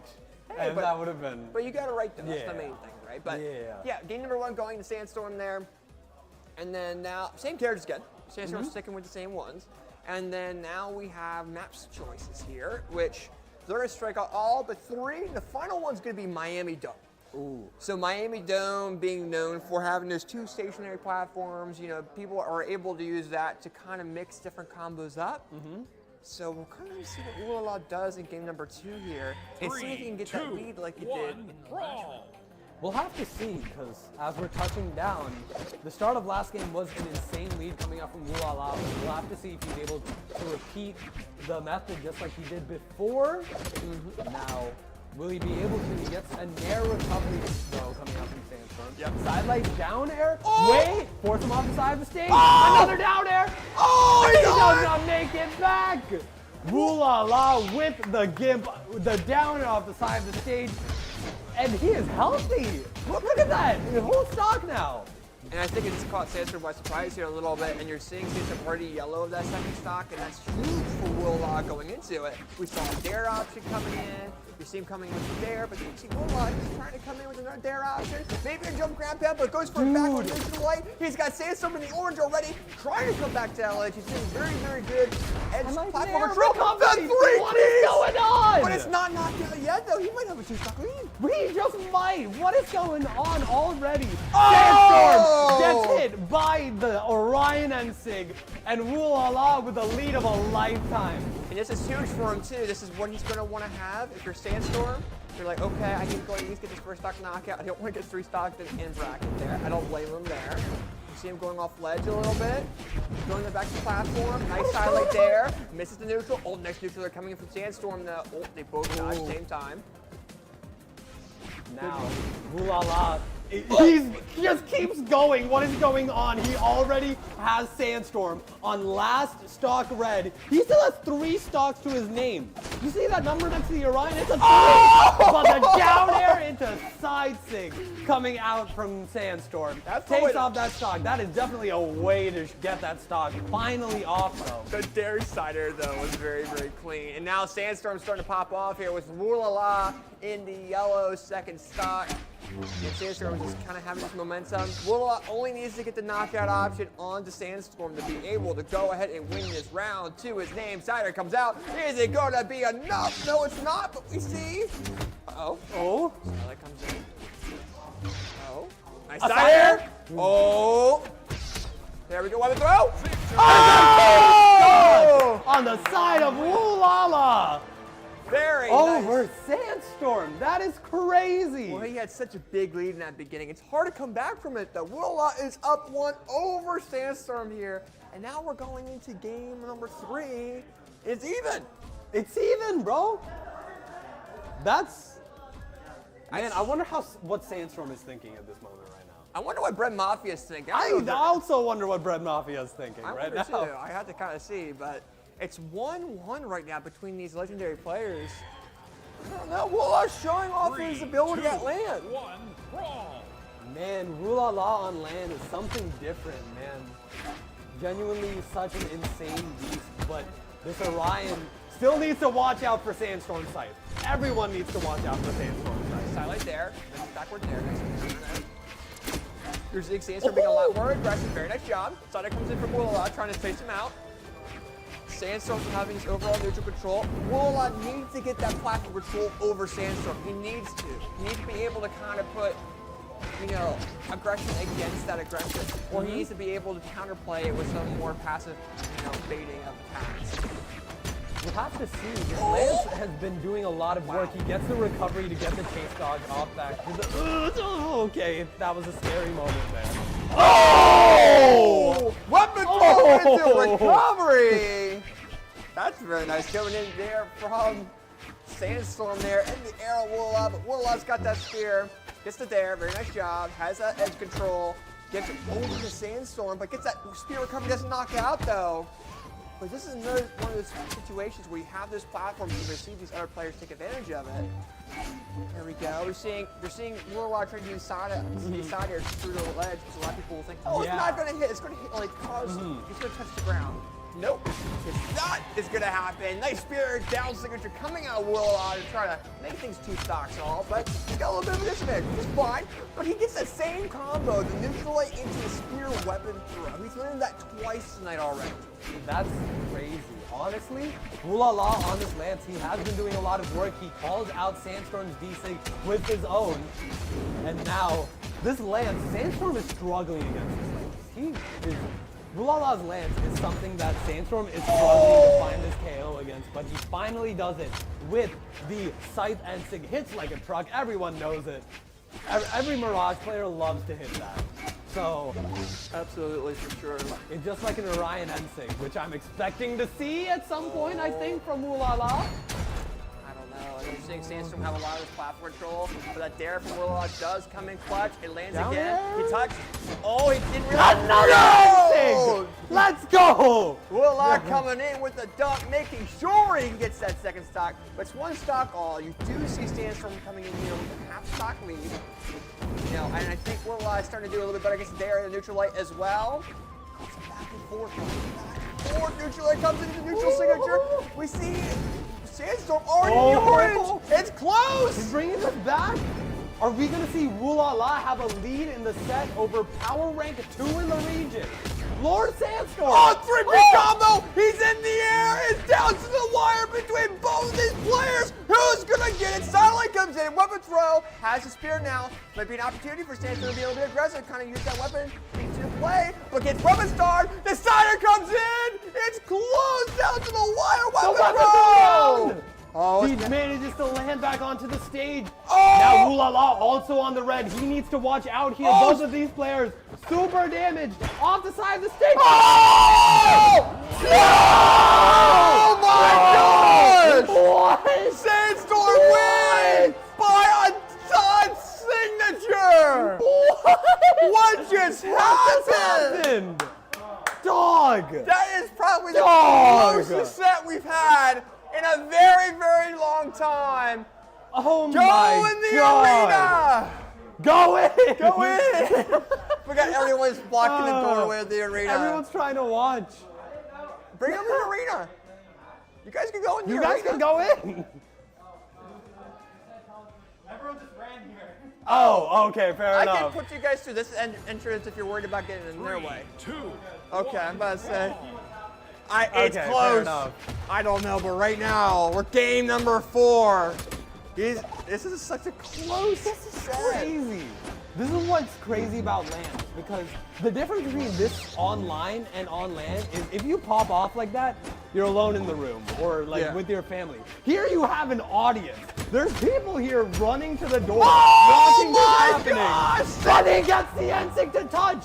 He touched? He touched. He's touched. He's back. Oh, but no. The weapon throw comes in. Oh, he missed. No. He missed it. No. No. He does not manage to land. Sandstorm gets the gets the knockout, and he is very healthy on this first stock. Now Sandstorm with the scythe in hand, trying to add this damage. You saw him do work earlier in the last game against Wula, but now he tries to go for the ground pound, bait him out, bonk his head on the top of the stage, and now the game is even.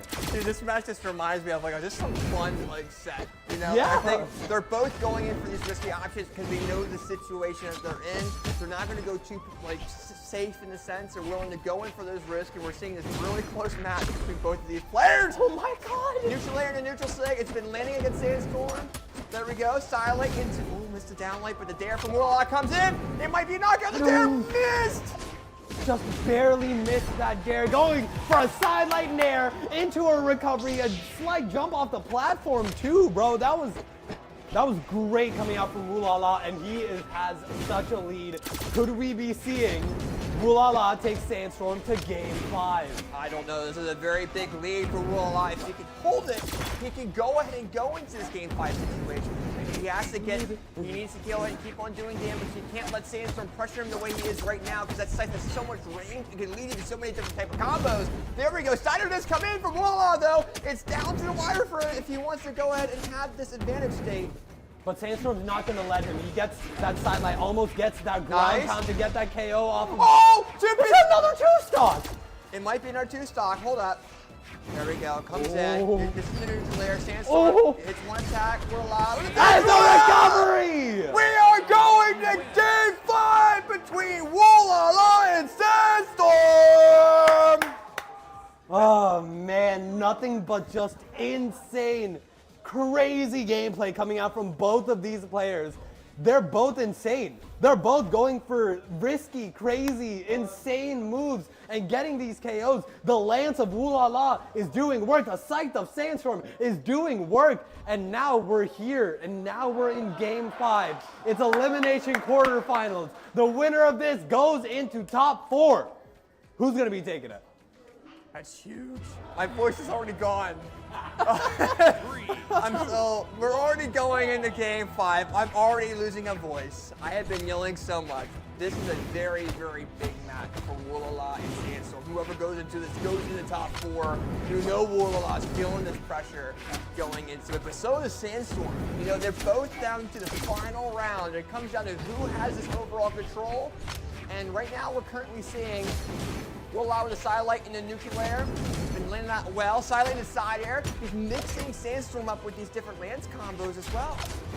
Yeah, and honestly, it's been doing so much work here. The amount of sidelight combos that Wula has been able to hit on Sandstorm has been crazy. But the D-Light coming out from Sandstorm takes that first stock off of Wula, and he is just barely orange on the stock here. So Wula really needs to watch out if he wants to try and bring this back.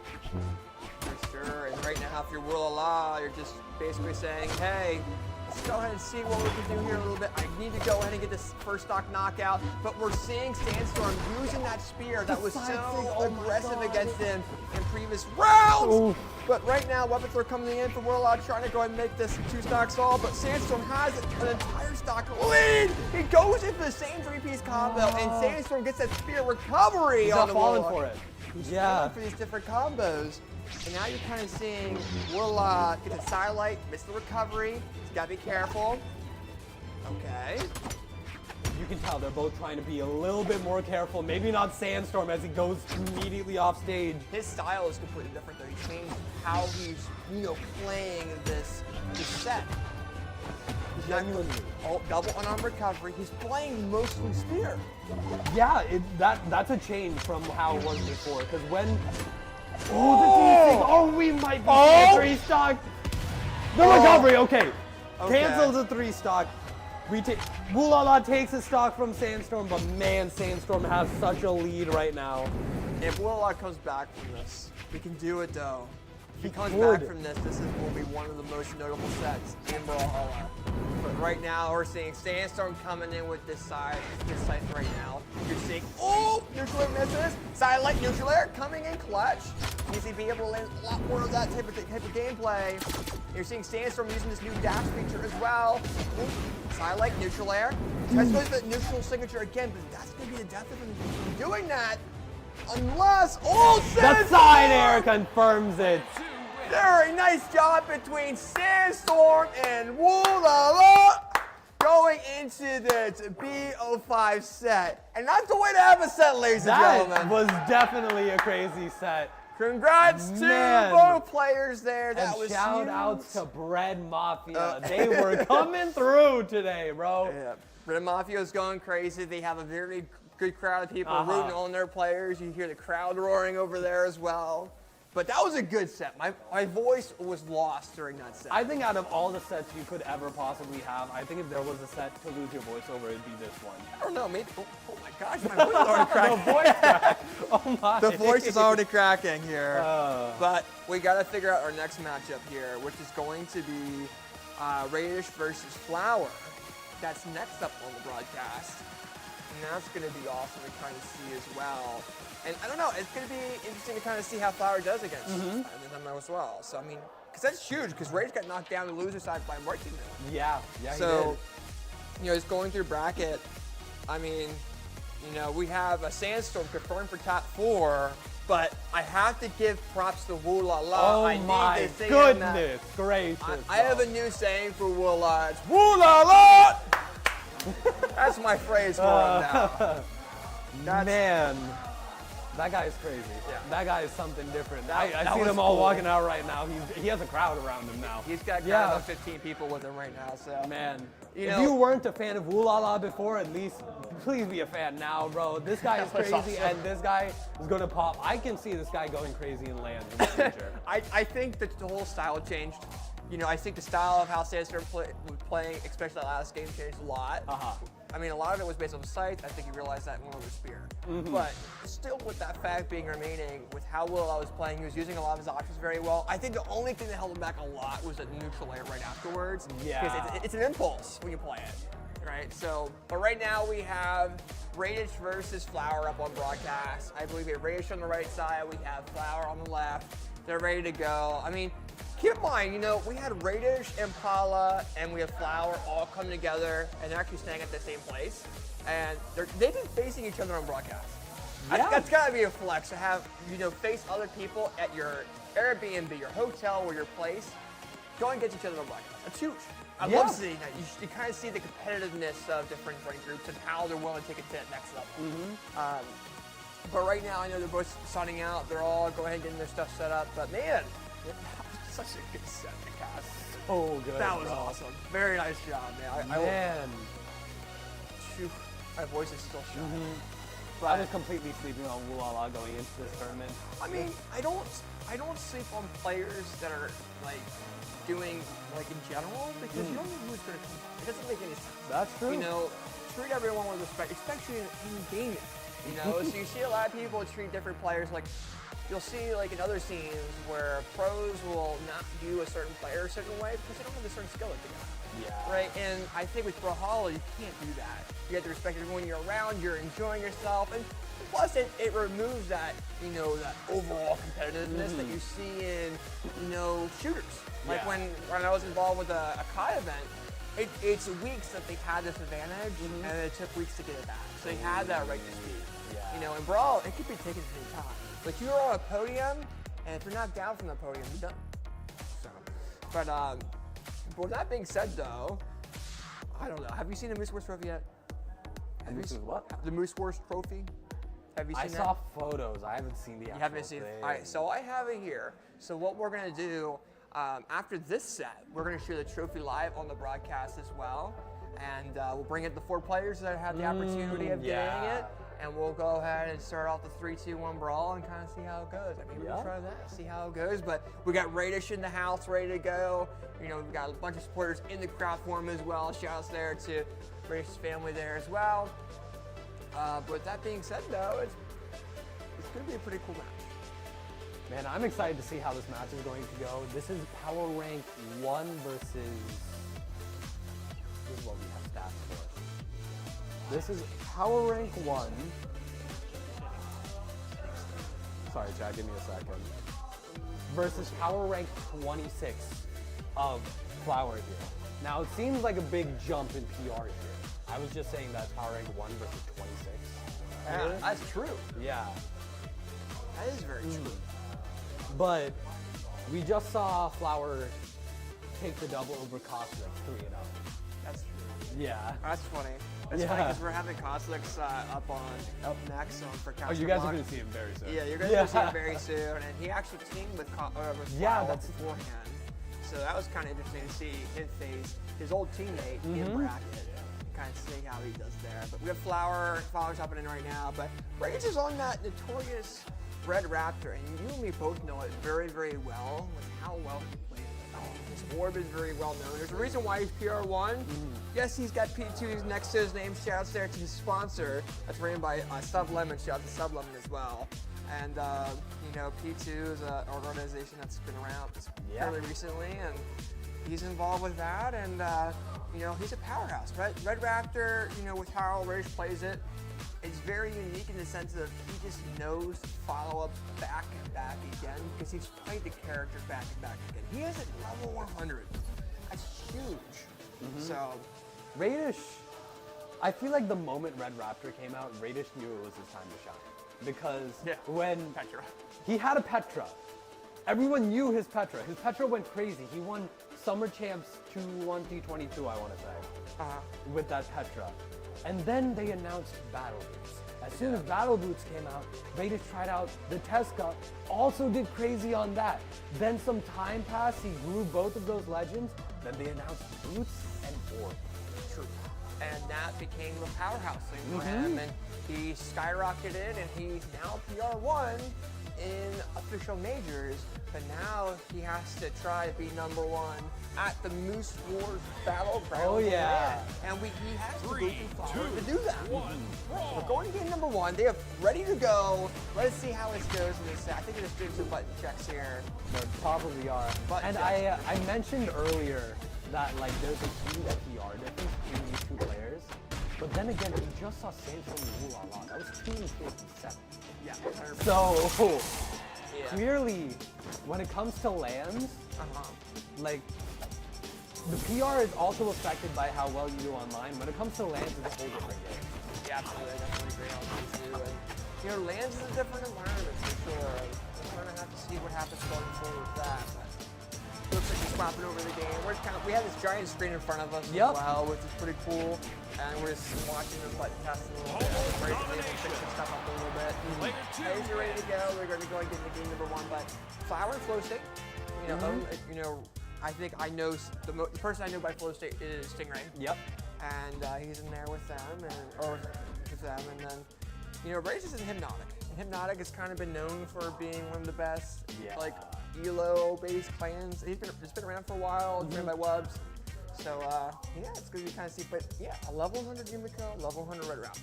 I love the gold name so much. That's what I was going to bring, too. I do have to give credit to Brawlhalla because they released them as yellow. They read the community feedback, and they made them more of a golden color, and I have to appreciate that because that was a big deal for a lot of players. It wasn't... And also gave it, like, a little bit of a shine. Like, people were asking for that, like, so much.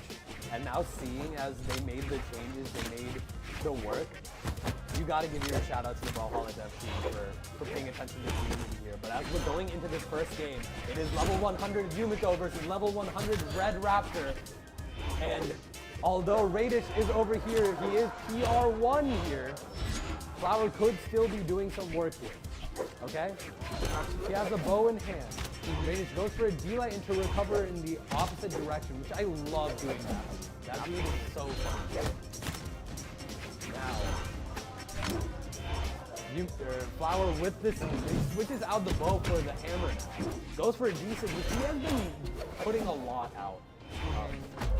I feel like that's sort of like a signature Flower thing anyways. To throw out that D6 as a bait and see if you land in it, quick nair, quick recovery, maybe move around or something. But what a dodge coming out from Flower there to dodge the motorcycle. He knew it was coming out too. Yeah. One thing I mentioned about Flower in his last set is that Flower's dodges are immaculate. He always like goes for the frame one dodges. When he was against Cosolix, there were multiple times where Cosolix missed a Sair or like a side stage purely because Flower just stood there and dodged. Well, I gotta say here too, these guys are really close. Yeah. You know, you have Radish just knocking out not too long ago. They were down to the wire in red on the first off. So this is a big deal for both players. And they're keeping it close. Yeah. You know, Flower, you know, while might not be known as well as Radish, is around these guys a lot and learning a lot from them. And you got those players playing football really, really hard as well. Yeah, both of these players, when they need to play aggressive and go for the crazy, like insane plays, they will know how to go aggressive. But Radish trying to show a little bit with this orb, what he can do with this weapon. He has years of experience with this weapon. Level 100 Petra, level 100 Red Raptor, he knows how to play orb. Orb is his thing. Well, yeah, and right now we got Radish going down into that second stock. You have, you know, a red second stock onto Unico of Flower. And if your Flower is taking that edge control, you're kind of using more damage to build up. You don't want to really get pressured by the Radish, especially with how Battle Boots are set up and how Orb is set up as well. Because if you have Battle Boots, you can lead into these weird combos. With Orb, you get Silent Sider, that's true. And you also need Dare options that are very, very damaging. So you're seeing Flower sitting back with that bow, and with Bow having so much platform control, he's able to go ahead and get these downlight options with these Sider, jump Sider options, neutral lights that are using different combos. To Radish there, but he mistouches the ledge and is unable to come back, losing that second stock. And he had very good neutral control over Radish beforehand. Yeah, that was great coming out from Radish to sort of bait the dodge out and not be able to make it back onto stage. But now Radish on the second stock is slightly closing in on red. So this could be Flower's stock to take here, but we'll have to see because Radish, I think, does a very good job on stocking. I think he's able to keep the stock for as long as possible and add up damage as much as he can. But we'll have to see. He gets hit by the end light. I think a Nair was almost coming out there, but he wasn't able to do that. The double. Oh my goodness, Radish! Very nice job. End light, ground pound, done. Two Bam, stocks. bam, bam, bam. Yeah, that's a good way of doing it. Very nice job coming out of Radish, taking game number 1 of this best of 5 set. And, you know, if you're Radish, that's what you want. You want to get in that top 4. You want to have the opportunity to go ahead and get the most money out of that prize pool and win that trophy. It's a big deal for these guys. You know, yes, you get money in online events, but at LANs, it's a trophy. You have a trophy. You're given a full trophy. Yeah. So we'll kind of have to see what happens here. Maybe we see a different pick from Flower. Oh, different skin. Ooh. I Okay. like that. The All right. inner demon from Flower is unleashed, and we'll kind of have to see how it does against the inner demon of Radish's Red Raptor. We'll have to see because Radish, it's a demon fighting a demon. Look at that Red Raptor. I know. Yeah. I love the mask of that Yumiko skin. Oh, yeah. And we got one with the Valhalla different UI there as well, which I love how they incorporated that for the new rank of Valhalla. Yep. But right now, we're going into this next game, and I want to see what Flower does. And maybe that's it. With Valhalla, it's very much a mental game, no matter how you think about it. And maybe that will unleash something within him that will give him that little advantage. Yeah. I'm really excited to see how this will go. He goes for a N-Sig. He does indeed, and they. Oh, Radish tries to go for that neutral signature. All right, Flower on the side of the stage, trying to get more damage onto Radish. But Radish gets that side air, trying to go for a sidelight, tries to get that recovery off the top of the stage to get that KO, but he doesn't fully manage to confirm it. Now he gets the down air, forces him off the side of the stage at the perfect angle to get hit down at the bottom. This is why you go for Small Fortress of Lions. Down airs have the perfect angle off the side of the stage. Now, Radish has a very solid lead, but could be switched around as soon as Flower hits that sidelight D-light there. D-light recovery coming out from Flower. Oh, wait. Which also beats. It's all of that hit, but may have given him a little bit of an advantage, a little bit of momentum advantage, but then allows for Wraith to go ahead and recover, but still lands a hammer neutral air. Incredible job coming out from Flower to land that hammer neutral air. He's been doing really well with that hammer. Not only in this set, but Oh, okay, you know what? All right, I understand. I see the bow, okay. But now, Radish hits that motorcycle, and Flower's doing a really good job on bringing this back. Look at this damage right now. D-Light in air, D-Light on like gets that slight damage lead. Already has Radish onto red, looking for this KO option, gets a nair. Flower does a good job staying grounded. I feel like Flower isn't the type of player to go for a lot of aerial movements, but either way, Radish takes him off stage, gets that ground pound. And now, the orb is doing orb things! It does, it gets a three-piece combo, and now we see the Yumiko trying to stay onto the platform. We see Flower just trying to have this neutral control, especially with Hammer Stomp Side Air. You get the side air different options as well. You want to be able to land those Stomp Side Air into a signature, trying to beat him, miss him. The recovery misses, allowing for Rage to get that two-piece combo, and trying to get this, go ahead and get this final stock knockout on him, but keep in mind, the hammer comes out, Radish is now a little bit pressured, he feels it, and you see him impulse shot and move forward enough to run into that dare of Flower. And you know Radish is feeling that pressure just based off the interaction. Yeah, and although he is feeling pressured, I feel like there's a bit of relief knowing how his lead is right now. He gets a nair recovery, almost takes Flower off the top of the stage. Now Flower needs to find something as soon as possible. There's a lot of movement coming out from Flower, but he gets hit by a sidelight side air. And there's just some aura around Radish.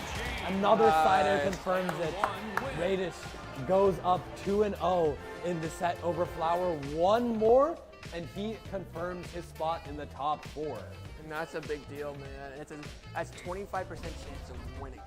You're giving yourself 25% chance of winning there. And these guys are ready for it. You know, I just love how like the mood is built into their characters in bed. They're just trying to unleash whatever they can against each other here. And we're going into game number 3 between Radish and Flower, and we're on small focus line. Yeah, we saw this exactly stage from the last game. But now, we'll have to see what Flower needs to do. Flower needs to do something if they want to bring this back. Maybe that's a good start. You know, it comes in with this hammer, involving the signature set of Yumiko, starting these stump side airs. You know Rage is trying to, he's realizing the stump side airs are going to be coming out, but now we get a little bit of the bow, mix up with things here and there. Nice recovery coming in. Misses that signature, nice dare coming in. Lands that down signature into side air. There we go. Another D-Sig. The Sair cancels out the D-Light. He would have gotten that D-Light Sair had that D-Sig not been there. But Flower is in which Flower taking, I think, one of the first stock leads in his favor. I agree. Yeah. I mean, we've seen Flower do a little bit of a lead, but we see that notorious Red Raptor side signature with that sked, with that motorcycle, and allowed Raiders to have that advantage, put Flower off that ledge, and get that there knockout option as well. And it's 2 stocks all. You know, you're seeing, and if you're Radish, you want to have that overall platform control to do half pipes like that. You could do those. I've never considered the fact that there is an existence of a boost half pipe. I thought it was just guitar. I thought it was just guitar too. You and me learned something today. We were watching the gameplay of Radish. He's like, oh, maybe you won't expect this multiple times back to back. He lands it, and he gets a little bit of a lead over. And for Flower, he needs that bow, he needs that platform control, he needs to take that away from Radish because stuff like that. And he gets the N-Sig, confirming that stock. This is the tournament stock of Flower right here. If Flower loses his stock, he is out of the tournament at 5th place here. Yeah, indeed, and this is a big deal. He wants to make sure that he stays in here as long as he possibly can. If you're Radish, yes, you were a friend, but yes, you were a foe during a set. Oh, misses a silent. Oh, missed the Flower says, you know what? You're toying around. 1 stock, all it is. I know you're out, but I want the dignity, the satisfaction of taking you out. Goes for the ground pound. And now, Radish is also on his last stock, but Flower is very damaged here. So Flower needs to watch out. Gets hit by a sidelight, almost gets that D-Sig. Oh, good dodge read coming out from Flower, gets a sidelight, D-Light Sair, trying to go for a downer afterwards. It doesn't fully confirm that, gets hit by the orb side air, chasing him down, trying to confirm the side air off the side of the stage. can't be too wary. You can't be too relaxed now. Going for another side air, tying it down there off the side, and he does it at the perfect angle. Radish taking a 3-0 victory, confirming his spot in the top 4. Congratulations to Radish on getting into that top 4 placement. Definitely deserved, and you know he's worked very hard to go and get up here. I mean, he's been on stage pretty much all day, on and off. Yeah. It was the first match we had on the stream, and now he gets in the top 4, and that's a big thing for him. So congrats there to Radish. Flower did very, very well, and with that being said, you know these players are hopping off stage, and we got to get ready for top 4. That's not too far away from us, Space. Man, we are so close to crowning a victor in this Moose Wars Battlegrounds land. And we have our top 4 confirmed, 2 in the winner side, 2 in the elimination side. And if I was going into this tournament thinking that Marckiemoo and Impala was on winner side instead of Radish and Sandstorm, I'd call you crazy. Oh, yeah. Yeah. All right, it took me a second to figure out what you were saying. Yeah. But no, I definitely agree. I think Marckiemoo is one of those players. I mean, he's showing off what he actually has been playing, especially online, in person. And I think he has a really good chance to win today. But it all depends on how he does against Impala. Yeah. But then also, you know, how loser side goes. Oh, yeah. Sandstorm, you know, we have Radish. That's 1 and 2, bro. 1 and 2 and losers. Are you kidding me? And they have to fight each other. They do. They do, indeed. And with that being said, though, what we are going to go ahead and do, ladies and gentlemen, we are going to go to a small break. We're going to have Cosolix cast the next 2 sets there. That way you can enjoy some gameplay. And with that being said, don't go away, and we'll be right back with Moose Wars Battlegrounds, baby! Let's get it going.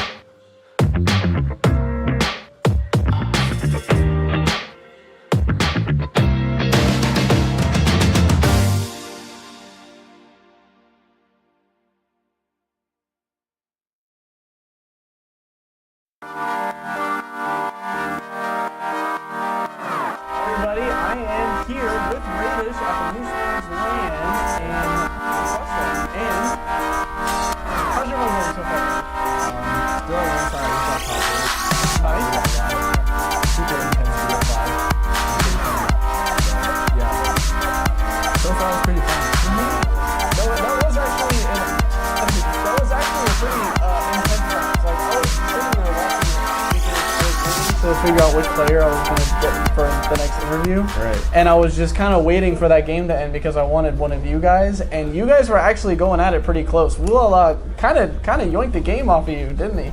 He almost did. It was 3-0, but the last game, it was pretty close. It was like a really funny stock. We ended up both SDing. Yeah. You were like you were on boots doing a ground pound, and you were just kind of hoping that it would like finally connect. Yeah, he just ended up like falling to the void, and then I fell with him. Yeah, no, that was pretty funny. But no, so how's your run going in general? Like, how do you think you're feeling going into top 8? You think you're gonna win?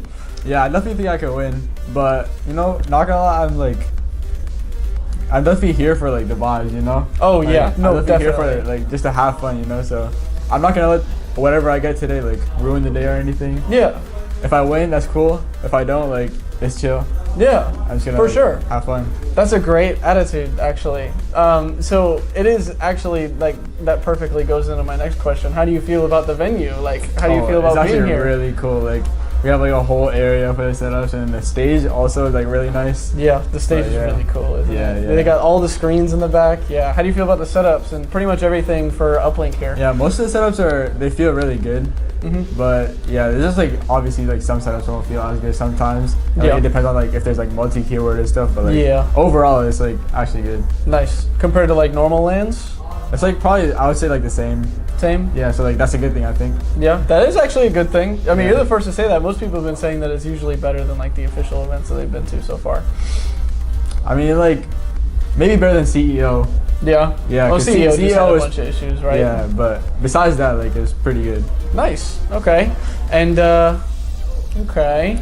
So what do we got going into the rest of this year in terms of esports for like your Brawlhalla run the rest of this year? So we've got what? We've got the summer circuit. Yeah, we still have the summer now. circuit. We just had like 3 more trials. Yep. And how'd you do in the first trial so far? Yeah, the first trial I won Heimdall. Yeah, I fought Marckiemoo. That's what got you PR1, right? Yeah. Nice. I got PR1 off of that. So yeah, I fought Marckiemoo in grand finals, and now I fight him right now, like in top 8 winner side. Yeah. Is that your next match? Yeah, that's my next match. Oh my goodness. So wow. That would be intense for sure. And then after that, I'll probably fight like Sandstorm or Impala. So we'll see how it goes. Yep. Okay. Well, hey, thanks so much for talking. Of course. Appreciate it, and hope you do a good run.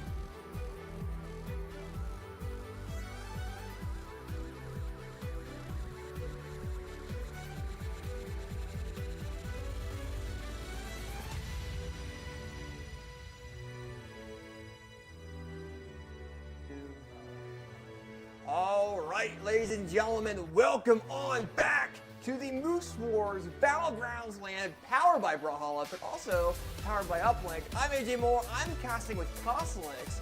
Hello. And we have the next 2 upcoming matches. And it's gonna be killer. We got some amazing people here. Yeah, we got winners finals, and then we got losers semifinals coming up. It's going to be really intense. There's a lot of amazing players here. A lot of goats still in the bracket. Sandstorm coming up soon. We do indeed. We got Sandstorm, we got Impala, we got Marckiemoo, and then we also had the winner of the last matchup, which was Radish. So it's going to be interesting to kind of see how it turns out going forward, but you know, kind of seeing how, you know, Marckiemoo and Impala's going to be. That's going to be interesting. I don't know how that's going to really turn out for this is winners finals. Yeah. Isn't that crazy? That is crazy. You know, it's kind of interesting to kind of see, you know, usually we think it'd be flipped. Yeah. Losers, semis. We're going against, it's like the upcoming best player against the most recent North American world champion. That is crazy. And like you said earlier, Radish originally beat Marckiemoo, and Marckiemoo 3-0'd. He is on another level, and Radish is the #1 player in North America right now. That is ridiculous. He 3-0'd him. Like, you're not thinking of a 3-2, 3-1. That's a big feat for Marckiemoo, and you know it's showing his online placements in LAN. Yeah. It really, really is. Definitely. And I gotta give him respect. So it's gonna be interesting to kind of see. I mean, I wonder what Impala's gonna really pull out against them, because maybe it's Immunin, maybe we see some Koji tonight as well, because the Koji's a brand new pick that we haven't really seen from him in events outside of here. Yeah, we're gonna see what happens. I've got no idea, honestly. I don't know, but shoot. All right, because Impala beat Sandstorm, right, to get up here. Wow, yeah. Yeah, so that's a big feat within itself too. So I don't know. So we got them hopping in the lobby right now. I know right now we got Marckiemoo talking with production. I think Impala's on your side getting himself all set up. Just making sure everything's all good to go. You know, you want to make sure setups are good. But also at this LAN, we had your custom game here that you're working on set up on 2 of the stations, right? Yeah, so we're not going to officially announce anything. It's really early, if I'm being quite honest. But I am working on a free-to-play fighting game, and you know, long-term, trying to make an esport that it's not a rival to Brawlhalla, it's not a rival to 2XKO coming up. We're trying to do something new and create a new genre of fighting games. I don't want to say too much, but hopefully we got something to show in a couple years. Yeah, and it's definitely a very, very good start. You had people interacting it with here, and we had 2 stations set up for them, so I'm glad that we were able to offer that. And you know, with that being said though, I mean, I think going into future LANs, we're gonna be seeing a lot more side events, just in general, side things. Definitely, You know, like when we were here, we had free play. We free played the entire day for the most part. Yeah. We had your stuff there. We also had, you know, stuff on the arena that we were doing early in the morning. So, you know, maybe we see some more stuff involving in the area. I want to kind of see it. And maybe even that stuff that you might be involved with in Canada as well. 100%. There's a large game development scene in Canada, and it would be amazing to just see the 2 worlds of gamers and game developers kind of connect and make competitive games, right? So, and not just that, like here at Uplink, there's so much stuff to do. There's golf simulators, lots of like areas to kind of do whatever in terms of resting or playing or really whatever you want. There's what, like hacky sacks or what's outside? Yeah, they have like almost like a hacky sack like tossing rigged over there. And we also, I mean, they run a summer camp here as well. So if you guys want to find more information about them, go to uplink.gg. They have been a huge help this weekend. They run summer camps for kids. They also do like corporate events. They also do karaoke stuff. So you got a bunch of lighting in that arena that they can do lights and stuff. So definitely go and check them out if you're in the Philadelphia area. But with that said, Impala's here. He's ready to go. We are waiting on Marckiemoo. I think Marckiemoo is just re-plugging in his controller, making sure his controller or whatever he's using is overclocked and done the way it needs to be done. And yeah, but outside of that, so how did you feel about the setups overall this weekend? Setups are outstanding. No frame drops, nothing. I've had no issues, and I've heard amazing things from everyone. Yeah, I think we had one issue at one station, and a lot of that we found out. The one issue we had was double wooting. Huh. So we haven't seen double wooting outside of CEO, and that caused issues there. We couldn't find out why. I wonder why. Yeah, why? Yeah, that was the only issue we had this weekend with the setup, I think. Custom driver on them? Maybe. I don't know. Maybe it's just because it's not used to having 2 of them at once. Maybe it wasn't really built for it, but that was the one thing we had. But outside that, though, I mean, it was fun. I think this is probably the best time I've ever had playing, realistically, Brawlhalla on a setup. Yeah, well, 360 hertz is so buttery smooth. And Brawlhalla has done an amazing job with its fast changes that when you combine a fast dash with the fastest refresh rate that money can buy, basically. Yeah, absolutely. You get outstanding gameplay, and it's just been amazing. Great job. Yeah, for sure. And I think everything is kind of getting together, and I'm just trying to think of, I mean, we might see the Mordex coming in for Marckiemoo. More than likely, we see that. Yeah. You know, we saw the Scythe, we saw the Gauntlet. He's been doing very, very well with the Scythe. But also, Impala has experience with the Scythe with Munin. So that's a big deal as well. Yeah. So I want to see kind of how Impala is really going to be able to adjust to that Scythe gameplay. But it's kind of hard to, especially with how he's been doing tonight. Yeah. I'm quite curious. What are your predictions?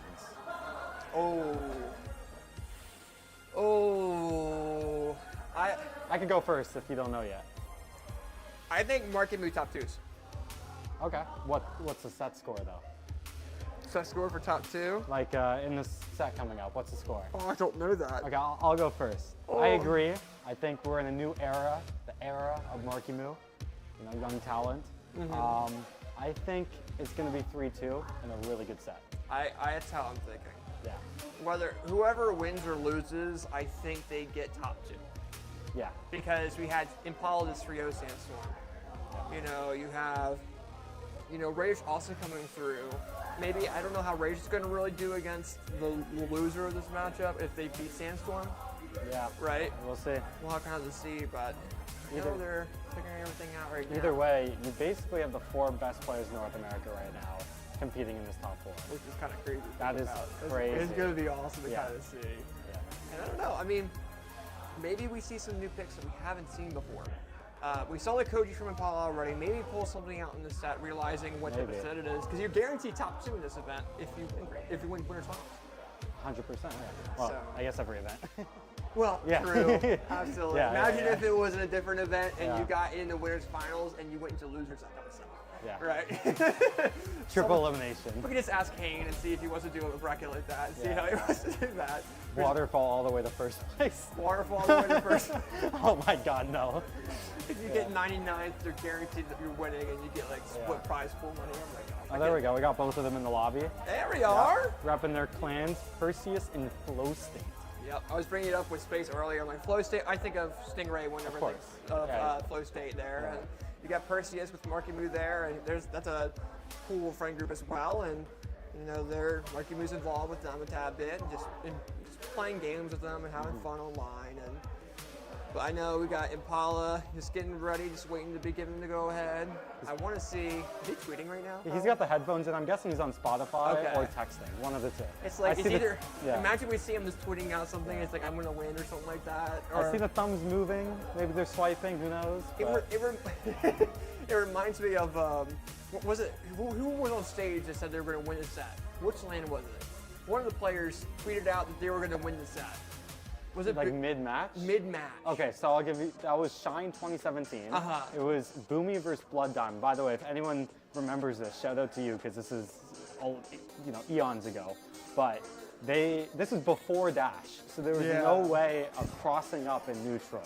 So both players were sitting on opposite sides of the stage, and then Boomy pulls out his phone and tweets XD mid-set.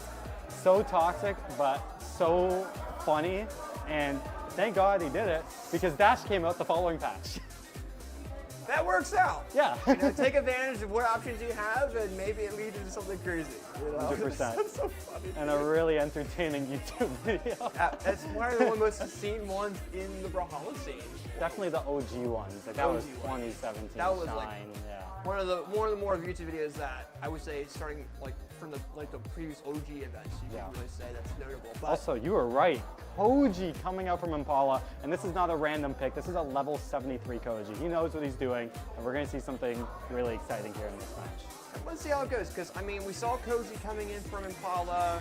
I would say roughly 3, 2, 1, but I really don't know how he's going to do against the Scythe of Marckiemoo. And I think right now they're just doing button checks to kind of see everything is all working. Yeah. But the Scythe on Marckiemoo has been so... It's not like it's a certain style. It's such an adaptive style where it's like he can change how he's aggressing so quickly more than most players. Most players need a little bit of time. They reset their mental for it and go for it. But Marckiemoo has been able to adjust very quickly. Yeah, like one thing that's really difficult is definitely adapting, but also keeping advantage state while adapting. Most players, they want to slow down, take a step back, see what's optimal and what isn't. But by the time you take that step back, your opponent's rushing you down, you don't have stage control, it's over. Yeah. And Marckiemoo does a great job of adapting while maintaining that advantage or neutral. Absolutely. And we're going now officially into game number 1, as you guys can see up on the broadcast there. Impala versus Marckiemoo in winners finals, baby. And let's see how it goes here in game number 1. It's gonna be interesting to kind of see, because we don't have platforms to worry about. Yeah. You're seeing these guys jump back and forth up a lot. You're going to see a lot of advantage coming in from these players. There's not much stage to work with, a lot of offstage, not even much offstage to work with small walls. And right now they're going back and forth, but this is going to be a very exciting match. Well, and we're seeing Impala using that sword neutral layer a lot as well. And he's being very keen with it. You see Dare neutral layers. He's realizing that Marckiemoo is jumping or going under him a lot, and he's taking advantage of the full hitbox of those letter pads. So we're seeing a lot of sword gameplay. We're seeing Marckiemoo having a rough time really approaching with his gauntlets. And we're going to kind of see a... Oh, missed the grab pad. There comes in with the Koji. Impala playing it smart and safe, keeping that stage control, going overextending a little bit. He held it too far down, and he knocked himself out of that first stock. And you know, he's going for risky stuff tonight. And when we saw his set earlier, it was really, really close. But he was going into these ground options that were landed. He was able to get them, but I mean, you're crazy until you land it, and then when you land it, you're a genius. 100%. You know, that's kind of how that phrase kind of is in Valhalla. Yeah, literally. But right now, oh, there we go. Clean stock. A little bit of comeback he needs to make. Marckiemoo sitting in orange, but not that big of a difference. A couple neutral wins, and that's kind of the stock. One thing I find really interesting coming from Marckiemoo is you'll see a lot of single hits in neutral, trying to just understand his opponent. Clean ground pound from Impala. But yeah, it's Marckiemoo is, he's like reading a book when he plays. He hits a move, sees what he does, and then adapts in the moment. So we're going to see what happens later on in the set. So Impala's doing a great job right now, just like winning those neutral interactions with that sword. Well, you're kind of seeing Marckiemoo throwing out his attacks, but nothing's really landing. He's kind of throwing them out too early, or he's throwing them out, but there's so much time for Impala to really be able to counteract them quite a bit. Yeah. So he's kind of letting Marckiemoo over-aggress. Nice little dodge read there, going for the recovery, knowing Impala is going to dodge up. That's something to think about, because later on you might see that dodge up again, and Marckiemoo could hit some really long combos with that side. Yeah, Scythe in a nutshell is known for those combo ability options that it has, and now you're seeing Marckiemoo with the gauntlets. He's going to try to go for this stock knockout here. There you go. Gets the neutral layer, misses the silent option. You definitely knew Impala was expecting it. And that side coming in from Marckiemoo comes in with the gauntlet recovery. And that Koji now that's the final time for Yeah. Even though it's tied one stock, life is just like that, and anything can happen. Doesn't connect there. Oh, almost hits that end sig. Goes for that dodge up where he doesn't quite hit him. Impala does a great job of mixing it up there. Gets some advantage state. Can he find the KO? Nice. That was a close. That was close, and I think if Impala didn't win that dare option, we see Marckiemoo scythe him off the ledge to the degree, and you know that's a good option from Impala. And Impala taking game number 1 in a very strong fashion, and I think that sword with the neutral layers and the dares and cider options he's been using have been very good. Yeah. But I mean, it also leads for a couple different options with Scythe. Recovery, dare with Scythe, being diagonal, kind of fitting in those compared 100%. to his hitbox a little bit. Whoa! Big. Whoa! Big change coming in from Marckiemoo, swapping in to the Devil Jin. Almost kind of giving me vibes of Balloon Boy a bit. A little bit, yeah. I gotta say that. That's what he's known for usually. Yeah, I think a bit of the thought process was Impala was kind of cleaning up neutral that game. You saw Marckiemoo doing pretty well in the offstage, but he needs to get that on-stage advantage state and winning ground control. And Bo does a great job of doing that with Bo downlight and a lot of great stage control options compared to Scythe. Yeah, absolutely. I definitely agree in that regard there. And you know, with Bo having a decent neutral control, as long as you have platform, it's huge. And but we also have a Ditto on Bo. Yeah, back on the same map as well. Which is kind of funny because wasn't he doing really, really good with, you know, the Scythe rather than the Gauntlet? Yeah, like I thought his Scythe was cooking, but maybe not as much in neutral, and he's trying to get that ground control away from Impala. Impala, like same thing here, just a ton of ground control, hitting those neutral interactions that dare hit. Sideline just barely missed. Another dare. Impala, bread and butter combo, gets that 3-piece, can get the edge guards. Barely misses clean there. Marckiemoo doing a great job of getting back to stage there. Neutral air leads into there. Oh, nice little short range combo coming in from the Koji. Oh, neutral comes in. Oh, Marckiemoo with no weapon right now, though. You think this is a counter pick from Impala? Like, did he know the matchup going in? Because this sword is cooking. He practiced that. He had to. Yeah. Like 100%. Nice down sig. Oh my god. Those pixels off. Dude, it's funny because with him, you haven't seen signature coming a whole lot. He's always done light attacks. And now he's using that sword signature to catch him off guard. I think maybe he's thinking Marckiemoo was going to use signatures with double jin to kind of throw him off a little bit. But he's trying to step one step ahead. Maybe that's the option there, but also along with that neutral control, he was able to do a signature, kind of made Paula get out of that neutral control and get that knockout in the air while having him up there. That's huge. Pretty interesting. Switching to the double jin, but staying on the gauntlets primarily. Oh, Impala's barely missing. Nice turnaround! That's why! Marckiemoo with the three-piece combo with the gauntlet. He's going to use bow a little bit more now and probably get back to him later.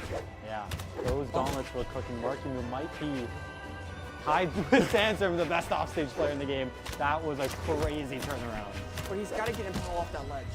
And if he takes that neutral, he has Impala off that ledge, and he can do very, very well. And that comes back to neutral. It really, really does. Ooh. Just barely missing that downline. Impala's doing a good job winning neutral here. He can't take too much damage though. He's on that last stock. Marckiemoo, great neutral conversions. Just barely misses that end sig. Absolutely. Nice there. Coming from Impala, making it one stock off. But, you know, this might be Marckiemoo's game depending on how he really approaches it. Yeah. Nice option. Oh! Marckiemoo going in with that Zariel signature, catching Impala off the edge. Yeah. And that was 1-on-1.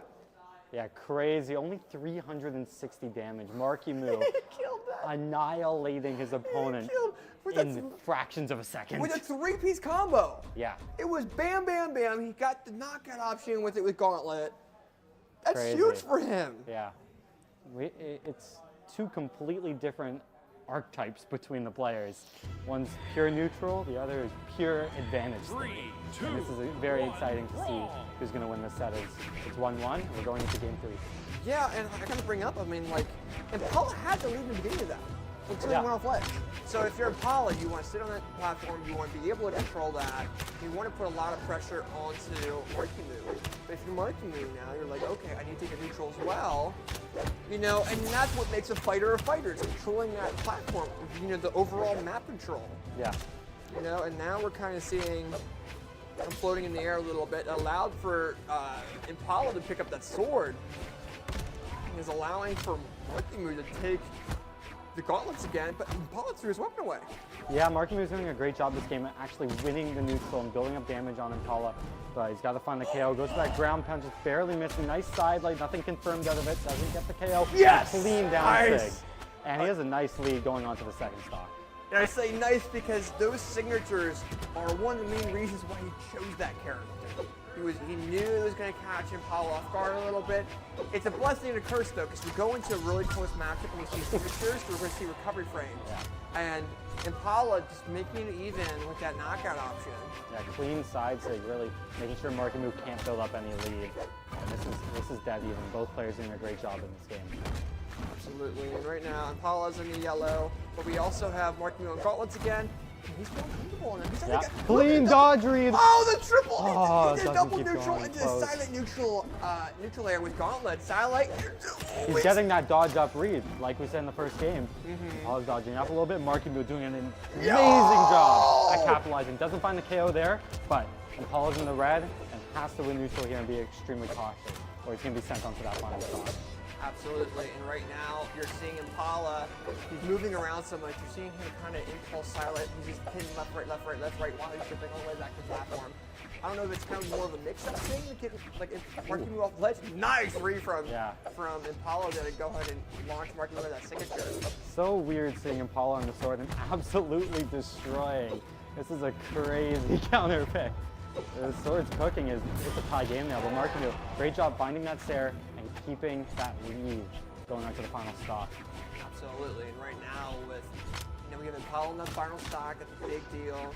It's that two-piece there. Marckiemoo getting two-piece there by Impala's two-piece combo involving the neutral signature as well. And I mean, this is down to the wire, and maybe this was where the signature was gonna like stick out more, which is great. But if he doesn't land, you're vital. Okay. Paul doing a good job finding some neutral wins, but Marckiemoo returning the favor. No option. Got him That's it. on the ledge. There we go. Marckiemoo coming in with the edge control, having that neutral control that we were talking about, pushing Impala off that ledge, got the dare, got the clash into another dare, and that was it. Lethal. Crazy advantage they coming from Marckiemoo. And that's the reason he's up 2-1. Impala doing a great job in neutral, but Marckiemoo, the moment he matches Impala's neutral, takes advantage in that offstage and confirms a 2-1 lead. Absolutely, and I have to say, I mean, it's kind of funny that we're seeing the top two like up-and-coming players play Double Jump. Yeah. You know, we have Balloon Boy, we have Marckiemoo trying it out. Yeah. So this is cool, and you know, I want to see what's Impala's options here. I mean, maybe just keep it platform, but he goes on the ledge, he's getting scored. Yeah, Impala's just gonna have to be careful going off stage and like mixing up his dodges because Marckiemoo is really trying to condition his opponent to dodge a certain way. But if the neutral is going in Marckiemoo's favor, it's going to be really tough for Impala. As you see Marckiemoo already put Impala into the red, and we'll see if Impala can adapt in time or it's going to be a 3-1 for Marckiemoo. Sure, absolutely. Right now we see the lovely double jig coming in from Marckiemoo. The gauntlet recovery comes in close into the GC neutral light. Very, very nice job by Marckiemoo onto Impala. Full stock lead already. That's huge. Yeah, huge. Beginning? Yeah. That's a big thing for Marckiemoo. I think that Bo, like you see, when the game is tied, Bo is so good at holding that stage control. The side light, D-light, recovery, clean. Marckiemoo getting the advantage they get. Almost hits that.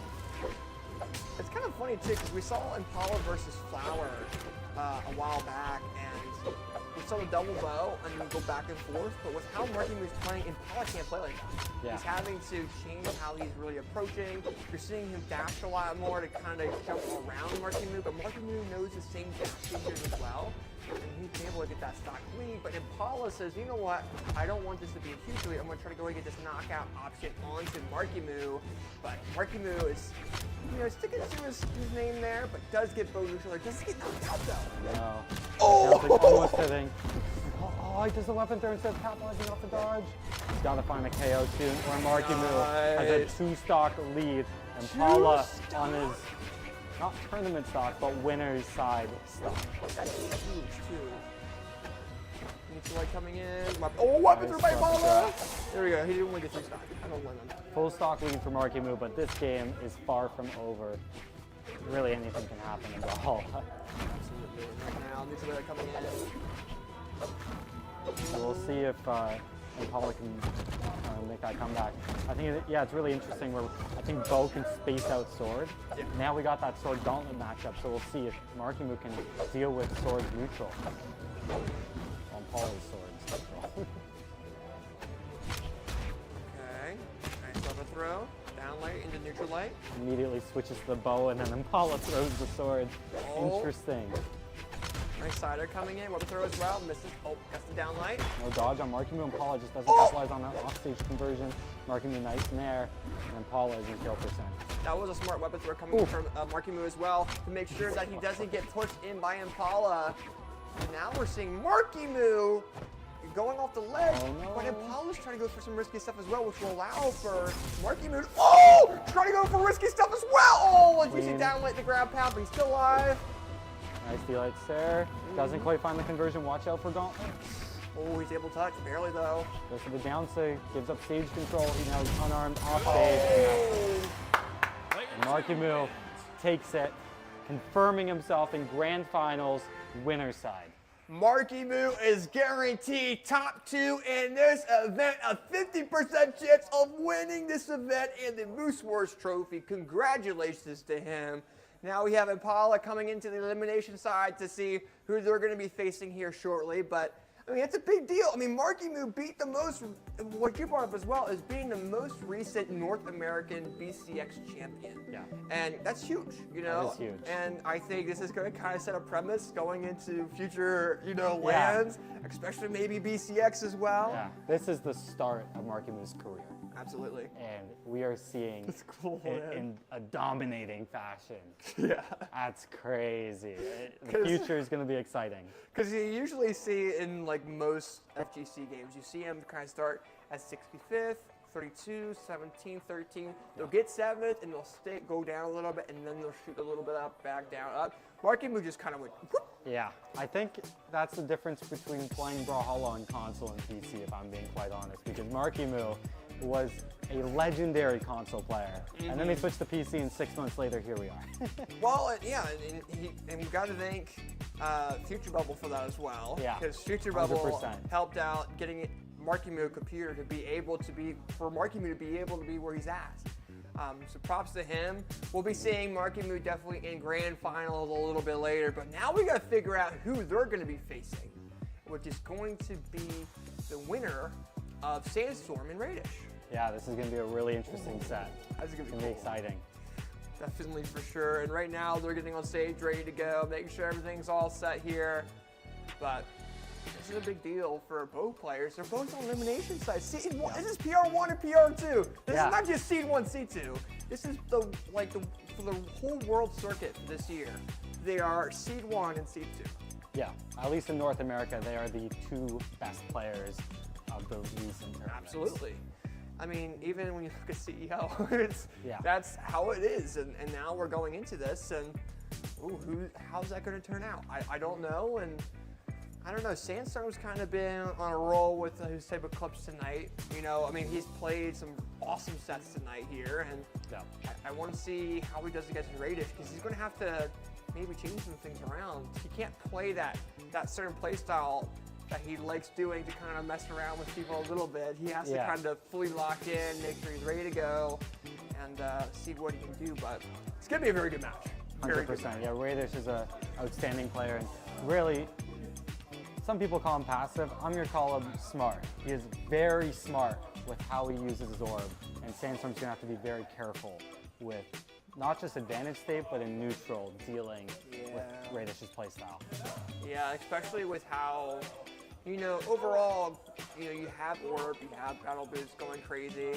You got Flower to say hi to there to Flower as well. Gotta say bye, he's heading out. Oh, is he? Yeah. No, see you, not Flower. just Marckiemoo. If you want to like keep up and follow your favorite up-and-coming players, check out Flower. The dude is on the come up. He's young, Yumiko player, and not just that, the current best player in the world, Kaina, I think he should have beat. If you saw that BCX set, and if you haven't, if you're watching this right now, go check out Flower vs. Kaina on YouTube. That is the closest set I have ever seen Kaina fight against a North American player. Absolutely. Yeah.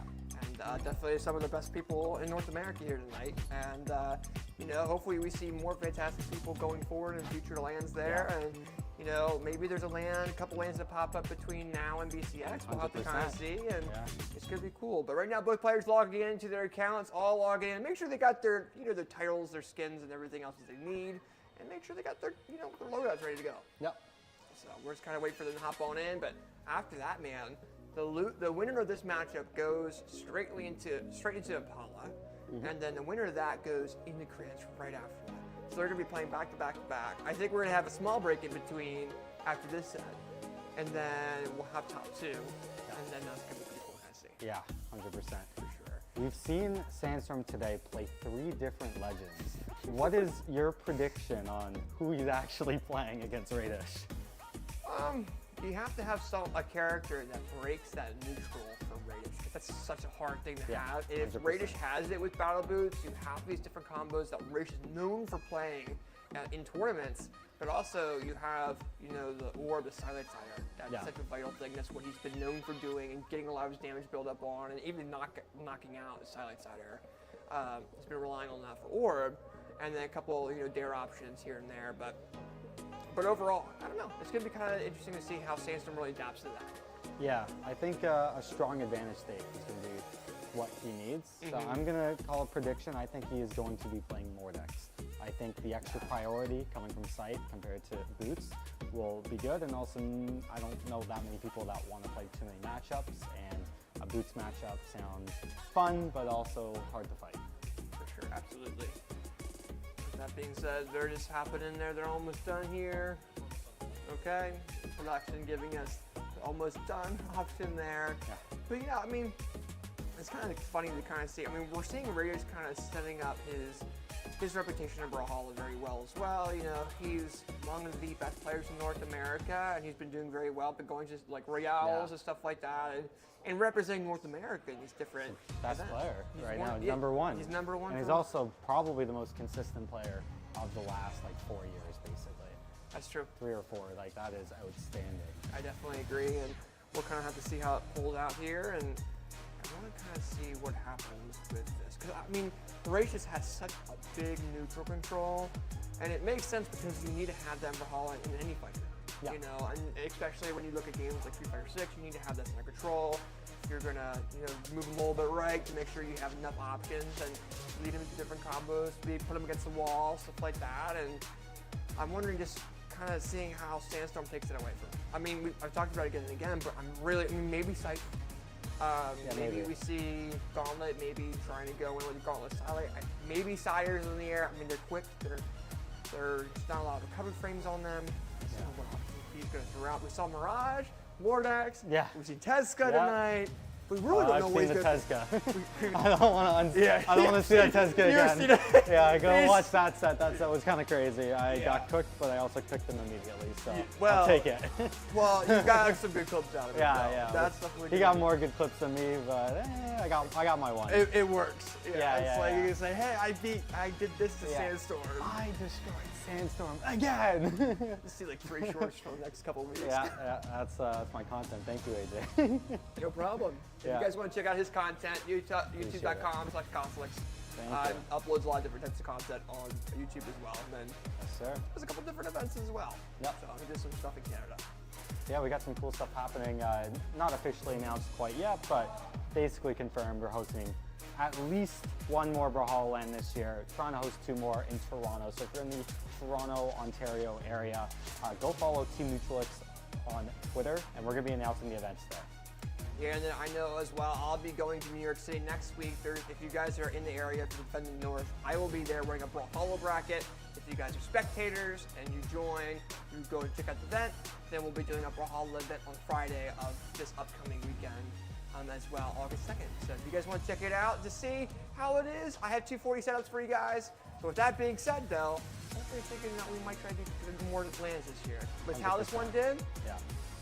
And shout out to Uplink. I think he's in the back there somewhere. Mr. Derek there. And with that being said, though, we're going to game number 1 between Sandstorm and Raiders. Seed number 1 versus seed number 2. Let's get it, baby. Let's see how it goes. And we're seeing Sandstorm's Mirage. Ooh, Scythe and Spear. I understand the Scythe. The Spear, maybe it's a matchup thing. Probably. He knows what he's doing. I mean, Spear option, it does have a lot of neutral, control a bit, but look at the aggressiveness from Radish. Yeah. It's throwing me off a Clean 3 hit. 3 hit there, yep, nice side air. Yeah, it's a good combo. So it'd be like going for those dodge reads immediately. Not so much there. Tried to go for a reaction. Didn't quite get that advantage on Radius. And Radius did a good job of turning it around. Clean ground pound. Confirms the KO. And that's the first stock. Extremely quick. Absolutely. Right now, I mean, this is a big deal. Radius wants to have this lead as much as he can. And you're seeing Sandstorm just trying to find a way to readjust it. Radius is absolutely cooking right now. Clean neutral conversion, just 4-piece right there, and it's already a full stock lead. Definitely agree. We're trying to see a neutral light coming in. Nice spear recovery, down light recovery. Nice. Very nice job. I think this is the 4th match in a row on this map. That's amazing. It's a beautiful map. Yeah, absolutely. It throws you off because you're so used to seeing it. Like, well, hold on. Yeah. This is oh, I didn't know there's a pond. I didn't know there's small. I thought there's only one map in Brawlhalla. Right. Mine's been small Brawlhaven when it was Eagle. Yeah, it's basically the same map if I'm being honest, other than the art. Yeah, basically. The art's a big step up, you know, this is beautiful. Yeah, absolutely. I definitely agree in that regard. It reminds me of Raw. But right now, both players in the red, orange, back and forth there. Here we go, Radish trying to do something at Sandstorm's aggressiveness here off the ledge. You're seeing Radish kind of throwing into different attacks. He's kind of getting counteracted there a bit. We don't see Radish on any weapon there, so you're seeing Sandstorm weapon start from a bit. This might lead into a knockout option, up option, maybe a side air, maybe a couple different options. Well, I find it crazy that Radish has a full stock lead. Sandstorm hasn't hit any crazy combos, but it's a tie game now. Because Sandstorm is just destroying the neutrals. Well, and we're seeing Radish use a different attack setup, but you're not seeing him land all of them, and you're just seeing him back down. And now we're seeing Radish coming in and actually knocking out Sandstorm second stock and trying to do something well with it. Yeah, this is a very close game. The Sandstorm have to find the KO to keep it close, or Radish might run away with this. Right now, ooh, clean. Nice. Tie game? It is indeed tie game for game number 1. He's choosing the spear over the scythe. I think maybe he's trying to take the neutral approach rather than trying to be aggressive. So you're just seeing Radish be really aggressive now. He was trying for that combo. Sandstorm almost caught that landing, barely missed. Now Radish really just building up that damage. Who's the stage control there? Oh, he got red. He missed the neutral light, and now you're seeing Radish coming in with just a little bit of a lead. The sider comes in. Half stock lead, that's a big deal for Radish. Yeah. Neutral light comes in. Oh, nice side air. Dodge. Good job resetting. All right. That's the advantage state. Nice there. Oh, that's close. So really close and like barely misses. Sandstorm have to be very careful returning back to stage. Misses that D-light right there. Gets that there. Nice end light goes to the weapon toss. Picking up the scythe. This is so close. It is. You're seeing these guys go back and forth, and you're seeing it comes down. Oh, the knocks! That knocked out, Matt. Yeah, it's Orb Sair. Oh my god. One of the best moves in the game. That just didn't look like it should have knocked out. Yeah. What? Yeah, that was crazy. That was a good option then from Radish coming out and winning game number 1 over Sandstorm. Very, very smart. Very smart overall options. Yeah. Now we're gonna see Small Worlds in again. I think we are. Yes. I gotta say, I love watching Sandstorm's Mirage, especially his spear. Unlike any spear player I've ever seen, everything he goes for, he weapon throws after to try and extend it. And Absolutely. It is so fun to watch. Definitely pay attention to that this set because it's so smart, and I wish more spear players played that way. Yeah, and I kind of want to see what he does with his scythe thing. He's starting to have a little bit of a lead.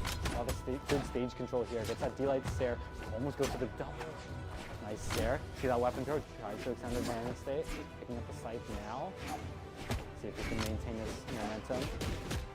Try to get his stare, but it's a little bit late. No dodge from Radish, and that's a side light recovery. This might be the stock if he plays this well. Nice weapon toss. Radish just has a dodge and gets back to the wall.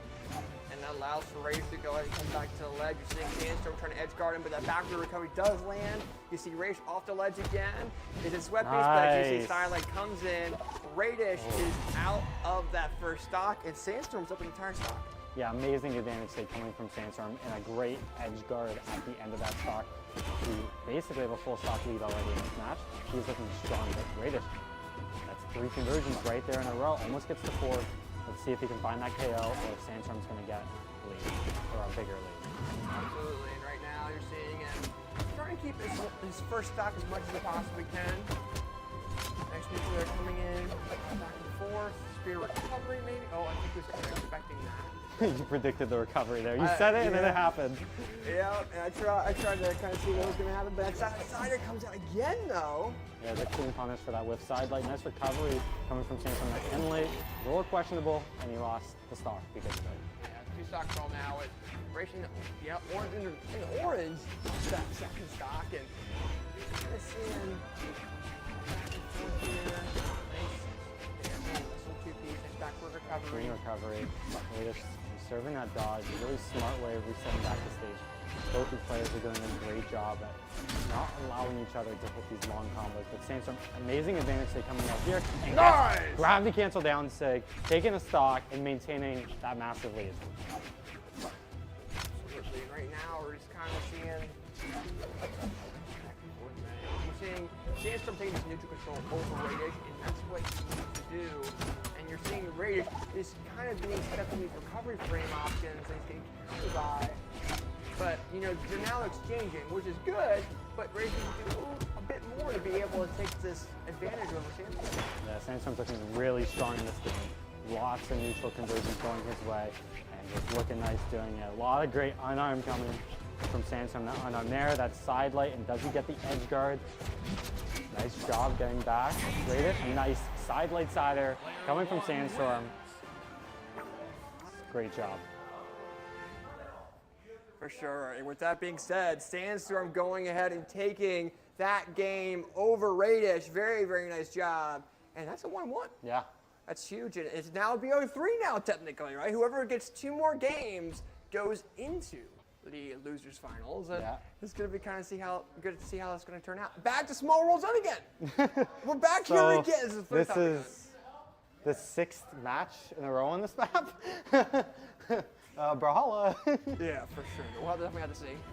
Either way, this map is amazing, and we're seeing some great sets today from it. As we go into game 3, Radish getting that first weapon, getting some weapon control on Sandstorm. Sandstorm getting the sight, and already has Radish off stage. So neutral coming from Radish. Both these players just kind of seeing what happens. Sarah just barely dropping. Nice side light, doesn't get a conversion from it. Sandstorm, similar to Marckiemoo, hits those raw neutral exchanges and then trying to condition his opponent and get those dodges. Absolutely. Right now you're kind of seeing Radish. Clean unarmed from Sandstorm. He is so confident unarmed. It might be his best weapon technically. Well, there was a this whole, set so far. Well, there was a whole. Oh! There we go, Radish! And another. That's it. That's the stock. That's the way to do it. Very, very nice job. And I was about to bring out, you know, the meta of when the unarmed was, you could get diamond with them. Yeah, you could zero to death with unarmed if you use Stevenator's combo back in 2016.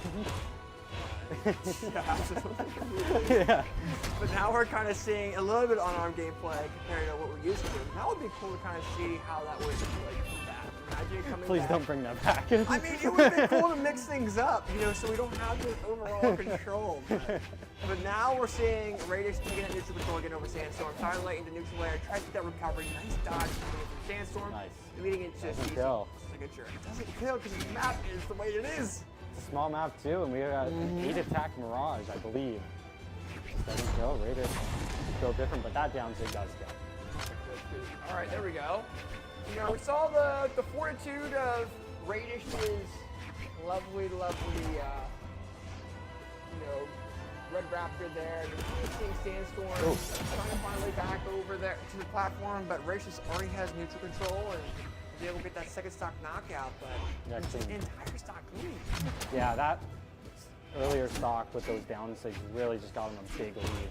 Sandstorm's doing well in neutral, but it's about 50-50. It's not well enough, and Sandstorm's gonna have to really pick up the pace here if he wants to win this match. Yeah, he's gonna go back on arm, because that works, goes to the spear, throws it. I love those spear combos coming from Sandstorm. And that might be enough for him to be able to come back. Oh, you see what I mean? I love that. And again, like he just throws his weapon. It's just so precise. Yeah, it's so fun to watch. And it's not even to win neutral, it's to extend advantage in the air. Absolutely. And nice neutral leg coming in. It's down Can to the he confirm wire. it? Radish doing a great job recovering in a really smart way, but can Sandstorm win the next exchange and take this stock? Absolutely. We'll kind of have to see how it goes. And right now, nice! Nice little unarmed recovery in there. And that unarmed gameplay. I love it. I love it. It's just throwing Radish off guard a little bit now. And now he's going unarmed. The moment he's unarmed, he does not back off and try and get a weapon. He goes for a Sair, and he whiffs the Sair. He goes for a recovery, and that's the stock. Yeah, it just comes down to the punishes of each of the opponents and how you can really take advantage of it. We see Sandstorm with the scythe again. He's trying to be aggressive like he has been in the past, but he's got to be careful with giving that neutral to Radish. He has to keep him up in the air, but he doesn't do anything afterwards because he doesn't have any more options. Nice spear neutral light. I like that advantage coming from Sandstorm. It's close, nice end light, and this is essentially a tie game. D-light, Sair doesn't get the kill. Can he get the second kill? And the Sair hits 2-1. He brought that back an entire stock disadvantage. That last stock was crucial. Just neutral win, neutral win, neutral win, and an amazing advantage state at the end there as he takes the lead going into game 4. Ooh, okay. This is loser. Why is this a loser side? This is Heimdall's champion. I guess Marckiemoo was just built different. He had other plans. I guess so. We'll have to see who of the top players in the past, 5 or 6 years is going to advance up here. We have Radish, who's #1 PR, and we have Sandstorm, who's arguably the greatest Brawlhalla player of all time, and then we have Impala, the most recent BCX NA winner, World Championship winner, and they're all lower side to Marckiemoo. Which is crazy. Yeah, oh my god. Well, right now we're seeing these guys just go back and forth. The battle of the eras is happening this land. And we're seeing Sandstorm kind of trying to go in with that scythe, but now we're seeing a Radius come in there and try to do something with those boots and catch Sandstorm off guard and try to get some early. He's trying to be aggressive with those battle boots. Yeah, oh my god! Double D-light gets the edge guard, and Sandstorm has a nice lead going on to the second stock of Radish. Absolutely. And right now, you're kind of seeing Radish come in with that the orb side air into a neutral light. That's going to go and lead into a backward dare. Very nice job. It being 2 stocks full now, which is fantastic. Yeah. And it's going to be, this is going to be interesting to kind of see. I want to see what Radish really pulled out here. Because I think the main thing that Sandstorm was doing was just, Oh, I almost said that. That was so close. Oh my. I had to hold my breath for a second because I had to see how it goes. But Sandstorm's taking a neutral control. He's leaving Radish off the air, and he's having him rely on his jump. God. This is going to be a knockout option, 100%. Can he make it back? Oh, no recovery! And he is out! And now down to that final stock. Yeah. And that's the way it plays sight. I mean, he's playing that aggressively to the point where Radish is having a problem really getting back to that platform and regrouping. Yeah. Oh my god, the raw side stick coming from Sandstorm when they're both in yellow. He has no fear. Outstanding and so fun to watch. When he's in a stock league, he does crazy stuff. And that's why people love watching him. 100%. And now we're going to see a side light into a neutral light. And from Radish. Radish needs to play really smart here if he wants a chance to bring this to a game 5. He needs to knock Sandstorm up like in the next 5 seconds probably. 5. 4, 3. I don't think it's happening. He's not even like kill percent. No. Oh, no. All right, maybe he could get the edge guard here. Nice nair. Going for the insig, doesn't quite connect. Sandstorm gets the recovery. Almost catches Radish's landing. Nice pressure on Radish. Gets that down like he could have dodged. He could have went. He didn't think it landed. And now Sandstorm off stage. Radish almost gets that edge guard with that dare. Sandstorm nice dare. The Sair barely not connecting. Sandstorm no dodge. Oh, barely missed that Sair. The weapons, I love it. I love it so much. And nice end light coming from Radish.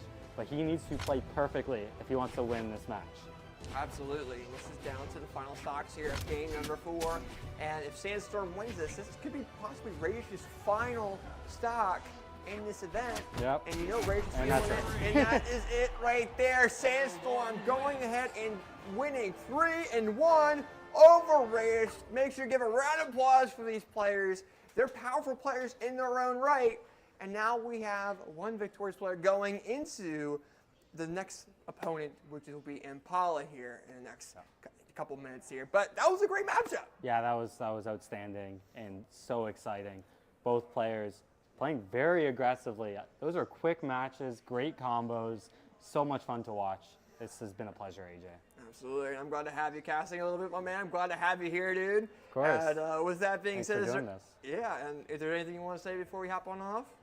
Thank you so much for doing this as always. Like, this is by far the best, I guess, third-party LAN I've ever been to for Brawlhalla or I've ever seen. So thanks for doing this, and I'm really excited for the next one. I got you. Make sure to definitely check out his YouTube, youtube.com/Cosolix. He is an amazing creator.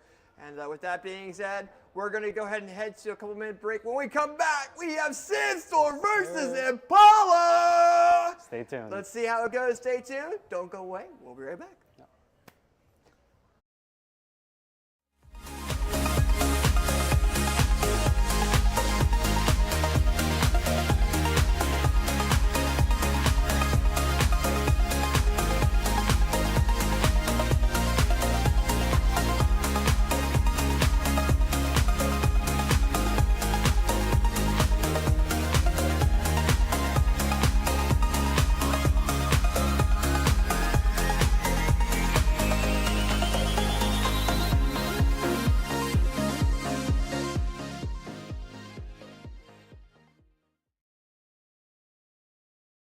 I am at the Moose Wars land in Pennsylvania, King of Prussia, and I am now sitting with Cosolix. Cosolix, how's it going, man? It's going well. How are you? I'm doing great. I'm doing absolutely fantastic, especially watching all of the games that have been happening, including yours. And how is your bracket run going so far, man? Bracket's been great. Haven't dropped a game yet, so that's Haven't dropped good. a game? All 3-0s so far? All 3-0s. Well, Wow. 2 sets, so 3-0, 3-0. I'll take it. All Good right. players, though. 25, 26. They're Valhalla players, so I'll take the win. Nice. And you're sitting at, what place are you sitting at now? You Top at 9th? 12 winner side, 12. so 9th, but double elimination. Awesome. That's what I'm talking about, man. Yes, sir. Who have you played against so far? I fought against Tragic. That second game was really close. I should have dropped the game. And I fought against Acidic Poet. And in that first game, he dropped Delight Sarah. I should have probably dropped the game. But the others, all the other games are pretty dominant, so. Nice. And you've been playing Scarlet? Yeah, Scarlet only. You get the hammer kill confirmed. Yep, you really do. And like, so you've been hard on the Scarlet recently, right? Recently, yeah, because speed's been less important, grounded because of the dash change. And on Scarlet, you could go 6 defense, 4 speed, 4 dex, 8 attack. So 6 defense, 8 attack. That's good stats. Good stats. That's really good stats. So if I get ground control, yeah. So you think that, do you think that Hammer actually, like, as a Lance player, Lance is like your big main weapon. You think that Hammer is as a secondary is better than Axe as a secondary? 100%. So Lance is good at building up damage. Lance is good at bread and butter combos. Winning neutral, maybe not as much as guitars and some of these other weapons, but I do my best. So then the secondary, well, Axe. Axe is good at damage. Yeah. And it doesn't have a kill confirm like Lance. So they're basically very similar weapons. Just Axe is better dead zone coverage than Lance. Lance is more horizontal momentum. Where Hammer, harder to win neutral, harder to build up damage, but it's the best weapon in the game at killing. Yeah. And Lance build up damage, then you kill with Hammer. It's very easy to just kind of do aerials in most situations, and especially D-Light. Like, yeah, exactly. Just D-Light being just a good move in general. And Scarlet's Hammer Sigs might be the best Sigs in the game. Oh my gosh, I literally saw you get a knockout with side Sig off the edge of the stage. Yeah, I did a GC end Sig on the far bottom against a Acidic Poet. It just like bounced off the side of the platform. Oh my goodness. Went back down, it was funny. So you've just been kind of tearing through the bracket. Do you think how far do you think you're going to get? You're trying to win? I'm trying to win, of course. Yeah. Sandstorm is Sandstorm. Of course. But I think I can beat him. I've been playing against him for a long period of time. I know how he plays. He knows how I play. But we've had some really close sets over the years. And also, the last time I fought him, I beat him in multiverses. Back-to-back sets. So you got him in a different game. Yeah, we'll see what happens. It might be in his head a little bit. Well, that sounds good, man. And how are you thinking about the venue, the Uplink venue here in King of Prussia? Yeah, this place is amazing. Honestly, just the perfect spot for Brawlhalla Land. And I'm really excited to see what Moose Wars is going to do here long term. I really hope to see more events here because, like, come on, we got PR1 right now and PR2 right now, like, living in the general area. So it is. I haven't had a single person approach me yet that said, this is a terrible venue. The setups are garbage. Like, everybody is actually praising it, so it's really cool to see that this is a good spot. 100%. But awesome. Well, thanks, Cosolix, for giving me the time in the interview, and good luck to you for the rest of the bracket. Thank you so much. Of course.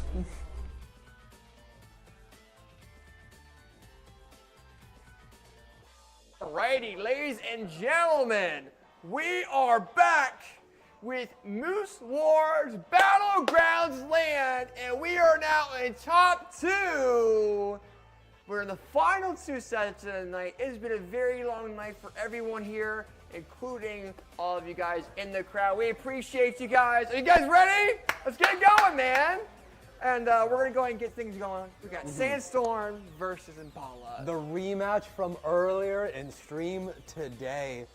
Earlier today, it had gone to a 3-0 in the favor of Impala. But Sandstorm, he had to run through a couple of matches in the elimination side of this bracket, and Impala just came from a loss against Marckiemoo. So, I'm interested to see how this match will go. And it's good because me and Cosolix were talking about on the broadcast not too long ago. This is a battle of the eras. You had Radish go against Sandstorm. Sandstorm, who's known for being one of the best players of all time. Yeah. You have Radish, who is PR1 in North America.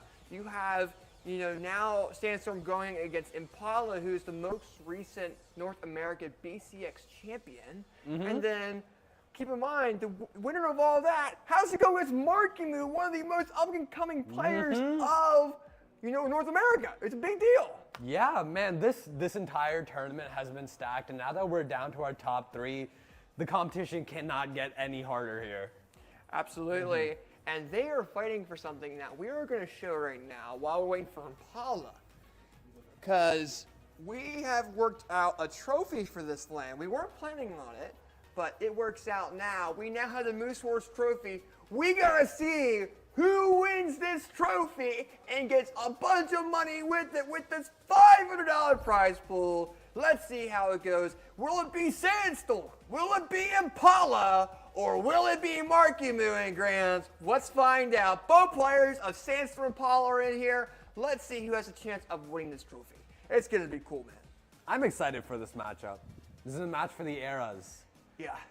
It's going to be interesting, and I want to see how Impala's Koji does against Sandstorm. We haven't seen a whole lot of that Koji gameplay from Impala, and Sandstorm, we've seen a little bit of that Scythe, a little bit of that Spear as well, and you know, we got Bow and Sword versus Spear and Scythe. Yeah. It's going to be interesting. This is going to be interesting, really. But Impala, I have always known Impala as the bow player, but after seeing how much he's able to do with Koji, there's definitely a bit of like, yeah, I know what I'm doing on Sword.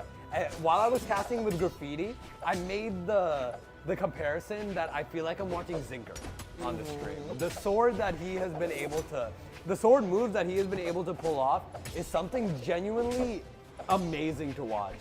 Like he's doing right now. The Sider almost got the GCD light, but whiffed it and goes for the downer to take that first stock off of Sandstorm. He is barely damaged on this first stock, while Sandstorm already goes down to a second, and now with a bow in hand, man, he's just doing more and more work, bro. And he's going in with a vengeance there as well. He's not like being nice about this situation. He's going off that ledge, trying to do the best that he can. Both players are going off that ledge. Decider into Dare, landing that weapon throw. And now Impala has a 2-stock lead over Sandstorm. That's crazy. In what seemed like, I don't know, a minute and a half, Impala was able to take off 2 stocks off of Sandstorm. And now Impala's completely healthy. The Endlight Stare, though, coming out from Sandstorm. Love a throw. Okay, Sandstorm trying to go get the first stock knockout onto Impala, but Impala's off that ledge. Oh, that's Knew it was coming. Far enough, and Sandstorm gets the 2-piece combo. Incredible job coming out from Sandstorm, confirming that first stock, but he still has a lot of work cut out for him as Impala adds on more and more of the sword damage on Sandstorm's last stock. This could be game 1 going over in the favor of Impala. The sword doing more and more work. A recovery. Another side arrow probably would have hit there. But now, Scythe things starting from Sandstorm. Throws away the Scythe, now picks up the Spear, but a side sig. And Impala takes a 2-stock victory in game 1 of the set with Sandstorm. Yeah, that's a big deal too for Impala. He wants to go ahead and go back into that Grand. He wants to go ahead and show what he's made of with that sword and with that bow. We've realistically only seen sword. I don't know why I almost just said Scythe, as if I look at Sandstorm and I see Scythe, but we'll kind of have to see how it goes. And I want to see how Sandstorm really approaches that, because we haven't seen that level of Koji in a long time. You know, in this type of bracket, the only person I've ever seen to be able to replicate that is Zinker. Yeah. So we'll kind of see what happens, and we'll see how Sandstorm really adapts to that sword in the second game here. And right now, they're in game number 2. They're on Small Worlds, and again, we've seen so much of this map, and it's because it's flat. You know, they don't have to worry about platforms. It's got a decent ceiling. They can let both players clash a little bit here.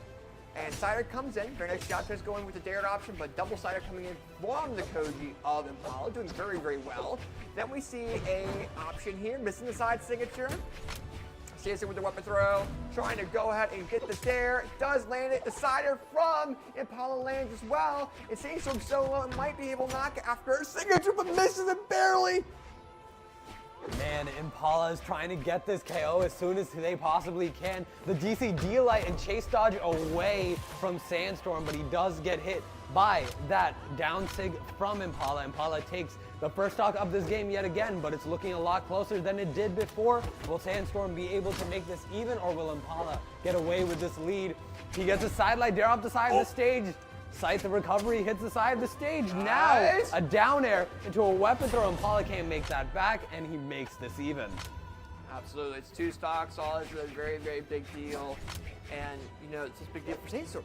If he needs to take this advantage as much as he can, make it even, and you're gonna see him kind of, you know, respect the Koji space, respect the bow, but he also can't be too respectful to the point where we see Impala have this overall neutral control and be able to get this lead.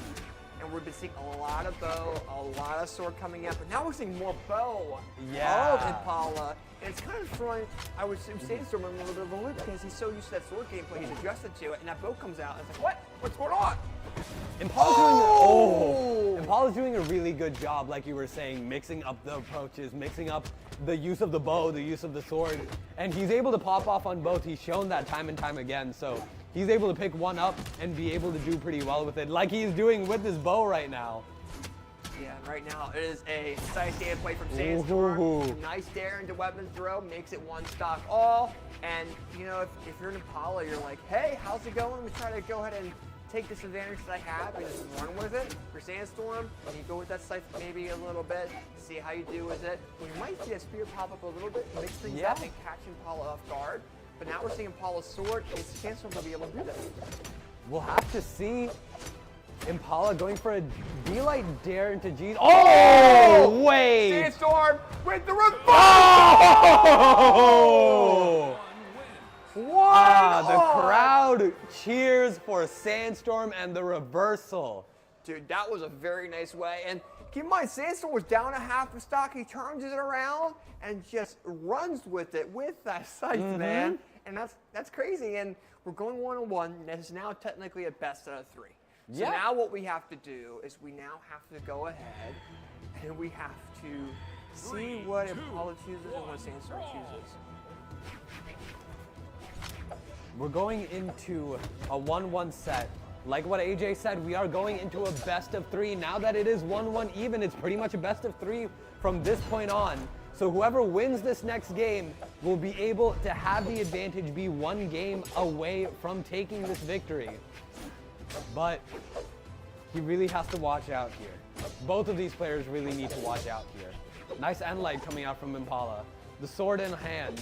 Still adding up damage onto Sandstorm, but Sandstorm's struggling to find this KO option here. But yeah, he is, for sure. Impala, as soon as he lands another side air, another down air. Oh, he goes for a GC D-Light to make it back. But Impala gets that D-Light side air. What an option from Sandstorm to make it back. Wow. Very, very nice option there. You're seeing Sandstorm coming in the jump neutral air, trying to go in with that scythe a little bit, gets the dare option, trying to make things even here a little bit. Misses that just barely. Okay. There we go. Sandstorm with that neutral control, trying to get away from Impala. Silent comes in. We're going to probably see 3, 2, 1. Oh, that was a close down Very light. close. And you're seeing a very nice signature from Sandstorm. Very nice read, realizing that Impala's going to try to approach him a little bit more, making him 2 stocks all. This is a close game, and this is at the minute 30 mark. Wow, that is really good coming out from Impala here and Sandstorm. So this game has been completely even all the way throughout. So genuinely, I'm not exactly sure who's going to be taking this. Sandstorm gets that end sig, and the scythe moves are moving.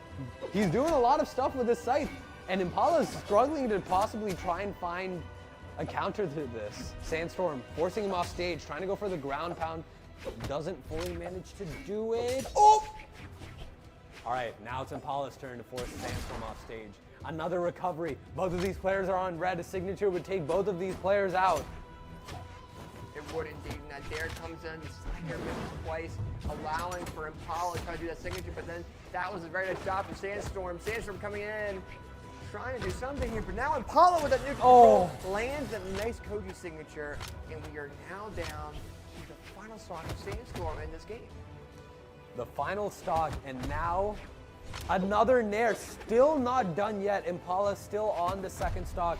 It's really up to him to see how much he's able to tank, but Sandstorm is able to take that stock, and just like before, it's completely even. Both of these players have what it takes to absolutely pop off and show that they're insane. But who's going to be the one taking it here? Who's going to be the one taking the first game of that best of 3 after the 1-1? Who's going to be in the advantage going up 2-1? Now, with this bow in hand, Sandstorm, you saw him almost get that D-Sig, but he doesn't manage to fully get it. A good dodge into an end light coming out from Sandstorm. An edge guard. Nice down air, trying to go for a D-light, doesn't manage to land that. Impala falls for a little bit. But he does make it back. Very scary spot to be in, good dodge use. Oh, it's not out just yet. Sandstorm's still alive. Having that spear. The D-Sig. Doesn't knock yet. Is down to the red of the final stocks. Who's going to take it? And that's another D-Sig. To Impala. And Impala is 1 up over Sandstorm. In this best of the 5, Sandstorm needs to win 2 games to win. Sandstorm needs these next 2 games to win in order to take this set. But Impala just needs to take this last one. If he takes this last one, it will be Impala up against Marckiemoo in the grand finals. Will he be able to do it? Will Sandstorm be able to bring this to a game 5? Possibly bring it to his favor? We'll have to see. This Koji is doing work. But now, Scythe on hand. We saw how crazy he was on Scythe and what he's able to do. Everyone knows how crazy Sandstorm is on Scythe. But, a GC end light into reverse nair, into a side air. Impala sweat beating, but he does make it back onto stage. And Sandstorm with the spear in hand, adding more and more damage. It's looking good for Sandstorm right now as he goes for the side sig, takes that stock, and has the lead in this game. He can't hold back. I mean, he's got to unleash that Mordex feeling of what he had back when he was winning those world championships. He needs to unlock that against Impala to go ahead and be able to have the opportunity of going further this bracket, because he's down 1 game. God. And that's what he needs to do. These safe combos are coming in clutch. We see an option coming in for him. He's taking advantage of it. He's now trying to mix things up with a spear. Impala realizes the situation, tries to go for that signature a little bit too early, but a down signature from Sandstorm comes in clutch. And Sandstorm comes in with a neutral light, tries to do a side signature prior there, misses that just a tad bit. That side signature comes out, and Sandstorm is up 2 stocks over Impala. Incredible job coming out from Sandstorm. He's showing dominance this game, and it's looking real good for him to bring this to a game 5. The end light's coming out from the spear. Impala's just trying to find something to do here, something that will work against Sandstorm. He gets a nair. I was thinking he was going to get a recovery after that. Nice end light though coming out from Impala. Is this a game? Is this going to be a 3-star? I There's don't a know. possibility. Well, and also Impala has a sword. Well, never mind. Or not? It's still a side light. I see a finisher. Oh, he tried to go for one. This is Sandstorm's opportunity. Gets the spear recovered. Gets that weapon throw. There we go. Koji coming in with that knockout option on the Sandstorm. Impala doing that, going crazy. And, Sandstorm's up 2 stocks. We're going to kind of see what Sandstorm does. I think he definitely has a good chance of winning this game and going to game 5. We see that Scythe coming in. Sweat beads. He's able to touch though. Now in exclamation point, able to come back to the full map of the game here. And now we see a weapon throw. Oh, we're seeing that Koji come in. I'm thinking we see a knockout in 5, 4, 3, 2, 1. Oh, it was close. No, it was close. Okay. It was close. Okay. We were 2 close seconds enough. delayed. Yeah. Two count knockout option by Sandstorm onto Impala. We are now going into game 5 between Sandstorm and Impala on the elimination final of this event. And this is a big deal for both. Small worlds, and again, we're back here again. Of course. We're going back to back to back. It reminds me of Sprawl Brawlhaven with these players. Realistically, it's very similar. Yeah. I think that the ceiling or walls or whatever are closed, but game number 5. We're on game number 5, and that's a difference from from what happened earlier in the bracket, because earlier in the bracket, it was an Impala 3-0. So Sandstorm's warmed up. It definitely was a switch though. I'm pretty sure he was on the Tesco when he was doing that earlier match. So this Mirage definitely, as soon as we got further into the bracket, Sandstorm knew it was this mirage that's going to pop off in this tournament. Oh, it's close. Down D-Light Dare, trying to get a recovery. Sandstorm retaliates with a recovery of his own, gets a nair, picks up the scythe. And now, with the scythe on hand, he gets that gets that knockout onto Impala. And man, it's looking good for Sandstorm, but then again, Impala could bring this back. We'll have to see though, because he has been popping off with the scythe on hand. And you're seeing Impala throw these different neutral attacks out, and Sandstorm's one step ahead and he's already grabbing them. So you're seeing Impala go for these one-off attacks originally against Sandstorm and allowing for Sandstorm to get that lead. But now you're seeing Impala launch Sandstorm into the red. But now you're seeing Sandstorm coming back with that control. Now trying to keep Impala off that ledge. We might see an option here or two, but the bow sider comes in, and now you're seeing Impala on that sword. Sword recovery neutral air. Maybe He's not done yet. He's not done yet, There but we that go. side air will, and we have it now 2 stocks off, but look at the damage that's done on that second stock there, Space. Man, Sandstorm has done a really good job to pile on as much damage as he can onto Impala before losing that first stock. But Impala could bring this back. The bow is starting to do its work. Gets a sidelight, trying to go for a jump Sarah off the side of the stage there. Going for a GC end light instead of a recovery. I was thinking a recovery was going to come out there. But now, Impala's doing work. He's brought this back. It's red 2 stocks to 2 now. Indeed, it is. It is down to the second stock, to the final game of this set. We got a knockout option all there available, making me freeze and kind of glitch out a little bit. Oh, trust me, that's me all this time so far. And we're just and we're seeing them go back and forth. 2-piece combo from Impala, making them have a little bit of an advantage here, going to the final stocks. But will Sandstorm going to get a 2-piece knockout? Will he come in and get a knockout option? He gets the scythe, gets the side light. Or will Impala be able to do a little bit more damage build up? Sandstorm says otherwise, and they are going to clean 1 stock all. Who will be taking it in game number 5 in the elimination final? Something switched in Impala because going into that second stock, the lead that Sandstorm had against Impala, now seeing it gone, definitely goes to show that something switched in Impala. Impala could be bringing this back, but who knows? This scythe from Sandstorm is still doing its work. This is the last stock to decide who's going into the grand finals. Will it be Impala? Will it be Sandstorm? We'll have to see him. It's starting to look like it's going to be Impala. A D-Light Sair. But that scythe comes in with that recovery, missing the sidelight option. You're seeing Impala trying to do something with that bow. The dare comes in. You're seeing Sandstorm come with the sidelight. Oh, but the 2-piece from Impala might be allowing for a knockout opportunity. D-Light recovery! Impala wins the elimination final. 3-2 at the final stock and goes into grand finals against Marckiemoo, the final competitor of the night we will have in this arena. And Impala did that in such a fashionable way, but shout out to Sandstorm on the way he was able to come back into that final moment. But like you said, Impala clicked in that final game, that second to last round, and showed what he was made. Look, I mean, he's just got such fun. Yeah, he's going. It's normal. He's just like, yeah, I'm ready It's normal. to go. I'm ready for the next match. Let's see how it goes. I had to stay in this focus, and I've given props on that too, and props to Sandstorm on coming on out to this event and showing off his variety of different characters. And, and getting 3rd in this event here, and powerful players. So, but now we have the BCX, 2022 champion against Marckiemoo. This is great. If you told me at the start of this tournament that Marckiemoo was going to be in grand finals, I wouldn't be completely shocked, but I would be surprised. I would be very surprised. And it was funny because I was talking to Cosolix before this, and I said, we were talking about predictions, and I was being picky about it. I said, Marckiemoo is going to get top 2, whether it be winners or losers.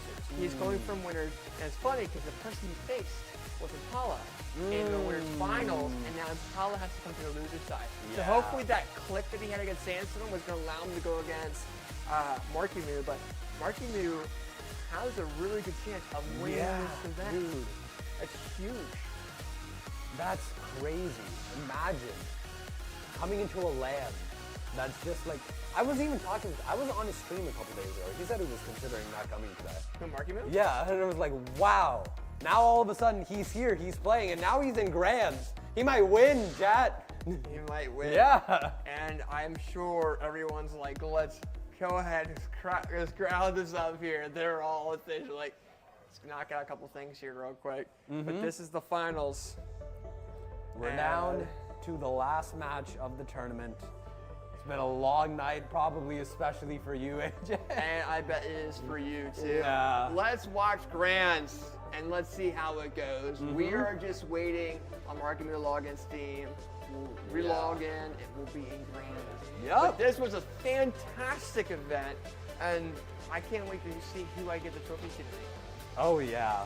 And and this is cool. This is a very, very cool event. And once again, shout out to Uplink there on being able to support us throughout this entire event as per usual there. Derek's there giving me thumbs up. Even though we are an hour over schedule, we are here for grand finals for you guys to enjoy the legendary matchup of Impala versus Marckiemoo. And that's going to be such a good match. I'm so excited to see how this match will go because Marckiemoo is the definition of up-and-coming player. I agree. He was a player that came from Xbox, decided to switch to PC. He originally was called Eat My Onions earlier in the bracket or earlier in the year. Yeah. You know? And he's just been going insane all year today. And he's such a nice person too. Yeah. Like genuinely, I was talking with him, he seems like such a nice person to talk to. Absolutely. So seeing him do so well now and being here, I'm actually so impressed by the progress he's made. And I think he's going to do very, very well. And I want to see how he does tonight. If he's Moose Wars champion, if we do another land, I'm going to try to get a banner with it. But if Impala wins too, we will try to get some sort of banner. Oh, yeah. Because that would be cool, just having a banner of previous. Yeah, dude, that's crazy. That's going to be a thing I'll work out. We'll see. I want to see if it's Marckiemoo. I want to see if it's Impala. It's going to be a good match. Let's see how it goes. They're both getting ready. They're both ready to start up. You can see both of them just zen. Yeah. Impala's just sitting there. I don't know if we can go to Impala's cam, but he's just, is he there? He's done. He's just clean. Yep. He's ready to go. Locked in. Absolutely. We'll kind of have to see. This is the final part though. Final part of this event. Let's see how it goes. We're just waiting for him to hop in. We're ready to go. There he is. There he is. We're so close to finishing the grand finals matchup here. I want to see how this turns out. Genuinely so excited. This is seed 3 and 4. Isn't that crazy? Yeah, that's crazy. That's crazy to me. Like, I was going into this like, good job, AJ. You had the top 4 seeds in the top 4, just in the wrong order. Yeah. Maybe next time we'll switch it. Oh yeah. I think the one person that I'll have to think about sitting more is like Wula. Well. Yeah. Yes. After night. Yeah. Yeah. If we see, I hope we see Wula in future lands, man. He's always a good guy to see. I've just seen him a couple different lands recently, and hopefully he goes to DCX and future in-person lands that are happening by the community throughout the year. So the good thing is he's not too far away from here. Oh, and yeah, that's why I like doing in-person events in Philly, because you have the most amount of Brawlhalla players in the area that can come in. Yep, you're like, how many minutes away? 15. He's 15 minutes away. Sandstorm or whoever else is like a couple, hour, 2 hours away. Yeah. You know, Marckiemoo 2 hours away. Shouts to his parents for bringing him out, driving him here. You know, we get to see some amazing gameplay. But here we have it, ladies and gentlemen. We are going into grand finals between Marckiemoo and Impala. Say it with me. Ready, set. We're waiting for the game to start. Bum, bum, bum. 3, 2, 1, brawl! All right, we're going ahead, and then watch this be a warm-up. This is a warm-up set. That's crazy. Oh, wow. Wow. Wow. That's crazy. That's crazy. Hyped this game up so much for once. we That's did. crazy. That's so crazy. This is so test out set. But no. We can get hype again. It's all right. We'll get hype again. Yeah. You ready for it? I think we're ready for it. You Yeah. ready? We're right here. Let's see. Impala on this Koji that we've been seeing this entire tournament going crazy. Not even just for the bow. That sword has been doing its work. But Marckiemoo on the Mordex. Yeah. Or the Devil Jin, yes. My gosh, he's changing up. He's making my mind go blank. Okay, we're back on World's End. Here we go. Let's say it properly this time. All right. You ready? I'm ready. Right, let's Are get you ready? I'm ready. I'm ready Okay, to go. then. Ready? All right. Let's get it going. Ready, set, 3, 2, 1, brawl! There we go. We're going to game number 1 here. Uh-oh. We have another thing? Please? Oh, no. Marckiemoo, please. Okay. Oh, my God. All right. Are they good? Uh-oh. Oh. Yeah, that's Well, we tried. I think we shouldn't. I think we jinx things. Yeah. I think we do. Yeah, But the good thing maybe. is, we'll get it all figured out. Yeah, You know, we got maybe. Prod going up there. They're going on camera there. They're going to figure it out real quick. But this will be a good chance. Very, very good chance. The graffiti in here is hopping in saying hi. Hello. They can't. It's okay. Cool. Hello. Up in the arena, join the event. Oh, wait, he did. They did. Gotcha. We tried. There we go. Now the tests have been done. I know that I Sandwick think up there we're good now.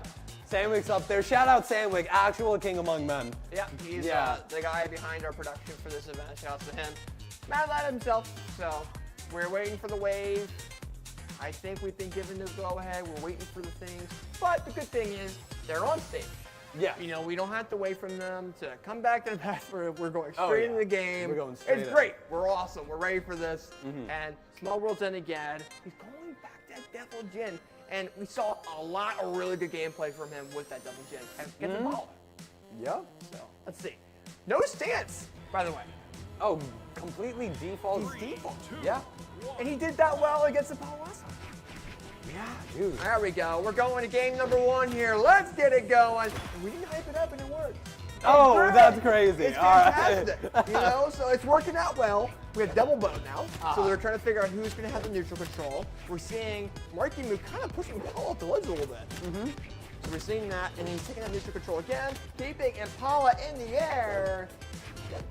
Marckiemoo with this bow on hand, guts that NSIG. He was able to do that a lot in his last set over Impala. So I want to see how Impala is able to react to it, maybe adapt to it. But we'll have to see. This gauntlet's on hand. Trying to get a GC D-Light, probably recovery after that, but he doesn't land the D-Light. Gets that recovery instead. First stock of Grand Finals goes in the favor of Marckiemoo, which is really good considering Marckiemoo is coming here from the winner's side of this bracket. But if you're Impala, this is a big feat. Yep. You know, and I think you can definitely do that there. You're seeing Impala trying to find the neutral control with that bow. And now he's been given it. You're seeing Impala now trying to take advantage of it, but then Marckiemoo raised the dashing of Impala, and now has Impala in the coin, and now swaps the gauntlets, which is what he did well with in the past! A more than a stock lead so far in the favor of Marckiemoo, but what a call out to a used dodge. I feel like that could have not been any better coming out from Impala. Absolutely, and we're seeing these players go back and forth. Marckiemoo coming in with the bow, and now we see Marckiemoo with a 1-stock lead. This is huge. This is massive, and this bow has been doing its work against Impala here. But we'll have to see. It's the bow ditto match. Marckiemoo has done a really good job getting these end lights, being able to force Impala up to the top of the stage. Forces him off stage, trying to get a down air up over the corner, but he doesn't manage to land it just yet. Good damage coming out from Marckiemoo, and man, this is looking rough for Impala right now. Marckiemoo trying to find this KO option. Impala's trying to get a good amount of this sword damage. Oh no! But Marckiemoo does take game number 1 of Grand Finals here. With a 2-stock. With a 2-stock indeed. And this is a big deal. You know Marckiemoo's enjoying that, but if you're Impala, how do you counter that? You have to get used to that bow. You have to take that neutral control from it, but then you also have to expect the unexpected with those gauntlets, because those gauntlets off ledge with Marckiemoo's incredibly dangerous. Yeah, genuinely incredibly dangerous. But now, as we're going into game 2 of the set, Marckiemoo with his bow on hand, will Impala be able to counter a Marckiemoo's bow here, or will Marckiemoo just keep going off stage and getting these crazy plays against Impala? Absolutely. We'll definitely kind of have to see how it turns out to be for sure. Okay, a lot of back and forth. All right, now Marckiemoo going for a GC sidelight, thinking that Impala was going to be off the ledge of the stage. He gets the N-Sig. Is that the KO? Yes, it is. Marckiemoo gets that first knockout with the bow N-Sig on to Impala here, sending him down to his second stock, but Impala's doing a slight bit of a good job. He still has not been hit on the second stock yet, and he wants to take off Marckiemoo stock as soon as possible. The D-Light into the dash-in N-Sig will definitely confirm that stock. And he adds more, and he gets the N-Sig. Oh my goodness, this is why we should not sleep on Impala here. Absolutely. I feel like I've been doing that a little bit. I've been seeing how well Marckiemoo's been doing, that I forget that this is a BCX. Oh no! Oh my goodness, Impala coming in, edge controlling Marckiemoo enough to go ahead and have Marckiemoo go down into that final stock. And you know these guys are going to be going back and forth here. Oh, that is so tragic. I think he fast fell a little bit too fast and ended up going down too fast and just getting knocked out. But now, going for a sidelight N-Sig, what can Impala do to add up damage as much as possible? Nice. Marckiemoo going for a D-Light recovery, gets that nair off the top of the stage. Very damaged coming out from Impala. But now, he has Marckiemoo on orange. Nice sider coming out from Marckiemoo. Doesn't. Oh. He's getting nervous. He doesn't want to fully push off stage Well, he yet. can't because he's in the red of the final stop. Oh my goodness, Impala. Impala comes in making this one-on-one against Marckiemoo here. And now you're kind of seeing Impala, you know, having, and I think it came down to that 1-stock lead. Yeah. He's had a rough time coming back from it. So now we're seeing how that kind of goes out. Yeah, and man, just an absolute reversal. First game was a 2-stock on the side of Marckiemoo. Now it's a 2-stock on the side of Impala. Now it's 1-1. We're going into this next game. Grand Finals. I know. 2 games will decide if Marckiemoo gets it or if we're going to a reset. Absolutely. We'll kind of have to see how it turns out. And we're going back to Small Worlds. And again, for the, third time now? Third time in this set? Yeah. So back to back to back. Yeah. They love the map. And I don't blame them too, because it's kind of, you don't have to worry about platforms. You can kind of adjust however you need. You don't have to adapt crazy with the playstyle. You can just play based off of how you play and how you play well. You think it's that, or they want to appreciate the map art? Because I'm looking at this map art and it's beautiful. I agree too. That's the brawl on that one. Yeah. But I do gotta say though, we have Impala with the neutral control. Oh! Weapon throw there coming in from Impala. And now Marckiemoo is going down to that second stock. Incredible job coming out from Impala, confirming that stock with a relatively healthy first stock coming out from him. Now this sword gets a sider. I think it dropped on the side of the stage. He gets a D-Light nair, trying to go for another nair. And Impala gets hit by a sidelight recovery, tries to fastball, gets hit by another recovery. Game is even, 2 stocks to 2. Now, Marckiemoo has the gauntlets on hand. He gets this end leg, gets another one. Okay. And now he's trying to find more damage onto Impala because Impala already has him on orange. Ground pound. Being off stage against Marckiemoo is a very dangerous spot to be in because we've seen time and time again that he's crazy when he comes off stage. He almost got that N-Sig. He was literally an inch off from that landing. Sidelight, he keeps landing these sidelights, but he can't find the finisher. That's definitely going to be cool to kind of see what happens. It's down. They're both red. We get a two-piece combo coming from Impala. The weapon throw. Oh! Not, he's trying to get risky with that ground pound. Allowing for Oh! He got the silent. He didn't want to confirm for the recovery because he thinks Break that dance doesn't work. The D-Sig there does. It does, but it's down to the wire here. It's down to the wire. To second stock deep red coming out from Impala here. And he needs to add up as much damage onto Marckiemoo as he possibly can, but it's a very dangerous spot to be in. Oh, wait! He's trying to add up more and more. That Nair doesn't fully confirm it just yet. Gets hit by the falling bow. And now, Marckiemoo getting nervous. He can't find this option yet.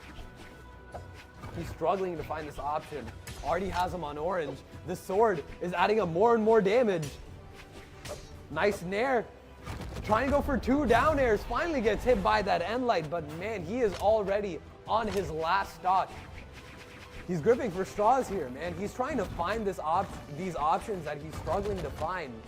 And Impala just keeps adding more and more damage, but he can't have the reversal now. Yeah, and right now we're kind of seeing Impala come in here. We're gonna have this overall control. Silent comes in. Okay, there we go, back and forth. Nice signature. The D-Sig. Oh, but does not. Not yet. Just barely was out of it. Nice neutral air. Oh. Trying to go for an N-Sig, which again was so close. And Marckiemoo immediately brings it back, almost got the D-Sig. No! It's the silent comes in! Trying to get a GC down light. This is so close. This could go anyway. He almost got the recovery. He missed it. It's down to The D-Sig got caught by the wall. Marckiemoo was trying but he couldn't. And he gets hit by the ground pound. Impala taking game 3 of the set. It is now 2-1 in the favor of Impala. Wow, that was such a close game. Oh my God. And he's switching to the Mordex, ladies and gentlemen. And I think it just came down to the different options. It did, man. Well, I kind of have to see what happens here. Okay. One more game, we're going to a reset. Unless Marckiemoo takes the next 2. If Impala takes any one of those 2, we're going to a reset. For sure. And we'll kind of have to see how it turns out. But they're choosing maps right now, I think. They're figuring out a couple different things here. All right, back and forth here. There we go. Are they going to go back? They're going to go back to Small World End. I think oh, never mind. No, I was going to say let's go Demon Island, but no. Those are the 2 maps that we all go for. Demon Island, Small World's End. Yeah, for sure. I definitely agree with that. 2 maps we've been seeing all day today. 3, 2, 1, brawl. Now, we're heading into this next game. Impala up 2-1 over Marckiemoo. Keep in mind, Impala is coming from the elimination side, so if Impala wins this set, we're going to a reset with an even playing ground. But Marckiemoo, he has made the switch over to the site, and I love Marckiemoo's site. I want to see more of this, and I want to see how he's able to pop off with it. When Marckiemoo has side, being off stage is a very scary spot to be in. Almost more so as gauntlets, though. Okay, back and forth. The gauntlets was what he was doing pretty well with in the beginning against Impala. And then he went with a double jig and kind of mix things up and take the lead originally. But now with the Mordex being an option, he has the sight that he's known for. Maybe he just goes with the gauntlet a little bit and goes ahead and says, hey, going with gauntlet a little bit, see how it turns out. Oh, and that recovery knocks out. recovery. That almost took out his stock too, that weapon throw down, but he managed to get that exhausted recovery to get that KO on to Impala. And he gets a dodge read, he gets a nair, trying to add more onto it, doesn't fully confirm it just yet. Gets a sidelight, adding more and more. And Marckiemoo keeps doing these up weapon throws because they never see it coming. Yeah, for sure. And right now, you're trying to see a bow neutral air from Impala. There comes in from Marckiemoo. Okay, a little bit bit back and forth. Nice little neutral light coming in from Impala. We see the gauntlets coming out. We're seeing the bow come out. A lot of back and forth. That backwards neutral light lands. Oh, the side air! It does come out, and the gauntlets are coming out of Marckiemoo. And we are now seeing this gameplay, and this is why he changed to Vortex. What a call out. Dude, That hurt. I felt that. I felt that in my Oh soul. my God. My Lord. And, we're seeing, that call out come out, and then we're seeing Marckiemoo like, I'm going to gauntlet you. I'm going to try to do something. You're already in orange. I feel like we felt that more than Marckiemoo did because he's able to bounce back this quickly. He's like, nah, that's not going to happen again. That hurt. I was like, it's like, not even hurt. It's like, oh, okay, deflect. Bye. Woo! And then right now we got a gauntlet recovery coming in. We're seeing Impala trying to go ahead with that sword, with the weapon throw, and the sidelight options. The dare just lands so nicely. But this might lead into, a weapon throw from each player. Sidelight comes in, nuclear comes in. Signature comes in! Not done yet! He's not done yet! Sidelight trying to get a recovery. Doesn't confirm it just yet, but Marckiemoo with the gauntlets on hand, the end light doesn't confirm it either. Impala stays living. I see a signature. Oh! I was right! I saw a signature. I didn't expect it to come out of Impala, but it came out of Impala. And now we're seeing Impala in a very low dark red. All Marckiemoo needs to do is a knockout option with side air or something, but he can't go off ledge. You gotta be careful. He needs to go ahead and get an option. I have a feeling. I have like a deep. Okay.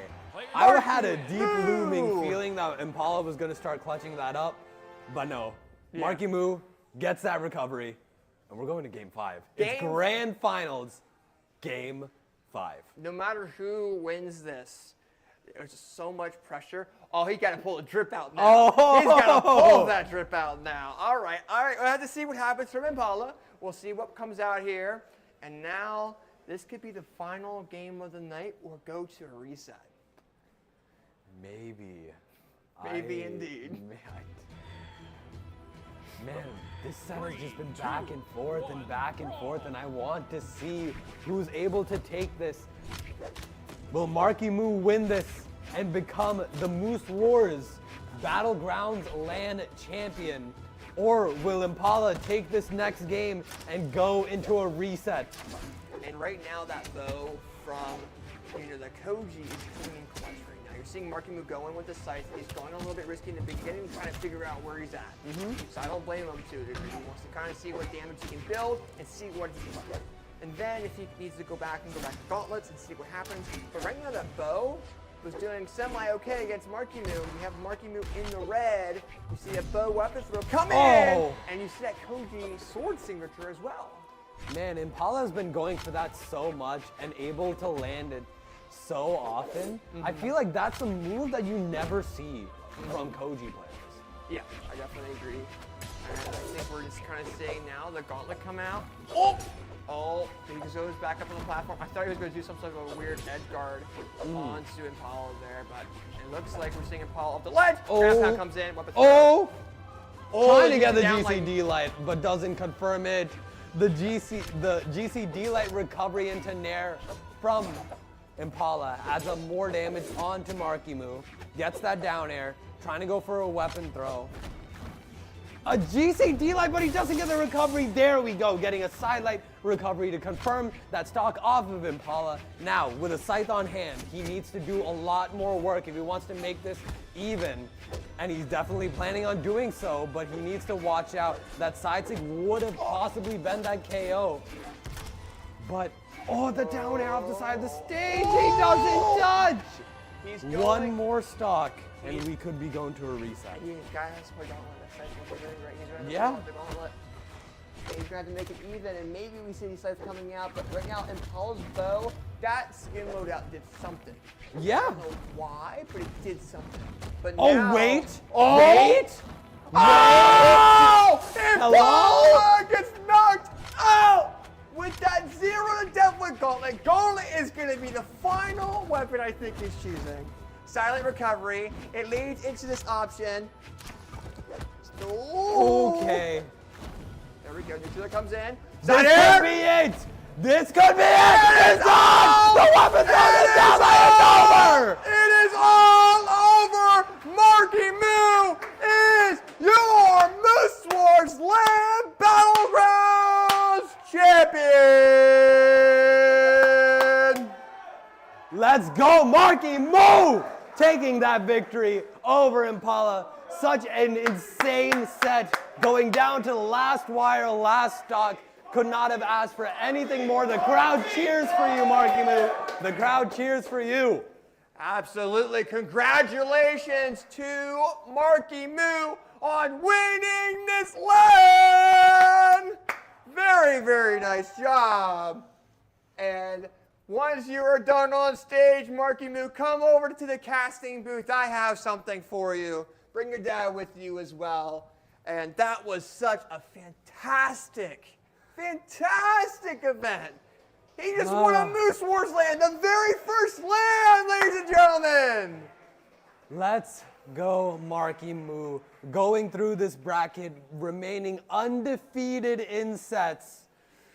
Oh my God. Man. But that was such a close game. Genuinely. It really, really was. And I got to kind of see how things turn out here. And, you know, that was an awesome event.